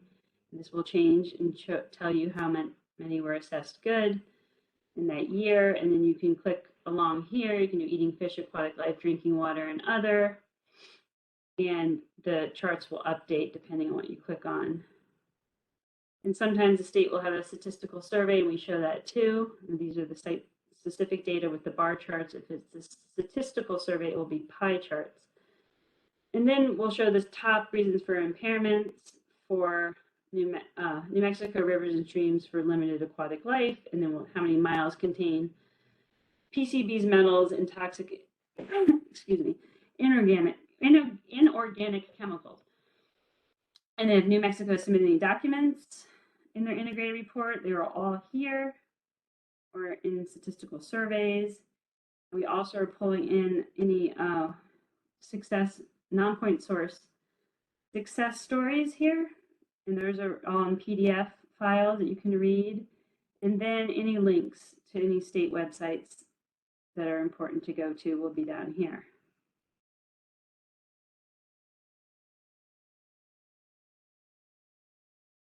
So we are working on redesigning this page for the tribes. And right now we have, I think it's 22 tribes in our Attains database. And I know Jesse Boren-Pageant's working on getting that data in. And so we are going to have a way to pick your tribe and search, and then you would come here. And so in talking to the tribes in a meeting we had last year, it was decided that if they want to put in these metrics or a paragraph, you can, but instead of having this first, which we will still have, you will still be able to click on these and get the charts for the tribal data. We are going to add a map here first, where you can see all the assessments and you can click on them. You can see the monitoring data with the assessments, like you saw on the overview page, but you'll be able to see it all at once for where the tribal data is. So you have the map first that you can click on. Also, you will have can have this underneath the map, and you can filter. And we're also adding a cultural use tab here. So there'll be 6 tabs. So they'll be able to show the cultural use data that we have for the tribes. And then any documents or any water stories eventually, I believe, can be in here, and any links for the tribes as well. And so it'll be slightly different from the state pages with the map up front. And also we are encouraging both states and tribes to submit pictures of their water, like I showed for wild and scenic rivers, and also audio files for the pronunciation of any water bodies in that tribal language. So we'll have that as well in here. And so we're just gathering that data now and fixing how we display that data in our database so we can actually put those tribal pages in here. And that is what is going to be coming in the next couple months. And so that is the state page, which I didn't show you one thing. The states have an advanced search page since we have so many assessments. So this is a way of seeing you can see all the assessments at once. You can search just for different impairments in the state. You can search for different use groups. If you just want to see all the waters that have been assessed for swimming that have bacteria, you can do that. You can search for all the 303D listed waters, the ones that need restoration plans, or you can just search for ones that have a TMDL here. If I just press search, this will show all the waters that have been assessed in New Mexico. Now show up on the map, and it's a way of seeing them all at once. You can click on them in the map, or you can get a list. So you can do this for each state. And you can also just say, I just want to know what has a TMDL. I'll just search for that. There's 195 of those, and those will all come up. And then you can see all the waters with TMDLs. And you can just keep filtering for different combinations of stuff you'd like to see. And you can change the map here too. You can also add data here if you want on top of all this. And a lot of times you'll just want to see where the bacteria is or where the swimming or fishing assessments are. So you can also filter that way. That you can do for any state. And so that is most of the information. How's my waterway? that's what I wanted to show today. So I will stop there and see if there are any questions.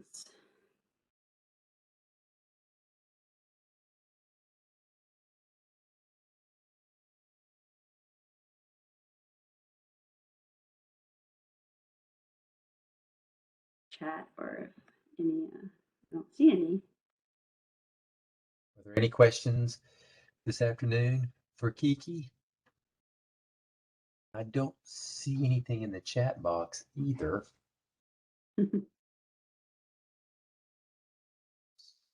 So if there aren't any other questions, I guess we'll go ahead and wrap this session up. Thank you, Kiki, for filling in this afternoon and helping us finish up the surface water section. We really appreciate your help. We're going to take about a 30-minute break here, or a little bit longer, and we're going to start our next session at 3 o'clock, and we're going to kind of have a continuation of surface water with some drinking water subjects also. So take about a 30-minute break, and let's meet back at 3 o'clock to finish up our last session of the day. Thank you. For today, our first speakers will be Allison Fontenon and Justine Mistry from EPA, and they're going to be talking about drinking water updates. Go right ahead.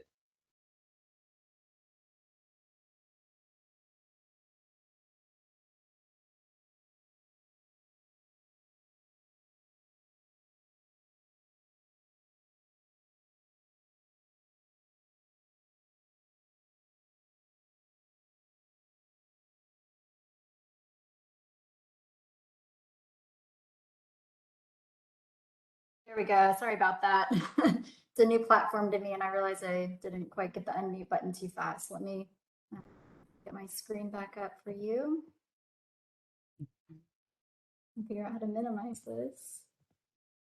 There we go. Okay. Sorry for the delay here. There we go. All right. So welcome again to the afternoon drinking water and surface water session. I'll be kicking off with some drinking water program updates, and a lot of it may be updates, but also some reminders that are hopefully helpful for our Region 6 tribal public water systems. So just a quick introduction, I'm Allison Fontenot. I'm one of the tribal drinking water program managers here in Region 6. Been working in the drinking water section for about 4 years now. And I am joined by Justine Mistry. He's a senior scientist in our group, and he's going to be sharing some slides as well on the unregulated contaminant monitoring rule. So with that, we'll get into it. I'm just going to give a brief overview of our program for those that are maybe not as familiar with it. EPA Region 6 is responsible for direct implementation of the Safe Drinking Water Act on tribal lands in the region. So we have tribal lands in 4 states. Our current universe is about 88 public water systems, mostly in the state of New Mexico, but we have quite a few in Oklahoma and several in Texas and Louisiana as well. The majority are community water systems, so 53 community systems, as well as 35 non-community and transient non-community systems. And just some of what we do, we track compliance sampling data and make compliance determinations for all of the CIDWA regulations. We conduct sanitary surveys of all tribal public water systems, and we offer training as well as operator certification for tribal water operators and provide technical assistance for a variety of needs at water systems here in the region. So we work directly with tribal utility managers and operators, as well as our counterparts here at EPA and some other programs. We have contracted technical assistance providers that I'll be mentioning in just a couple slides. And we also work with external partners such as the Indian Health Service, all to ensure that safe drinking water is supplied to customers on tribal lands. So I'm not going to go through everyone on our team, but we do have a great team here in Region 6 that are on the next couple of slides. And so I've included some of our names and what everyone's working on in the context of tribal drinking water. So this is in addition to many other hats that folks in our section wear. But Jim Brown has been our Safe Drinking Water Branch Chief for many years now. So hopefully you're familiar with him and his name. Angela Restivo is our Drinking Water Section Chief since fall of 2020. And then myself and Leah Bobet are the tribal drinking water program managers here in the region. But as you can see, everyone in our section is supporting tribal drinking water in some capacity, whether as a rule manager, conducting sanitary surveys, following up on sanitary surveys, helping manage data. So again, we've got a great team. Hopefully you've gotten to know at least some of us, and we have a lot of new faces in the past couple of years as well. Here's a few pictures, kind of past and current, of some of the folks in our section. So again, hopefully some familiar faces to you. And if not, then hopefully we'll get to know you soon. We've got a number of sanitary surveys planned for later in the year as well. So that's another great opportunity to get to meet face to face. As I mentioned, we've got some amazing technical assistance providers that we work with. They support the tribes, the water systems, and our program in many ways. So in 2022, we have training and technical assistance services available from our TA providers at the Southwest Environmental Finance Center, based out of University of New Mexico. So hopefully many of you have met Matt Ziegler here and Rosa Fondi, and all benefit from all the support and training that they provide. We also have support from Process Applications, Inc., primarily Bill Davis and Jennifer Bunton conducting sanitary surveys and helping with engineering plan reviews. And then we also have support from the Global Environmental Consulting Group, which primarily assists on the data management side. But if you have any questions about technical assistance or training that's available, you can contact me, you can contact Matt Ziegler at the Southwest EFC, and his contacts will be on the next slide as well. But yeah, they assist with a number of things: special studies, consulting on corrective action for significant deficiencies or other technical concerns, provide general compliance assistance, and just many, many, many other support services to tribal drinking water utilities in the region. So as I mentioned, Southwest EFC offers a lot of water operator trainings, as well as they manage the tribal operator certification program for Region 6. A few upcoming trainings to take note of. Next week, they're offering a chlorine disinfection training in person in the Rio Rancho, New Mexico. I believe this training is full, but hopefully many of you have signed up for that. There's a lead and copper rule virtual training that's going to be offered on June 1st. So you should be seeing more information on that coming out soon. And that's for all of our tribal operators in the region. On the wastewater side, they're offering an asset management training for small wastewater systems at the end of June. That's going to be in Stillwater, Oklahoma. It's an in-person training as well. So stay tuned if you are in Oklahoma for more information on that. And then a basic water math training is planned in July in Gallup, New Mexico, also in person. These are just a few examples. They're going to continue to offer operator training throughout the year with CEU credits available. So just, hopefully if you're not on distribution list, you've not been seeing notices of these trainings, let me know, or go ahead and contact either Matt Ziegler or Rosa Fondi. Just a note that remote operator certification testing is also available. So Matt and Rose are able to help arrange for testing close by to you if needed. So it's always something that we can offer. For more information in general about EPA's OpCert program and testing, you can contact Southwest EFC, either Rose or Matt, and their contact information is on here. All right, every year the program sends out both sampling schedules and fact sheets to each public water system in the region. These were sent out in March this year. The sample schedules provide a summary of all of the required sampling both this year, but also looking forward at the next few years, so you can anticipate and plan for those samples and the costs associated with those samples. We also send out fact sheets that include contact information and inventory information about your water system. And we just ask that you review those, update them, or certify that there are no updates and return those to Southwest EFC if you haven't yet. I think many systems have, but if you haven't returned that yet, we ask that you do complete those and return them. If you're not sure if you received these or if you have any questions at all, you can email me or you can email Rose at Southwest EFC and we can assist you. So you mentioned we have those fact sheets with inventory information, but if you have other updates to your water system contacts or inventory throughout the year, please do notify us at that time. Don't wait until next year's fact sheets go out to do that. So some of these inventory updates we want include population changes, changes in your source water or treatment, maybe changes in your service area. So all of these things can affect both the number of samples you need to take as well as where you're taking samples. So please reach out if any of these changes happen throughout the year, and we can assist and let you know if there's any changes to the samples you need to take. I want to briefly mention our manganese sampling project that we kicked off in 2022. This is a voluntary or special sampling for Region 6 tribal water systems. We're using EPA funds that were designated for monitoring emerging contaminants or emerging contaminants of concern to conduct this monitoring. We initiated the project earlier this year, sent out a letter with information and an invitation to participate to all of the public water systems in the region, followed by a training that Southwest EFC hosted. And then we initiated sampling in Q1 of 2022. We're continuing that sampling into Q2 and focusing on locations, including the wells or sources, as well as entry points to distribution after treatment. So there's no national primary drinking water regulation for manganese currently. So these samples are not for compliance. It's really in the interest of better understanding the prevalence of manganese throughout tribal lands in the region.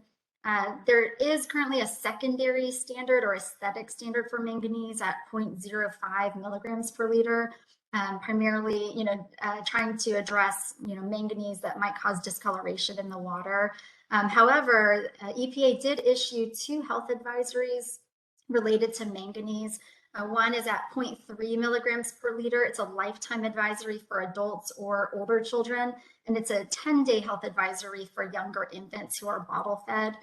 There's also a second health advisory, a more acute advisory at 1 milligram per liter, and that's the 1-day or 10-day advisory, including adults and children. So manganese was also included in the UCMR4 contaminants in 2016. So that's unregulated contaminants of concern as well, to gather occurrence data nationwide.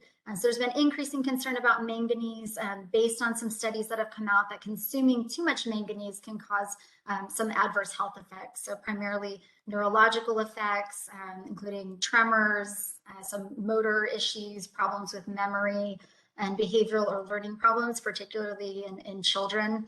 So while manganese is naturally occurring, found in a lot of foods, for example, as well as in drinking water, consuming too much can really have an adverse effect. So that's one reason we're interested in better understanding manganese in the region. I want to briefly share the data we've collected so far. So about half of the systems invited did sample in Q1, 44 systems total. Took 134 samples at sites that we identified. So of these, the vast majority came back under the secondary standard level of 0.05. So not expecting any aesthetic concern or health concern at that level. We did have 10 samples that were above the secondary standard, but below the health advisory levels. We had 8 samples that came in over 0.3, so that lifetime health advisory level or short-term for infants, but we're below the 1.0 more acute health advisory. But of these, one thing to note is that only one was finished. One of those sites was finished water that was at a treatment plant. So the majority were raw water samples that were collected at systems that are already removing manganese through treatment that's in place. And then we had 0 that samples come back above that 1.0. So really helpful data to have in our region. We're encouraging all systems to sample again in Q2, whether or not you sampled in Q1. So if you're interested and didn't take a sample in Q1 and would like more information, please don't hesitate to reach out, and we can share more with you about this program. And again, if you sampled in Q1, we really encourage you to continue to sample so we have more data about seasonal variability in manganese concentrations. All right, and then just a reminder on our 2021 consumer confidence reports. This is for community water systems. A few weeks ago, the region sent out CCR data sheets to all of the community water systems in Region 6. And these data can be used to update and complete the 2021 CCR. Couple of deadlines to note for this. July 1st of 2022 will be the deadline for the CCR to be distributed to customers. We ask that a copy is also sent to EPA Region 6. Just to note that direct delivery of either a copy of the CCR or notice of where to access the CCR online is required for each community water system customer. And EPA and Southwest CFC staff will be continuing to reach out to each system that needs to distribute a CCR to provide assistance and continue to follow up on these requirements.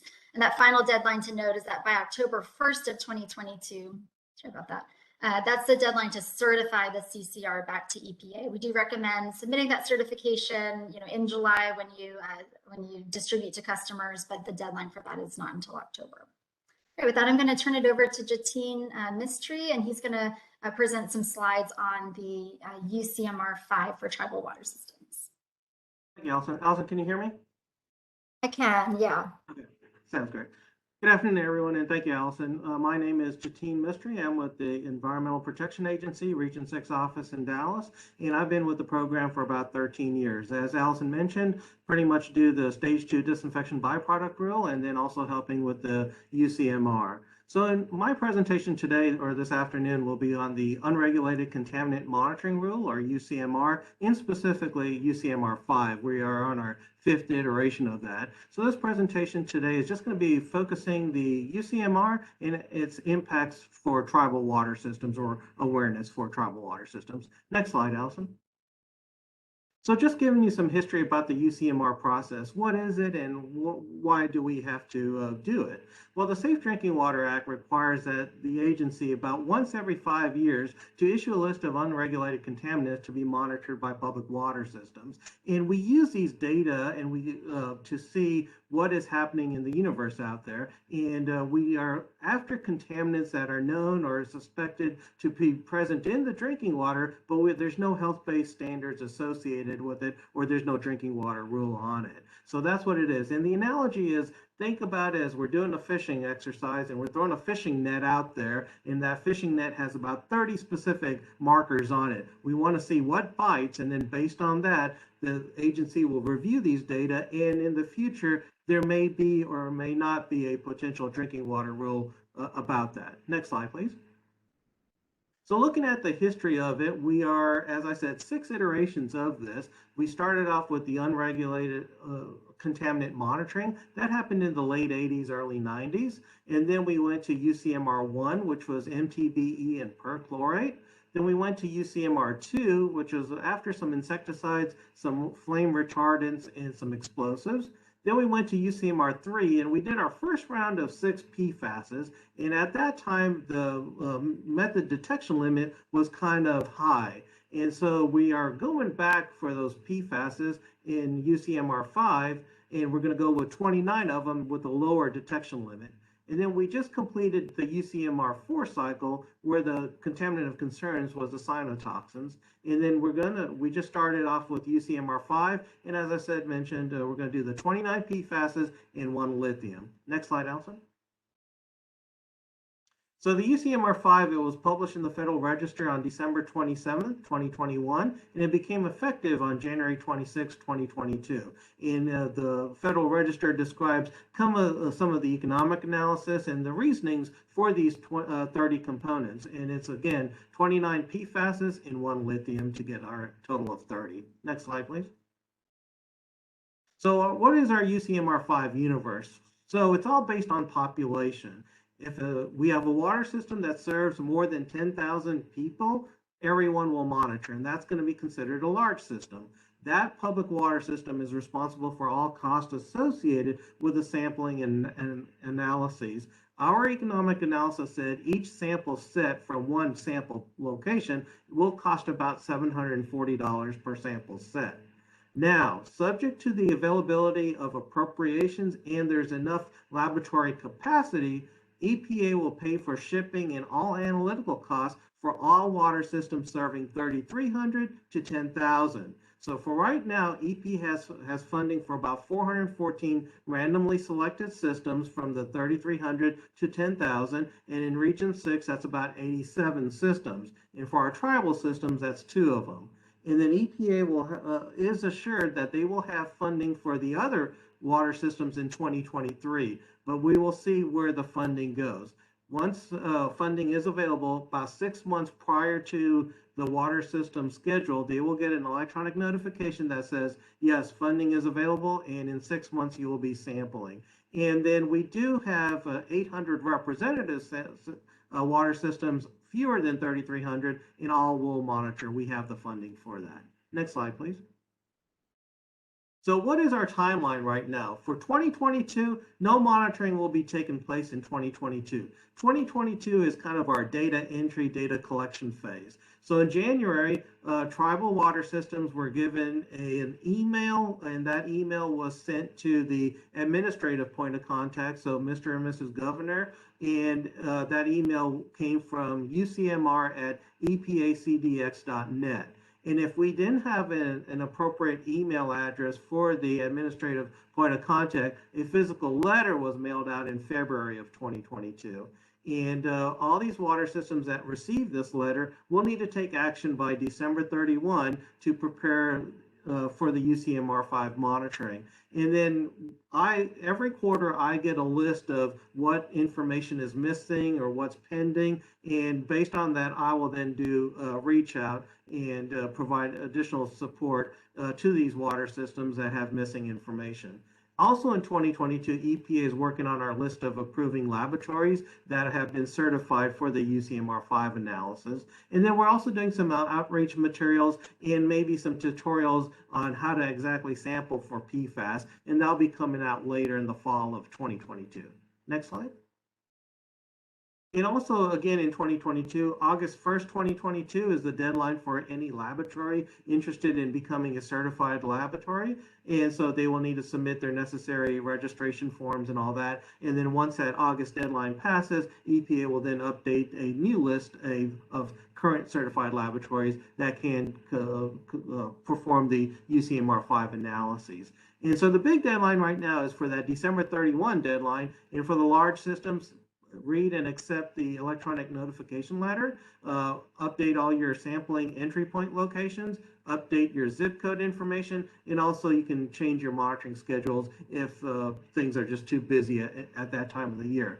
For our small and medium systems, same thing, read and accept the electronic UCMR5 notification letter, review or update the sampling locations, and make sure we want to have your overnight shipping address so EPA can send out all the shipping coolers to the appropriate locations. We want to make sure your zip codes are correct, and also the data elements, which is for each entry point, what is the current disinfectant type, what treatment's using, and if you have any historical PFAS information for your wells or your sources of water. Next slide, please.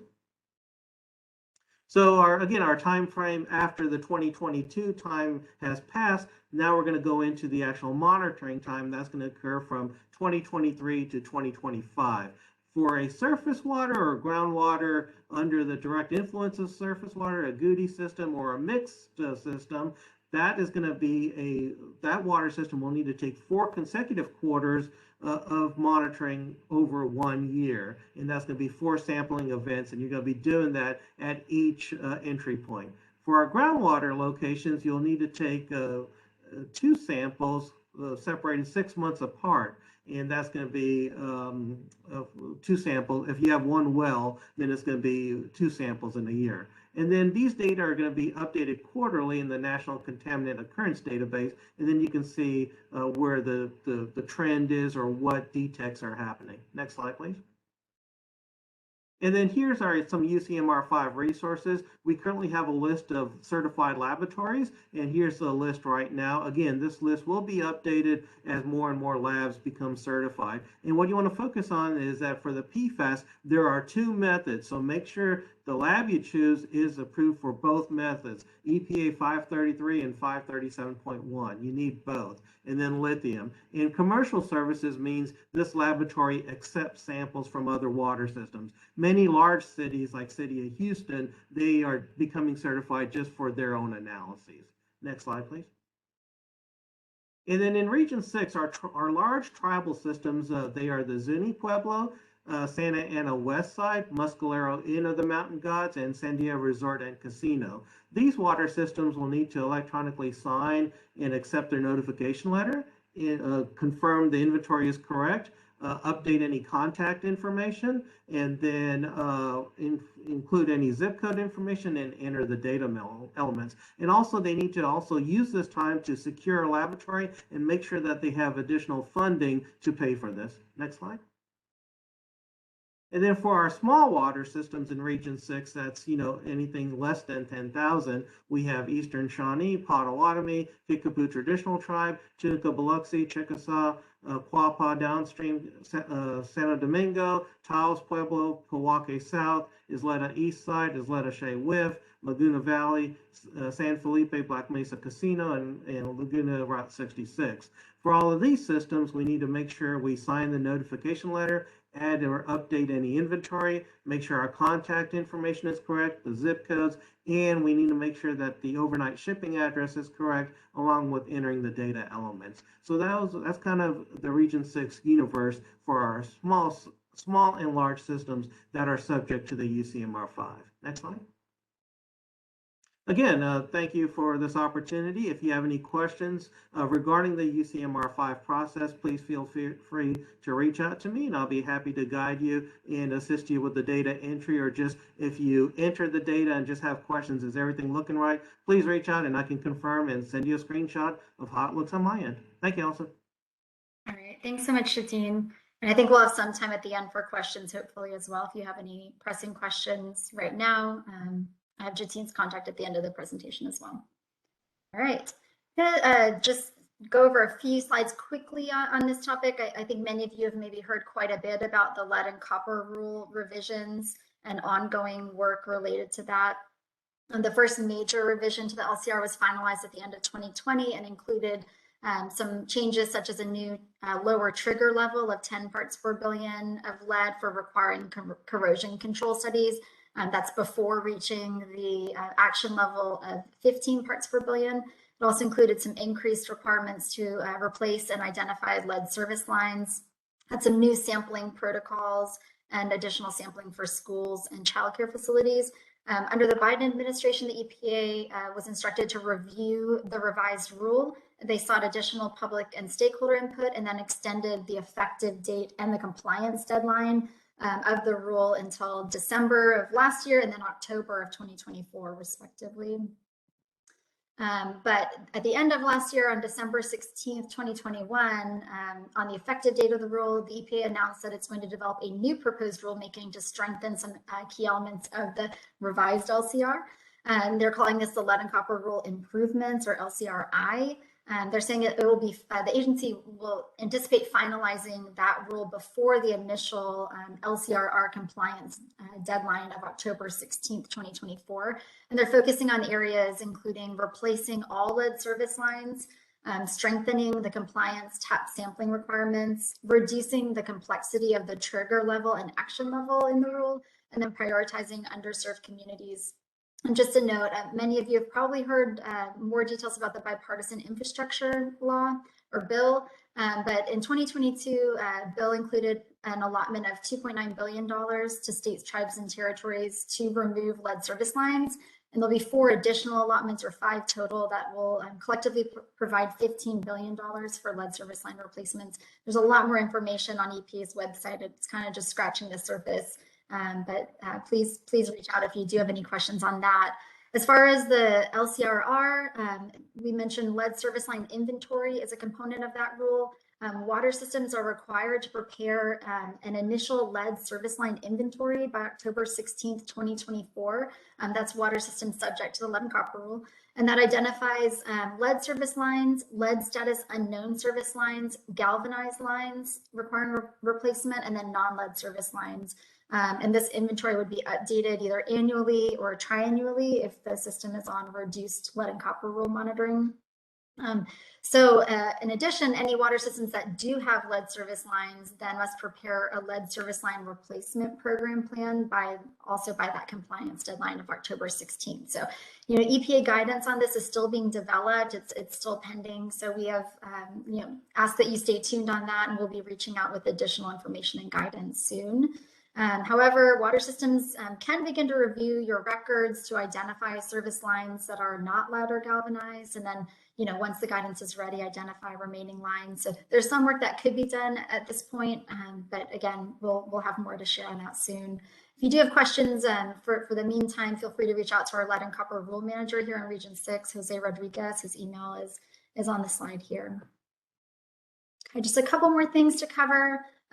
We just as a reminder, we do offer sort of a courtesy engineering plan review here in Region 6. It's not a requirement, but if your water system has either a new facility or construction modification to your system, please do notify EPA Region 6 and submit the engineering design plans for a compliance review before construction is completed.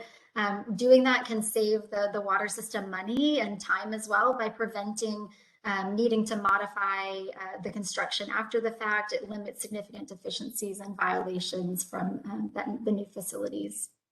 And our contact for plan reviews in the region is Jose Lugo Figueroa, and his information is here on this slide. But feel free to pass those plans along to me or anyone in the section as well, and we'll get them where they need to go.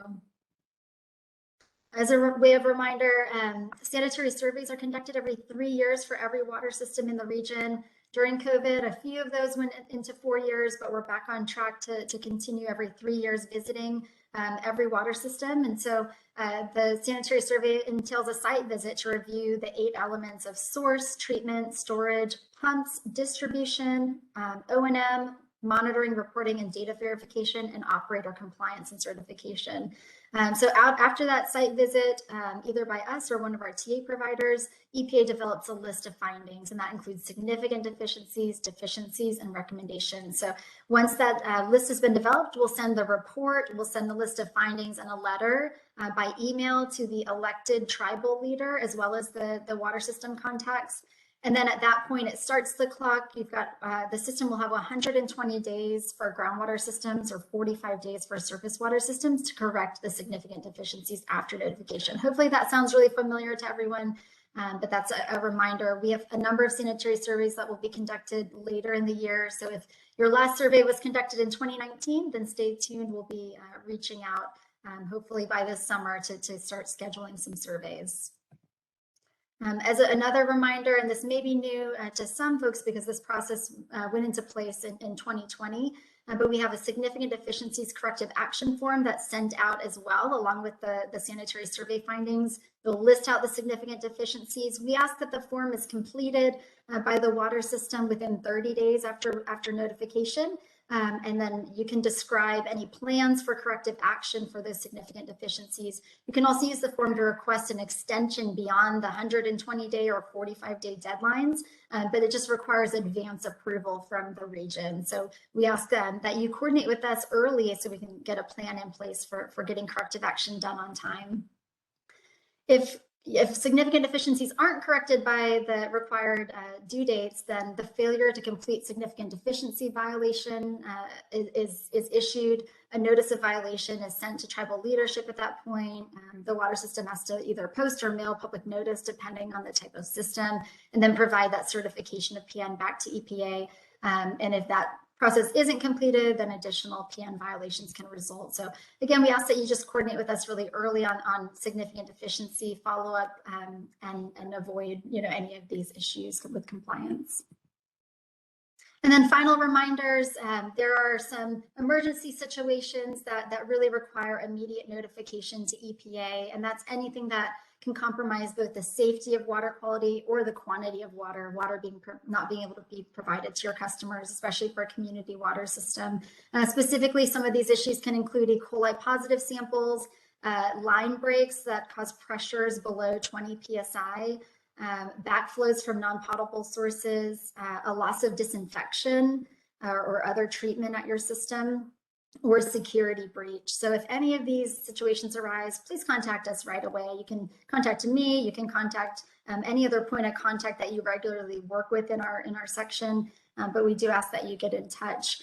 And finally, some important follow-up communication that may be needed in any of these situations, and that can include boil water advisories. You want to keep tribal leadership and vulnerable populations informed along with EPA. In some cases, alternative water sources may need to be provided. And then before lifting a boil water notice, we always ask for bacteriological sampling to be conducted and to consult with EPA Region 6 to ensure that all of the necessary steps are taken to protect the public.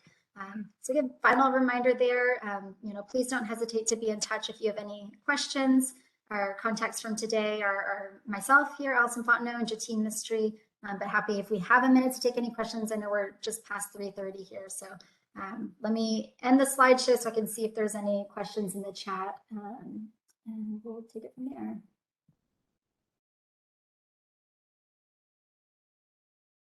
Not sure if I can see the chat actually. See. I don't see any questions in the chat box, Allison. Great. Well, thank you everyone for the time and for your attention today. If you have any questions, again, please don't hesitate to reach out.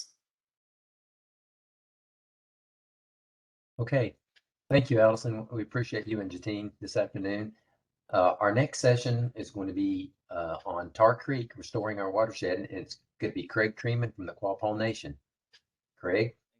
Thanks, Sean. Can you guys hear me? Hello? Yes. Okay. We can hear you. I'm gonna hopefully share my screen, get that presentation, and there we go. Stop sharing. All right. Well, a lot of you know me. I was just looking at the attendance list and who's here. A lot of names I don't know, so there's going to be some history to this, but bear with me, and I'll get to talking to restoring our watersheds and kind of what we're working on here up in Northeast Oklahoma within the Quapaw Nation Reservation at the Tar Creek Superfund site. I'm Craig Creeman. I'm the environmental director. Been with Quapaw since 2013, and yeah, looking forward to it. Thanks for having me on. As you can see there, that's the Tar Creek Tri-State Mining District, which is a lot of lead and zinc mining. 1900s through about the 1970s. Get to a little bit of that here, but this just kind of shows you the expanse of this mining that took place in and amongst metropolitan areas, the city of Joplin, but then even in rural areas of Pitcher and Kansas and Missouri. They mined extensively during the first two world wars. That's kind of an old picture of it. This next one shows an aerial of present day Pitcher, Oklahoma, and the Tar Creek Superfund site, and you can see a lot of those grayed out areas of chat piles. A lot of them are in watersheds. A lot of them are directly in stream that are as we're getting inches upon inches of rain these last few days. That is directly loading into the creek and migrating itself downstream. It settles, redeposits, but then again, the next rain and the next slug of water pushes it farther downstream, all the way to the Grand Lake of the Cherokees and beyond. So what we can do, and sort of the approach or remedies we can approach here at Tar Creek, are just going to help, hopefully mitigate those potential occurrences from happening downstream. But as we all know, Tar Creek's been here for decades, and there's still decades to come. But we're trying to address some of these watershed approaches and these watershed issues, at the moment. And I'll get to some of that. Here's about a 1920 picture of Pitcher. So you can see all the mining, all the piles, all the lead and zinc that was mined, and then in and around the community of Pitcher. So, like I said, this Tar Creek Superfund site's there within Quapaw's land. Our office established itself in 1998 and kind of got directly involved with the Superfund process in 2001, which kind of gave through the form of a management assistance agreement, cooperative agreement as a grant, gave us the opportunity to have meaningful and substantial involvement in those decisions. Today, our staff makes up about 8, which includes engineers and scientists.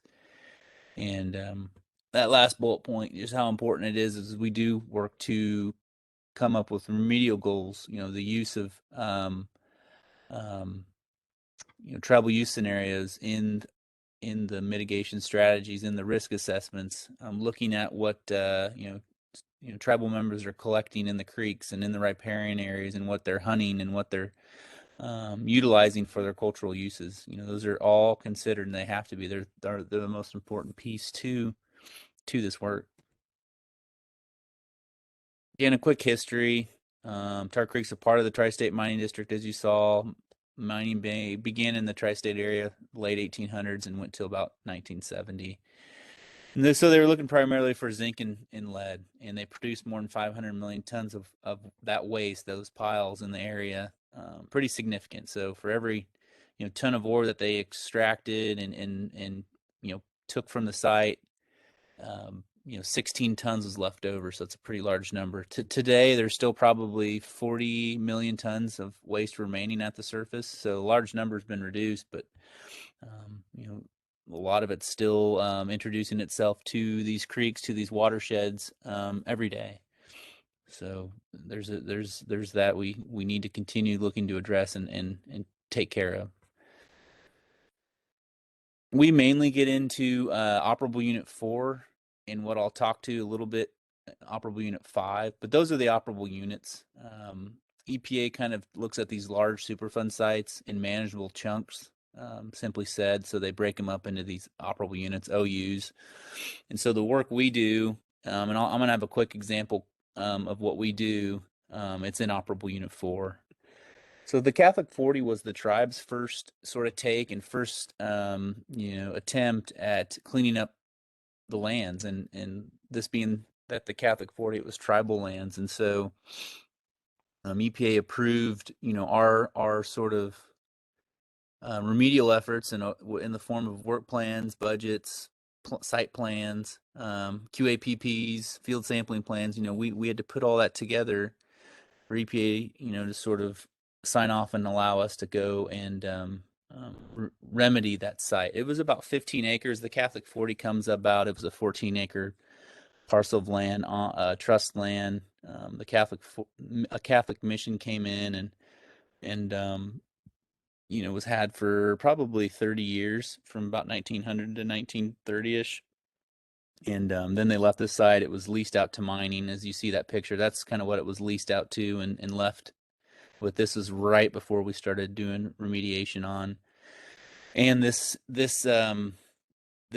chat feature, this chat is up right against a creek, the Beaver Creek watershed, which flows right into the tribe's powwow grounds. So we actually also moved to get this cleaned up because we knew of the loading that was happening every time it flooded down through the powwow grounds and affecting tribal members at a time of powwow, and as they did go down there to honor and do their culturally significant practices. And also, as well as there was some historical features there. What we initially thought could have been a grave site wasn't, but there was other remnants of some buildings and other outcrops of things that we removed. As this next picture shows, you see an old sort of garage, as I called it, an old I think it was an old horse barn, is what I was described to it as. But this was all underneath chat. We removed all of it, capped some shavs. It was a success. We pulled all that material out of the creek, hauled it off, planted some vegetation. Here's some before and afters of material before and then after, right after.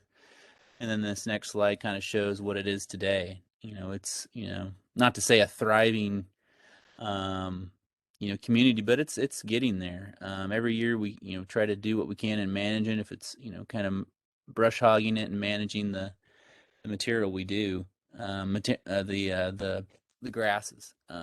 We planted some stuff years ago, and it's just going to take some time. We kind of see that, but from a watershed approach, we're allowing that, the grasses and the ponds and, nature to kind of allow, migration of now just the soil, not to be had. We've removed all the chat, and now we're just, in a vegetative state where we can, feel comfortable that we've treated it. So that was our first project. There's, much to go. Here's a picture here of the site. You can see how large it is. 40 square miles. We've done a lot of work in these distal areas. But again, we've also focused in on these watershed areas too. So we've done a lot of work in the Beaver Creek watershed, in those chat features up against Beaver Creek. And we've also worked very extensively the last probably 5 years in the Elm Creek watershed, which is out to the west. And it's sort of highlighted there in a red box. We've removed, and I think I'll get to that, we've removed millions of tons of waste to date since we started this work, but there's just so much more to go. We are going to start going into what we call the core area and looking at ways of pulling back a lot of this material off these creeks. So if you look at in Pitcher, Oklahoma, there's both Tar Creek and Lytle Creek with all those chat features up and against the creeks. And so, we're, trying to look into different measures we can do within the operable unit and the record of decision to address it. We could wait for years to go and do a full remediation, or we could go in soon and do some interim work. And that's what our strategy is looking to be here in the future. Here's another before and after quick of the Distal 13 project. Like I said, we're doing a lot of these out sort of distal areas and cleaning them up. But again, they're in the watershed and how important they are to address them and remove the loading. Here's another one, more of in the uplands, but it is connected to Elm Creek, Distal 10. So before and after, and what our uses are after the cleanup. If it's grazing, or if it's row crops, or if it's you name it. We've discussed renewables. This area is rather flat. What does that landowner want the use of? Is it just going to be put back into some, riparian area? Do we want to plant trees? Do we want a wooded forested area?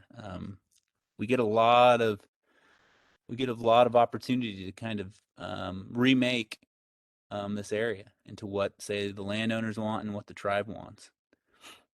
Just a few more of these before and afters. This is Elm Creek, a big pile that we've addressed over the years. This is some of just the beneficial uses of, again, our cleanups. Putting cows. The tribe's got an ever-growing cattle company, and just looking for land, acquiring land to raise and grow, and offer those services to the tribe, or offer those the product, the food to the tribal members and to the community. It just continues to evolve, in the work we do and what it may be used for, the lands may be used for. So here's some of our projects, and it's not all inclusive, as this only includes Quapaw-led work. So we are also partnering with the state of Oklahoma on unrestricted land or private land, and there's several of those as well. But we've done quite a bit of work since 2013. I think this next slide kind of shows a little bit of some of our future work and where we're at now. Again, you've kind of seen that. But, there's, like I said, there's decades of work. We want to really look at an interim sort of approach to getting a lot of this material, this waste in and out of the creek. And that's hopefully going to kick off this year. And this time next year, we might have something to show for it. Where all of it's going, we get that asked a lot. So figured kind of provide a little bit of an aerial and sort of one of our designs. It's the Central Mill Tailings Pond Repository. So it's a rather large facility that's going to just house this waste forever. Right now we have it designed at about 10 million tons. We are going to expand it onto some tribal land in fee.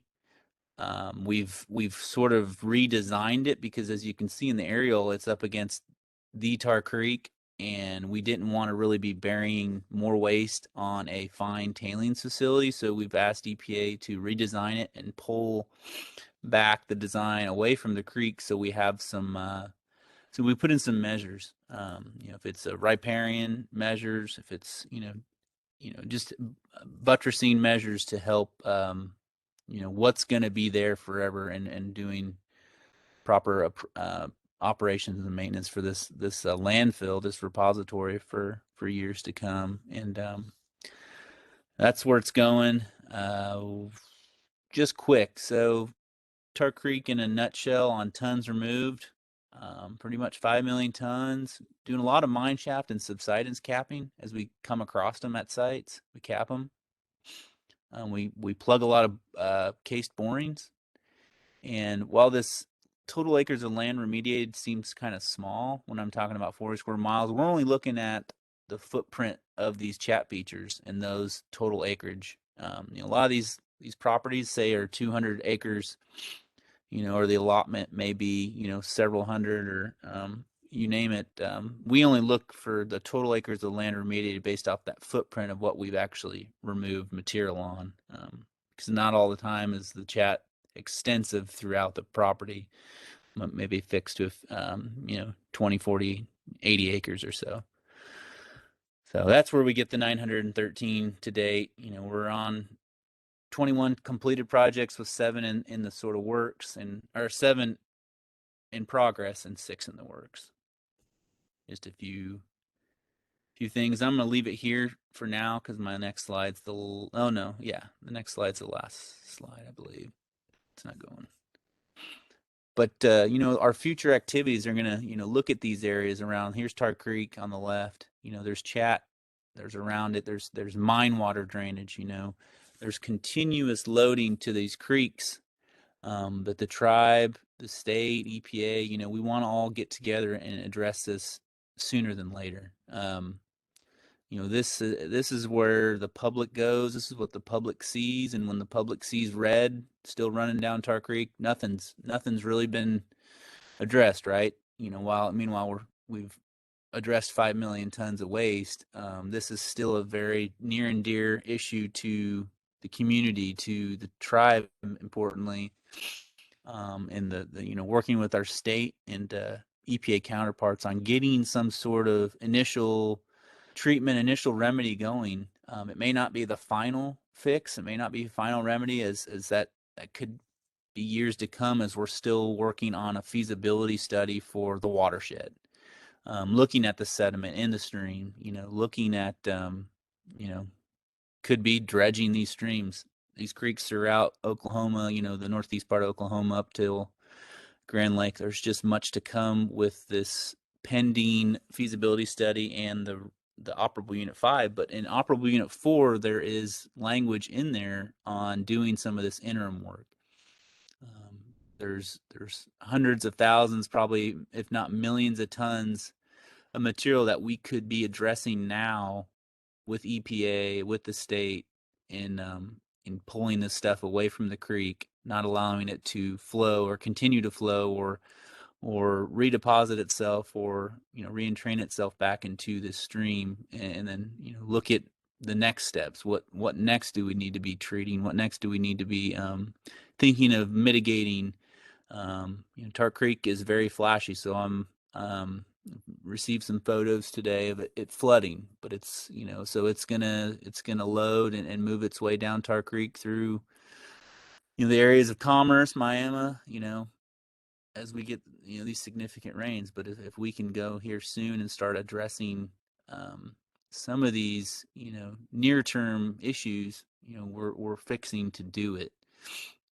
We also are looking at other ways of bettering our, not say crop production, but just vegetation production. Satellite imaging, vegetative indexing. Any chance we can get on better vegetating the landscape is less that we have. Even soils eroding and introducing themselves into the watershed. So we've been working with some universities on evaluating some of those sort of measures and technologies that we can go back and maybe hit some of these fields with vegetative compost, or some other means, a lime, whatever it takes to better the vegetative stand of these fields and these pastures and these crops and these these lands. And to the point of sort of treating the mine water, looking at constructed wetlands, passive treatment technology. Those that are around here, the University of Oklahoma is very well versed and have done a lot of work in passive treatment technology, and maybe that is something we can look at in a very significant area of loading of mine water discharge and loading to the creek, and looking at doing some initial treatment of the mine water. It's just about being flexible. And I think a lot of us can relate to that, and being flexible with our funds received, deliverables we need to meet. How can we be flexible within the confines of the record of decision for operable unit 4? We're looking at it. EPA's working with us, the state's working with us, and we're hopeful here soon there's going to be something done with the big part of Tar Creek that a lot of us have come to see and are still coming to see, that it's still running red. Let's get to a point where Tar Creek is not running red in the future. Not 40 years from now, but let's do it in the immediate future if we can. And then also, as we know, all the chat that's left, there's still a lot of potential marketability to it. We just don't know it. We just didn't know it then, but technology's come around to maybe possibly further processing, some of this material for fine metals. Some who would have thought nickel would have been as important as it is now with the talks of electric vehicles, or some other rare metals that are definitely in the chat, definitely within specifically the fines. So there was a few different sort of chat sieving and floating operations that were had, and towards the late stages of the mining, they started floating a lot of the material to further recover more of the metal, of lead and zinc. It's primarily zinc, but that was technology in 1960. The technology's advanced itself to where further extraction can happen, and we're looking at some of those technologies as well. Technologies to possibly even extract more metals, and the rest, the byproduct, no longer has any of that concern. It's basically silica that we can combine with soils and rebuild soil efforts. So there's a lot to come, and a lot. It all really we're looking back at it from a watershed approach, because we want to mitigate those loadings, those effects from mine water discharge to these areas, specifically to Tar Creek and the surrounding culturally significant water bodies of Quapaw and the other tribes and the other communities around. So with that, it's right at the top of the hour. I've got a few minutes if you guys have any questions. Hi, Cheryl, Craig. I'll turn it to you. Hi, Craig. We do have a question in the chat box. Danielle O'Neill wants to know, did you reseed or just allow for natural vegetation to repair on its own?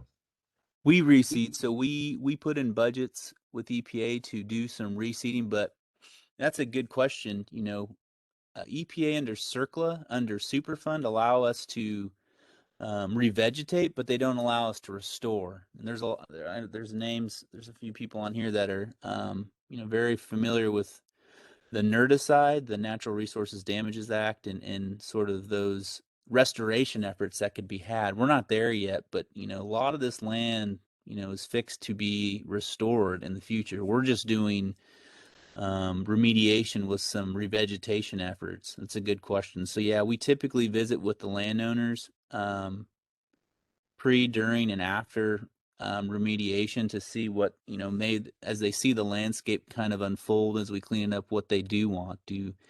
Or they want it to be pasture? Do they want row crops? Or heck, hey, we're looking at renewables. Can we just plant something simple so we can work with a solar developer and put solar panels in?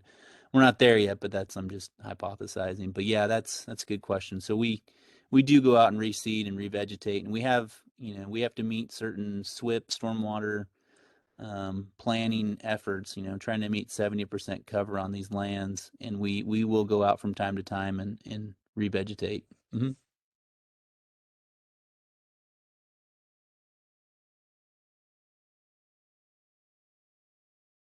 Well, thank you. Okay, are there any other questions for Craig this afternoon? Hey Craig, it's Tabitha. I just had a question. When you guys are doing your 106 sampling, I know, Beaver Creek kind of before and after the Catholic 40 cleanup and the other properties in that watershed, if you were seeing any different results just from cleaning up the chat.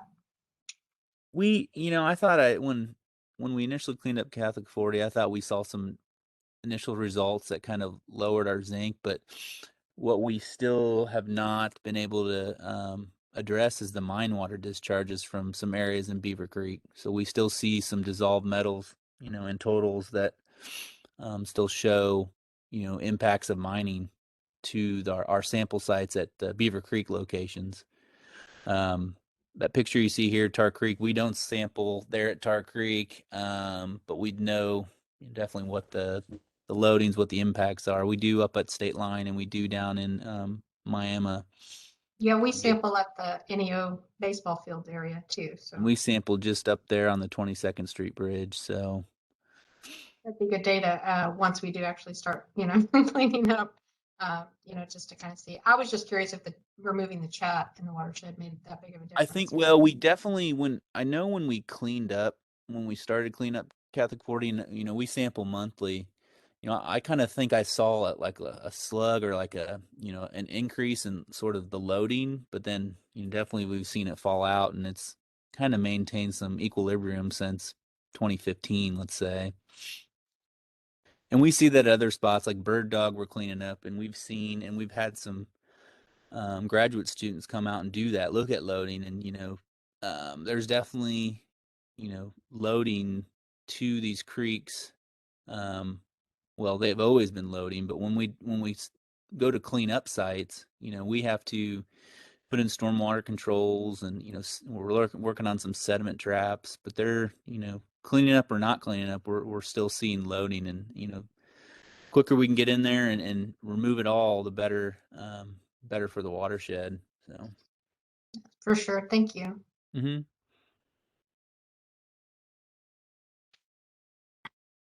Any other questions for Craig this afternoon?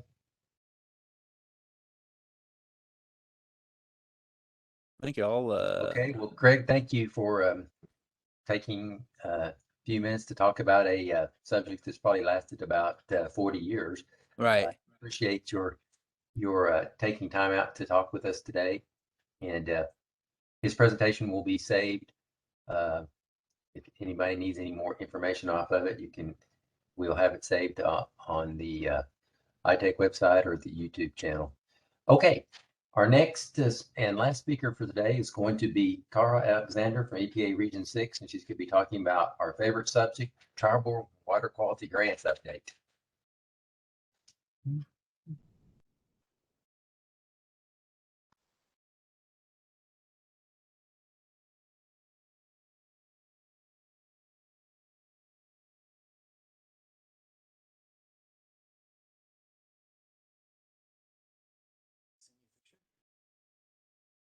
Send it to you.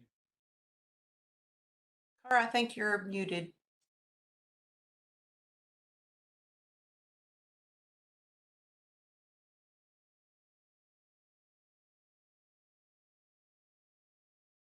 Yeah, I think you're still muted, Cara. Try again. Okay, can you hear me now? There you go. Right. Am I showing my screen? Yes. Excellent. No, not yet, Cara. Not Yeah, yet. You're showing your face, but not your screen. Okay, do I have my screen up yet? Nope, not yet.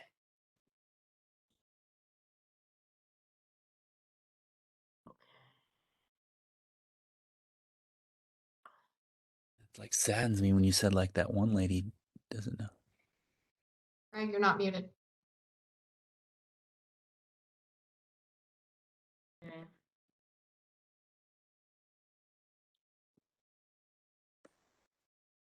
Is it showing now? No.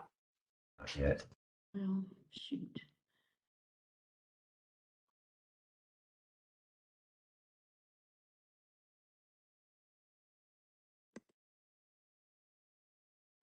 I need help. I don't know what what's working here. Okay, if you have your PowerPoint open on your desktop, at the bottom of this WebEx screen, there's a share button. You hit that button, and then you click on your PowerPoint, and then there's another share button that's kind of down in the corner. You have to hit that one again. Oh, okay. A lot of people miss that one. But it'll be like on the bottom right-hand corner of the PowerPoint that you clicked on. You have to hit share again. There, now we can see it. We can see your calendar also if you want to minimize or Yeah, close your let me calendar. hold on there. Sorry about that. Gee whiz. Oh, that's okay. Blame it on all the rain. That's what we do here. Yeah. Okay, why can't I get my screen larger? You may have to maximize it. And then go to slideshow at the top of your screen.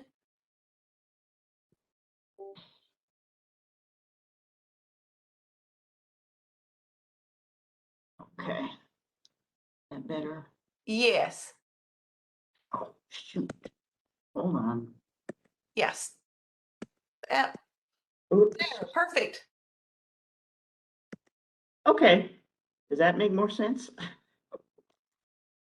Yes. Okay, sorry about that. Sorry for the user errors in getting this started.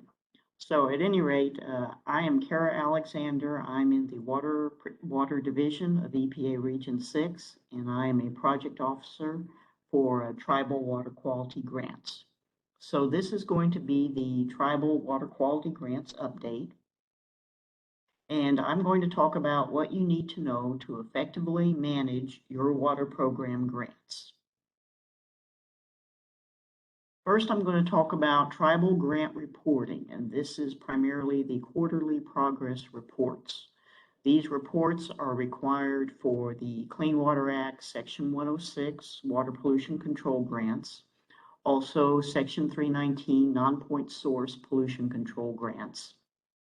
If you have your Section 106 and 319 funds included within a performance partnership grant or a PPG, then you still are subject to providing the quarterly progress reports for the 106 or 319 funds that are included within those grants.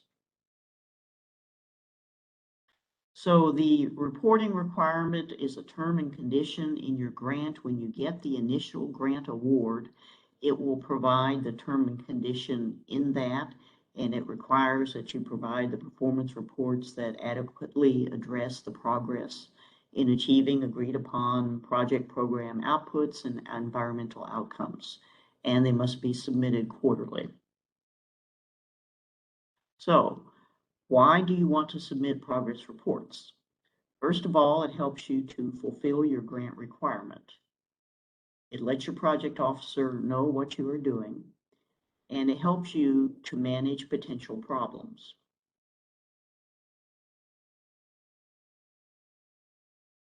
So the reports alert you to potential problems. For example, if you're experiencing project delays, this may indicate that you need to request a no-cost time extension. If you're experiencing cost overruns, then that may indicate that you need to request an official budget revision so that you can move money between budget categories. Or say that you have work plan activities that you have not been able to perform due to a lack of personnel or other factors. This may point to a need to revise your work plan. In other words, you would propose a revised work plan that removes the activities that you're not able to do and replaces them with activities that you are able to do and that are allowable under the grant. So, due dates for the progress reports, they're due 30 days after the end of the quarter. So the first quarter of the federal fiscal year is October through December. So that first quarter report would be due January 31.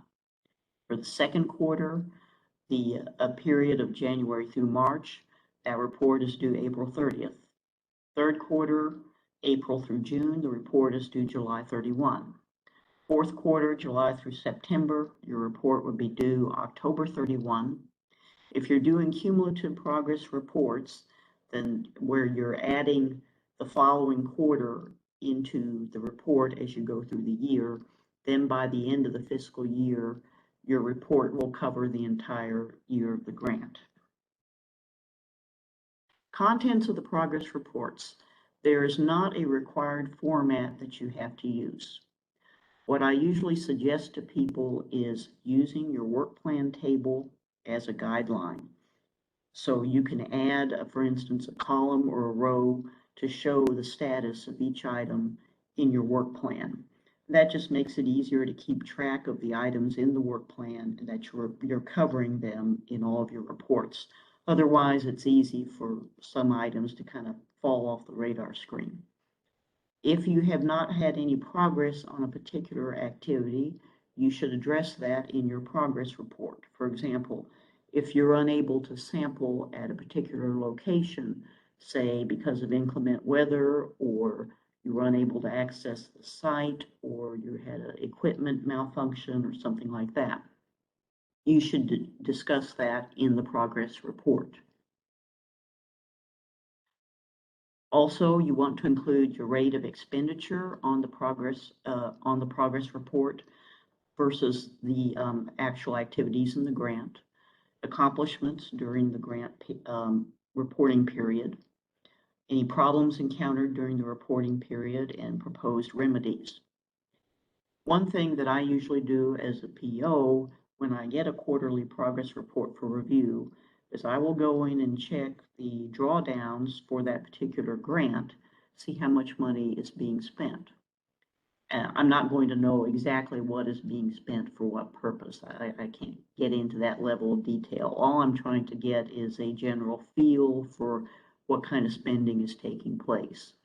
If I get a report that describes sampling and everything is going as planned, no major delays, everything seems to be working the way it's supposed to, then if I check the drawdowns and I find that for that grant there have been no drawdown activity in the last 6 months, then that shows a discrepancy, and that indicates to me there could possibly be some kind of problem with billing, for example, or a miscommunication with your finance office or something like that. So that just gives you a flavor of something that your PO will probably check out when they are reviewing your progress report. If you purchased any equipment during the quarter, you should certainly include that in the progress report, or if you've begun the procurement process, if it's a large item, you should include that. You should also include any other items that are required if you have some kind of special grant term or condition. So what do you do if activities are delayed? You can request a no-cost time extension that will give you additional time to complete the grant activities. It will not give you additional money. So you need to contact your project officer to request that extension, and you need to provide a justification. Your justification should be based on completing the work plan activities for that particular grant. Please keep in mind you want to get your extension started before the grant expires. Don't wait till after the grant is expired to try to get an extension. Then it gets a lot more difficult to process. So certainly if you think you're going to need an extension, start working with your project officer as soon as possible. Normally the minimum period that we do an extension for would be 6 months. Closeout period. Closeout period used to be 90 days. It has been extended. It's now 120 days. And that starts after the expiration of the grant. So, for instance, if your grant expires September 30th, then you will have until January 31st of the following year as your closeout period. This is primarily meant for billing purposes. So for instance, if you have expenses charged on your grant in September, before the grant closes, then your grant expires, closes September 30th, but you don't get the bills for those expenses until, say, October. Well, then that's fine because that's within the closeout period and the expenses were incurred during the active period of the grant. The thing to keep in mind is the grant activities should already be completed. That closeout period is not meant as extra time to complete grant deliverables. They should have already been done. So it's really intended for billing purposes. CWAP approvals. You may already know that for the Region 6 Water Division, we are approving CWAPs for 3 years, which is great news. The catch is that you need to keep track of your expiration date. And that brings me to the words to the wise, that the 3-year approval requires that you provide certification to your project officer every year that the CWAP is still current and does not require a revision. So you would need to send that to your project officer by the anniversary of the approval date of that CWAP for the time that that CWAP is in effect. So that's why you need to keep track of the CWAP expiration date. And bear in mind that if your CWAP expires and you try to conduct sampling after that CWAP is expired, then EPA is not going to be able to reimburse you for the cost of that sampling. So I've provided my contact information here and also that for my section chief, Nellie Smith, chief of the State and Tribal Program section. So I will turn it back to the moderator.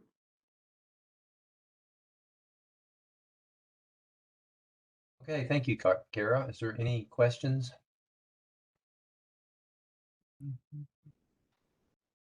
This is Philip, and I just want to thank Kara for her support, for our program. She's always available, so I really appreciate her being there and supporting our program all the time. So thank you, Kara. Thank you.